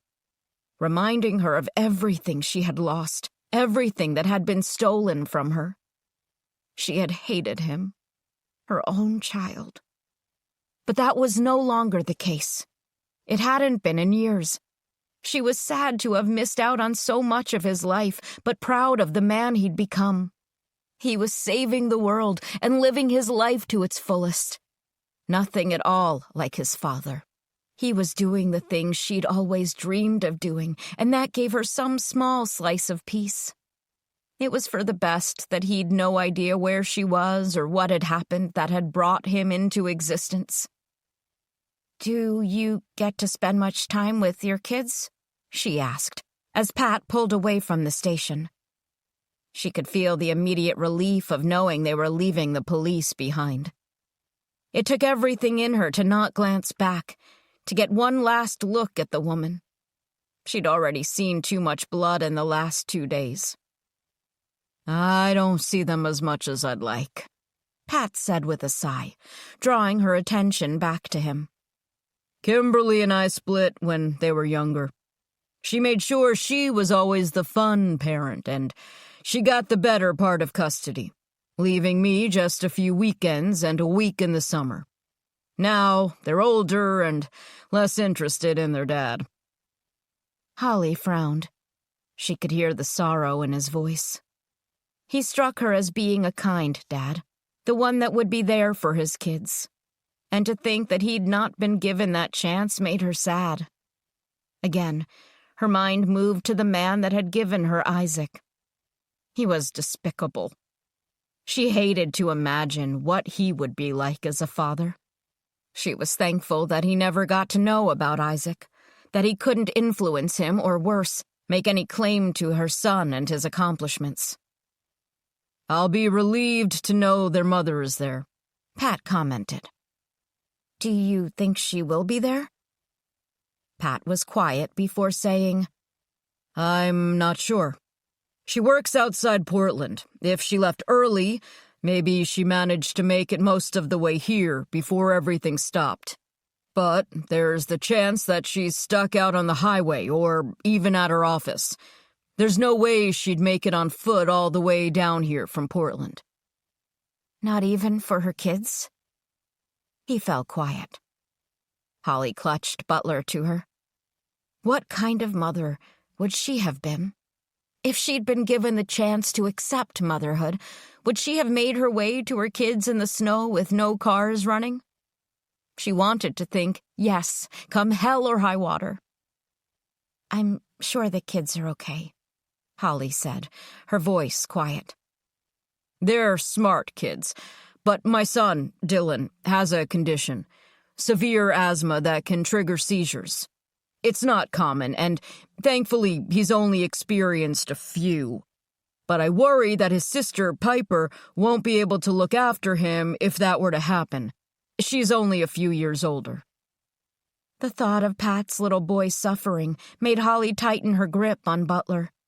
He let out an unhappy growl until she released him. Giving her a look, he jumped onto the floorboards and curled up at her feet.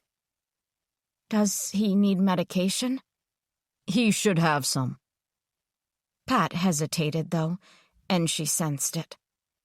There was something he wasn't telling her, and she couldn't figure out why. "Do you think the power will be back?" She watched his knuckles whiten on the steering wheel. He didn't need to answer the question. That was what was bothering him, and what was motivating him to drive her to Meadowview. What did that mean for her? Suddenly, a shred of hope bloomed in her chest. Without power, there was no way the hospital could alert the authorities to her escape. She wouldn't have to be looking over her shoulder, waiting to be dragged back. "I don't think it'll be back for a while," Pat finally said. "I think we have several weeks, if not months, ahead of us, while they restore the power and things return to normal." Holly said nothing. She wasn't sure what to even say. Pat fell quiet, too, as they drove in silence, his eyes on the road ahead as he carefully navigated around the stalled cars. Her mind spun, wondering if this was how she'd broken free of the hospital, while also worrying that it would make her inevitable return that much harder. She feared her mother wouldn't take her back. Her mom meant well, but it still stung knowing she would do that, even with the best intentions. She truly believed the hospital was the best place for Holly, that there she would get the treatment and care she needed and someday be cured. Holly wasn't sure she would ever be cured, and now she wondered what she needed to be cured from. She worried her mother would take it personally or see it as her failure as a parent, when really, Holly knew it wasn't that. She let out a sigh. "Do you mind if we make a pit stop?" Pat asked. She watched his fingers tapping on the steering wheel. It was an oddly comforting movement, something to distract her from thoughts of the future. "Of course not," she replied absently. "It's probably unnecessary, but I want to see about getting some more of Dylan's medicine," he said. "Just in case." Holly's gaze moved to her backpack in the back seat. She'd touched none of the medication she'd taken from the hospital. Perhaps that was what was causing her to feel so dreadful, but she hadn't even thought to take the meds. Her days had always been centered on lining up to accept the little cupful of pills of every color and shape and size.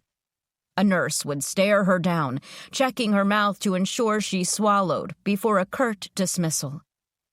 It had always made her feel more like a criminal, though she supposed that's all she was in their eyes. Now, on her own, she'd forgotten. The pills made her so bone-achingly tired that she wasn't sure she wanted to take them. Not when she didn't have anywhere to curl up. Though she also didn't want to relapse. She wanted to be strong and cured, or as well as she could be. If Pat was planning on stopping at a pharmacy, maybe she could peek about. See if she could find some more, or something to hold her over until she could get to another pharmacy. The bottles in her backpack wouldn't get her more than a few weeks.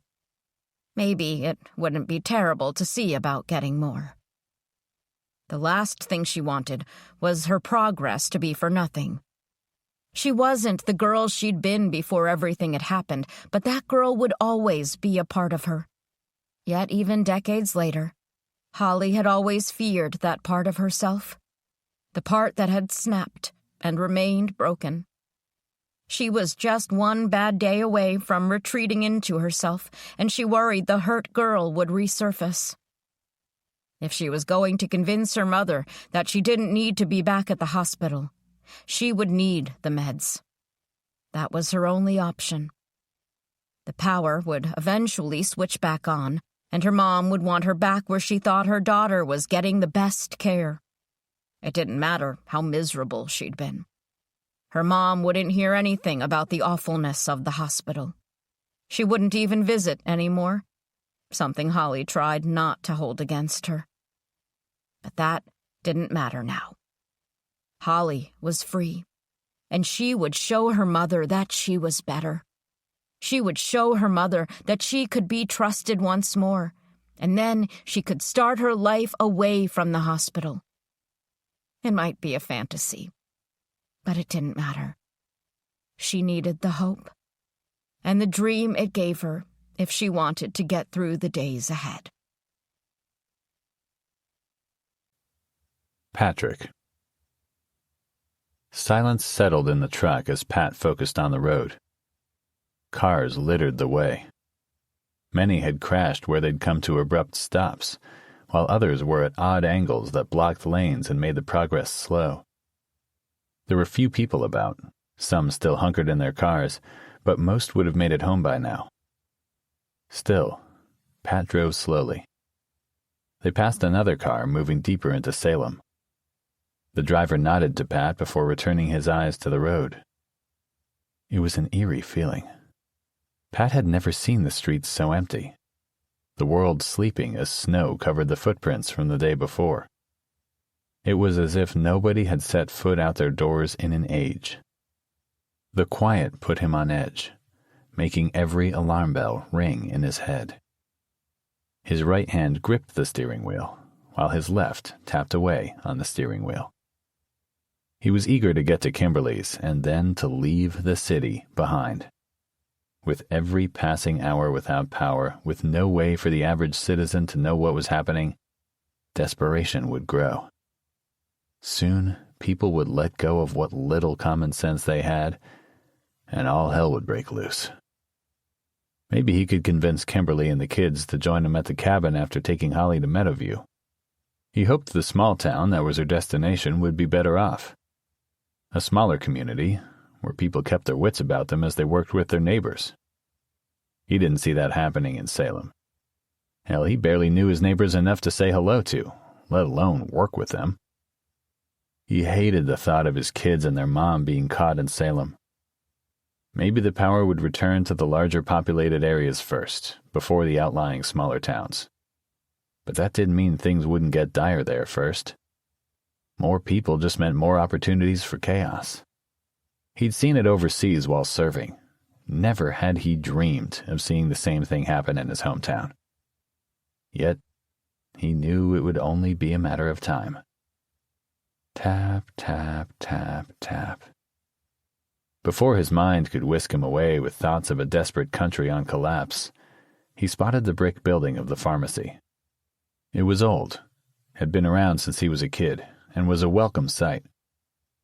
The parking lot was mostly empty, just a nicer BMW and an older minivan sat there. He couldn't see any movement in the vehicles, so he hoped their owners were gone, preferring to head home on foot than retreat inside the pharmacy. He pulled into a spot and cut the engine. Holly remained quiet next to him, her eyes scanning the building's facade. Its expansive window offered him no clues if there'd be trouble inside. They were only a few blocks from the heart of Salem. Anyone could have found their way into the place.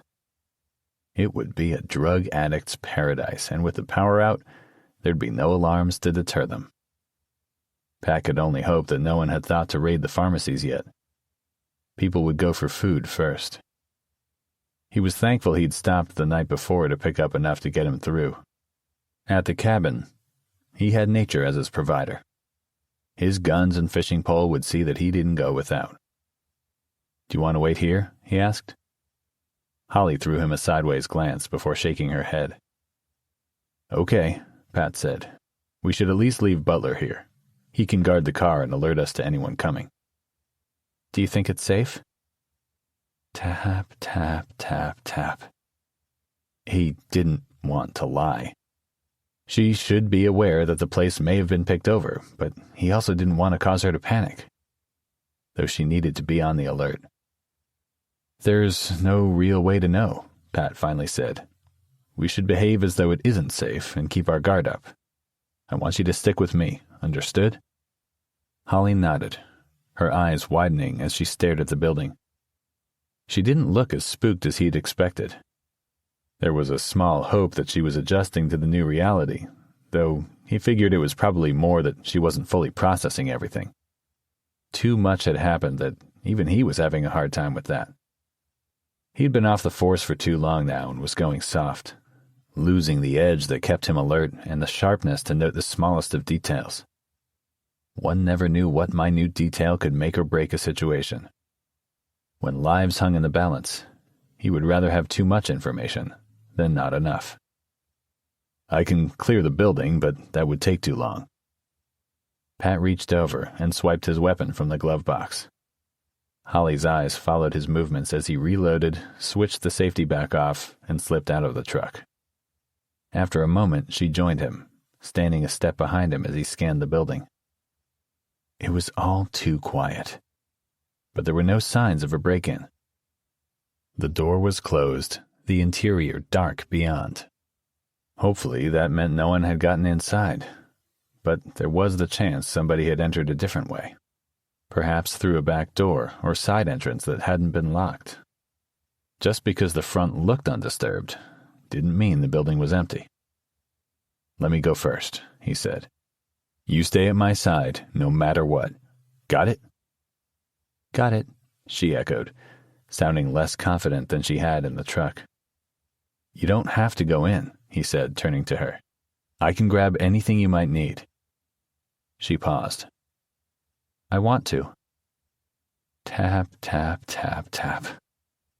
He wondered if there was something she was after. Maybe she was an addict? She didn't strike him as such, though it would explain some of her strange behavior if that were the case. No, her twitchiness was related to trauma. If she were an addict, she'd be more determined to get inside to get her next hit. "Stay close," he warned as he approached the door. It was locked. Still, with his capabilities, a locked door presented no problem. From one pocket he pulled out a slim case, unzipped it, and slipped out a metal needle with a hook on its end. It didn't take him more than a minute to pick the lock, Holly peering over his shoulder the whole time to watch. She stepped back as he stood, sticking to him as he'd asked. He pulled open the door, waiting, listening for any sounds that would suggest the building wasn't empty. But he heard nothing. Gun drawn, he stepped into the lobby of the pharmacy. Someone had taken every precaution of locking the doors and pulling down the gate over the counter. That was a good sign, as it meant the panic hadn't set in when the pharmacist and his staff had left. It was also possible that they'd been gone before the power had cut out. Past the counter, he could see the shelves brimming with a multitude of items. Pulling the flashlight from his belt, he was relieved to find everything looked in order. Rows and rows of bottles lined the shelves, all perfectly aligned with no signs of being tampered with. Nothing looked out of place. Even so, he wouldn't let his guard down until they were driving away. With a glance at Holly, he moved toward one door to the side of the room. They needed a way through to the back, and he hoped the door would lead them there. He could hear her soft footsteps as she followed him. Unsurprisingly, this door was also locked. Pat crouched in front of it, once more putting his lockpicking skills into action. Not a skill most officers had. It came from his time on his family's farm. Boredom had often plagued him, as did his hands, itching for something to do. One afternoon, his mother had locked herself out. He jumped into action and rescued his mom. After that, he honed his newfound skill around the farm, until, finally, his father put a stop to it. That didn't stop him, though. More times than he could count, the skill had come in handy. The door swung open with a squeak. Pat paused, waiting and listening. But again, the place felt empty. It was strange. He expected there to be somebody around, an addict or some desperate parent maybe, someone that needed their medications and couldn't wait until the power was back. Yet, the place was quiet, untouched since the staff had left the night before. It didn't seem right, and every instinct in him screamed it was too quiet. Tap, tap, tap, tap. He peered down the dark hall, his flashlight casting an eerie glow on the 3 doors that branched off. Nothing seemed out of place, and he motioned for Holly to follow, making his way down the hall. The flooring let out a soft sigh under their feet that made him hold back. In the quiet vacuum of the space, the sound was too loud. The sooner he reached the back, the sooner he could grab inhalers for Dylan and they'd be on their way. He came to a stop at the first door. His light illuminated the sign stating it was for employees only. Again, the door was locked. The next door down the hallway displayed a unisex bathroom sign. Beyond that was a gold plaque which read, Ronald Hurst, RPH, owner. No side door like he'd been expecting. Puzzled, he shook his head. Where did he go from here? The unmistakable click of a safety release caused Pat to freeze. Behind him, he heard Holly pull in a startled breath. He snapped his head round to find a shotgun muzzle inches from his face. Sir, do you have your registration? Pat had asked. The man, his face half hidden by the shadows of his car, stared up at him. Long blinks had been the only answer Pat had gotten. He'd frowned, suddenly worried about the man's indifference. I'm going to need you to step out of the car, he said to the man, taking a step back. With one hand on his pistol at his waist, he reached for his radio attached to his shoulder with the other. This would be the second driver he'd pulled over that night for aggressive driving. The other one had been drinking, the smell of alcohol greeting Pat before he'd even made it to the window. But this man didn't have any smell to him. Dispatch, I have a 1050, Pat said, tilting his head as he'd spoken into his radio. His gaze moved slightly off the man, and he hadn't noticed him shift. It was too late before he realized the man was armed. Not until the flash of metal off the streetlight moments before the silence of the night was shattered by the first shot.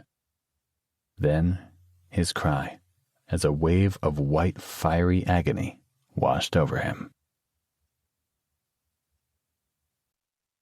Holly. Holly couldn't tear her eyes off the man standing there, his gun pointed at Pat's head. Sporting a heavy winter coat and nice slacks, he looked less like he was there to rob the place, and more like he was about to head into a high-powered meeting. Still, she knew better than to judge anyone by their looks. It was always the ones that looked put together that posed the greatest threat. I don't want any trouble, the man said. So slowly, turn around and face me. Pat obeyed the man's orders. Eyes locked on the gun, Holly felt her heart pounding in her ears. With each second that ticked by, her vision was turning red. It took little stretch of her imagination to picture the way their blood would stain the white linoleum under their feet, and how the beige wall behind them would splatter with crimson. Holly had seen too much bloodshed already. She didn't want to have to witness more. Especially not if that was the last thing she ever saw. She'd always thought the end would be uneventful. A last gasp of air as nurses watched from across the room. Even in her darkest hours, she'd thought she would still be locked away in the hospital when death found her. Never would she have imagined she'd be in some random building in the heart of Salem, with a stranger and a little dog waiting outside for her. "Who the hell are you people?" the man asked. He shifted his gun from Pat to Holly. She let out a squeak as her hands flew up. She stared down at the gun, waiting for Pat to speak. Pat would be calm and clear up this misunderstanding. But he remained quiet. She didn't want to die. Not now, and not like this. Yet with the gun pointed at her chest, all she could think about was the icy embrace of death about to wrap itself around her. There was too much she had to live for. And this was supposed to be her second chance. Her time to show that she was better. With a gradual movement, she turned to look at Pat. Sheet-white face. His wide eyes were fixated on the man's weapon. He was afraid. Swallowing the lump of her own fear, she opened her mouth. "We don't mean any harm," she said. "We just need medicine for his son. He has asthma and needs medication." The gun swung back to Pat, and the man waited. Slowly, Pat nodded. The man didn't drop the gun, steely eyes flitting between the two of them.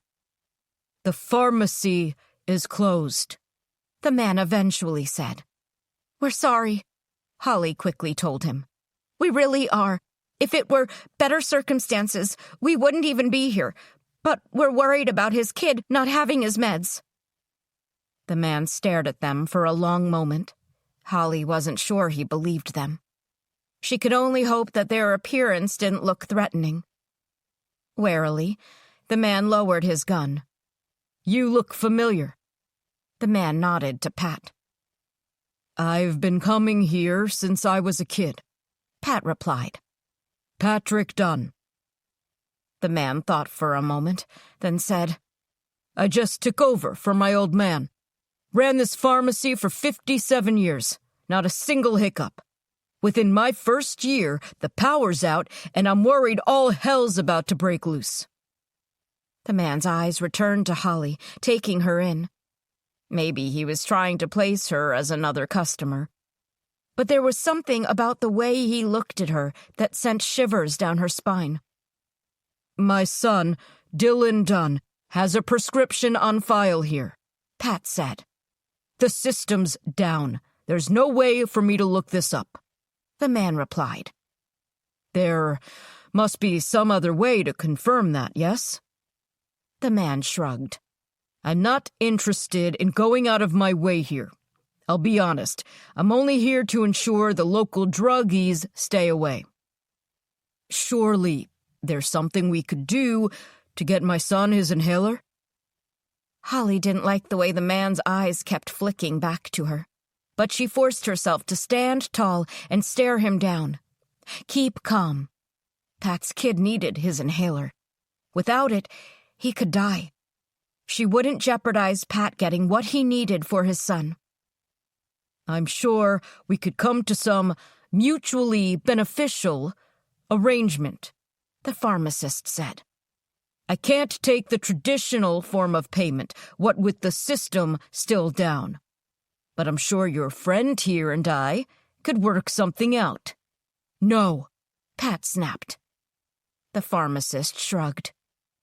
"Then I guess it's not important enough to you." Out of the corner of her eye, she saw Pat tense. Before she could say anything, he'd moved. The pharmacist let out a cry of surprise as Pat lunged at him. Holly shrank away from the men while they tussled over the shotgun. It fell to the ground with a clatter. "You asshole!" the pharmacist gasped. "I should have shot you." Pat gripped the man in a headlock. Holly couldn't drag her eyes away from the purple hue that quickly spread across the pharmacist's face. Several seconds later, his eyes unfocused, and Pat let him fall to the floor in a clump. She stared at the man's unconscious form. "Is he dead?" Pat shook his head. "No, but he'll have one hell of a headache. Let's get what we need and get out before he comes to." Equipped with the shotgun, Pat headed back to the door and positioned himself in a crouch once again. Holly's body refused to budge, leaving her rooted in place, her gaze back on the man. At any moment, he might come to and release his anger on her. She could feel fingers pressing into her skin as the man's weight pressed into her, forcing the air from her lungs. His breath was in her ear, rattling her thoughts. He was everywhere, fully encompassing her, erasing her very being. Her body was no longer hers. "Holly?" She blinked. Pat stood in front of her, shotgun in one hand and a bag in the other. Had he already got what he'd needed? How long had she not been paying attention?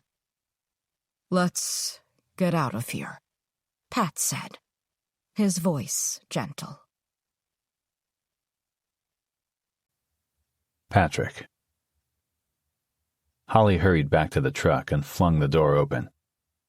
Butler greeted her with a soft growl that she ignored as she pulled him onto her lap, burying her nose into the scruff of his neck. Pat watched for a moment before he joined her, dropping the bag full of inhalers in the back.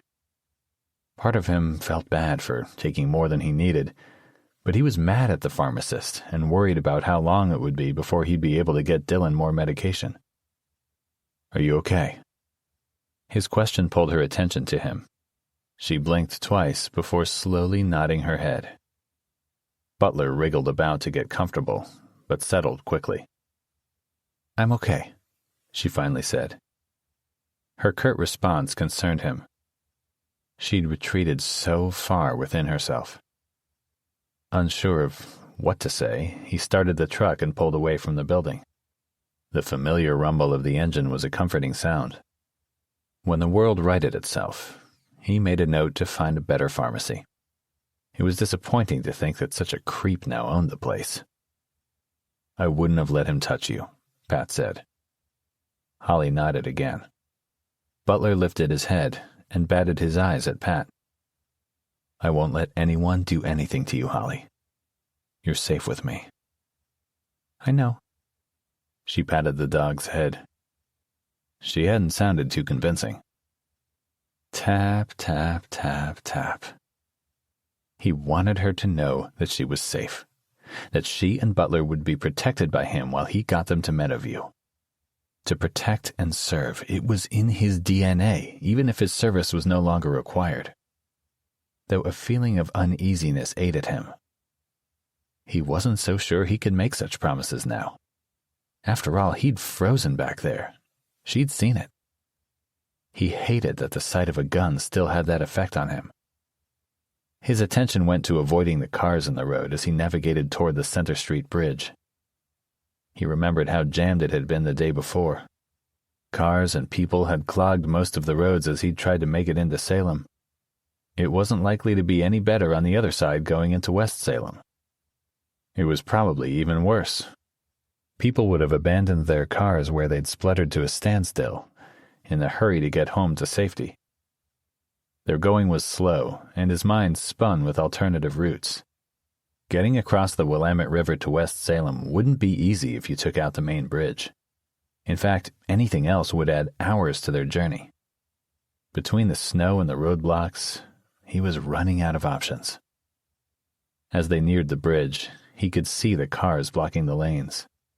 There was no way he'd be able to maneuver around them, and who knew what the exit into West Salem looked like. If it was anything like he suspected, it would be a mess and impossible to get around. He let out a sigh and glanced at Holly slumped in the seat, her eyes drooping.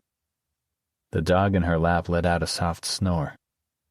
It was the last thing he wanted to do, drag them out on a freezing day.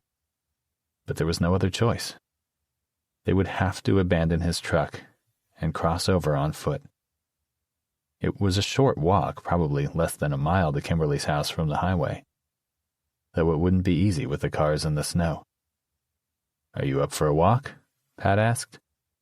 She frowned at him, perplexed. "I guess."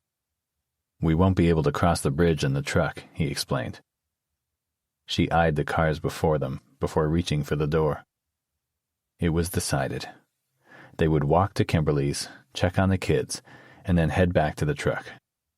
Less than ideal, but they were out of options. He pulled off the road, finding a spot to park and get out. They were at the strip mall at the bottom of the bridge across from the park. Not the best of places to park up. He gazed across the snowy street into the distance. The world felt too quiet. Tap, tap, tap, tap. He had his gun, and a shotgun now, too. Besides, with all the cars dead, he doubted anyone would bother with his rust bucket of a truck. Still, he wasn't thrilled to be leaving it behind. He gave it one last look before turning to Holly. "Ready?" She gave him a brittle nod before they set off toward the bridge.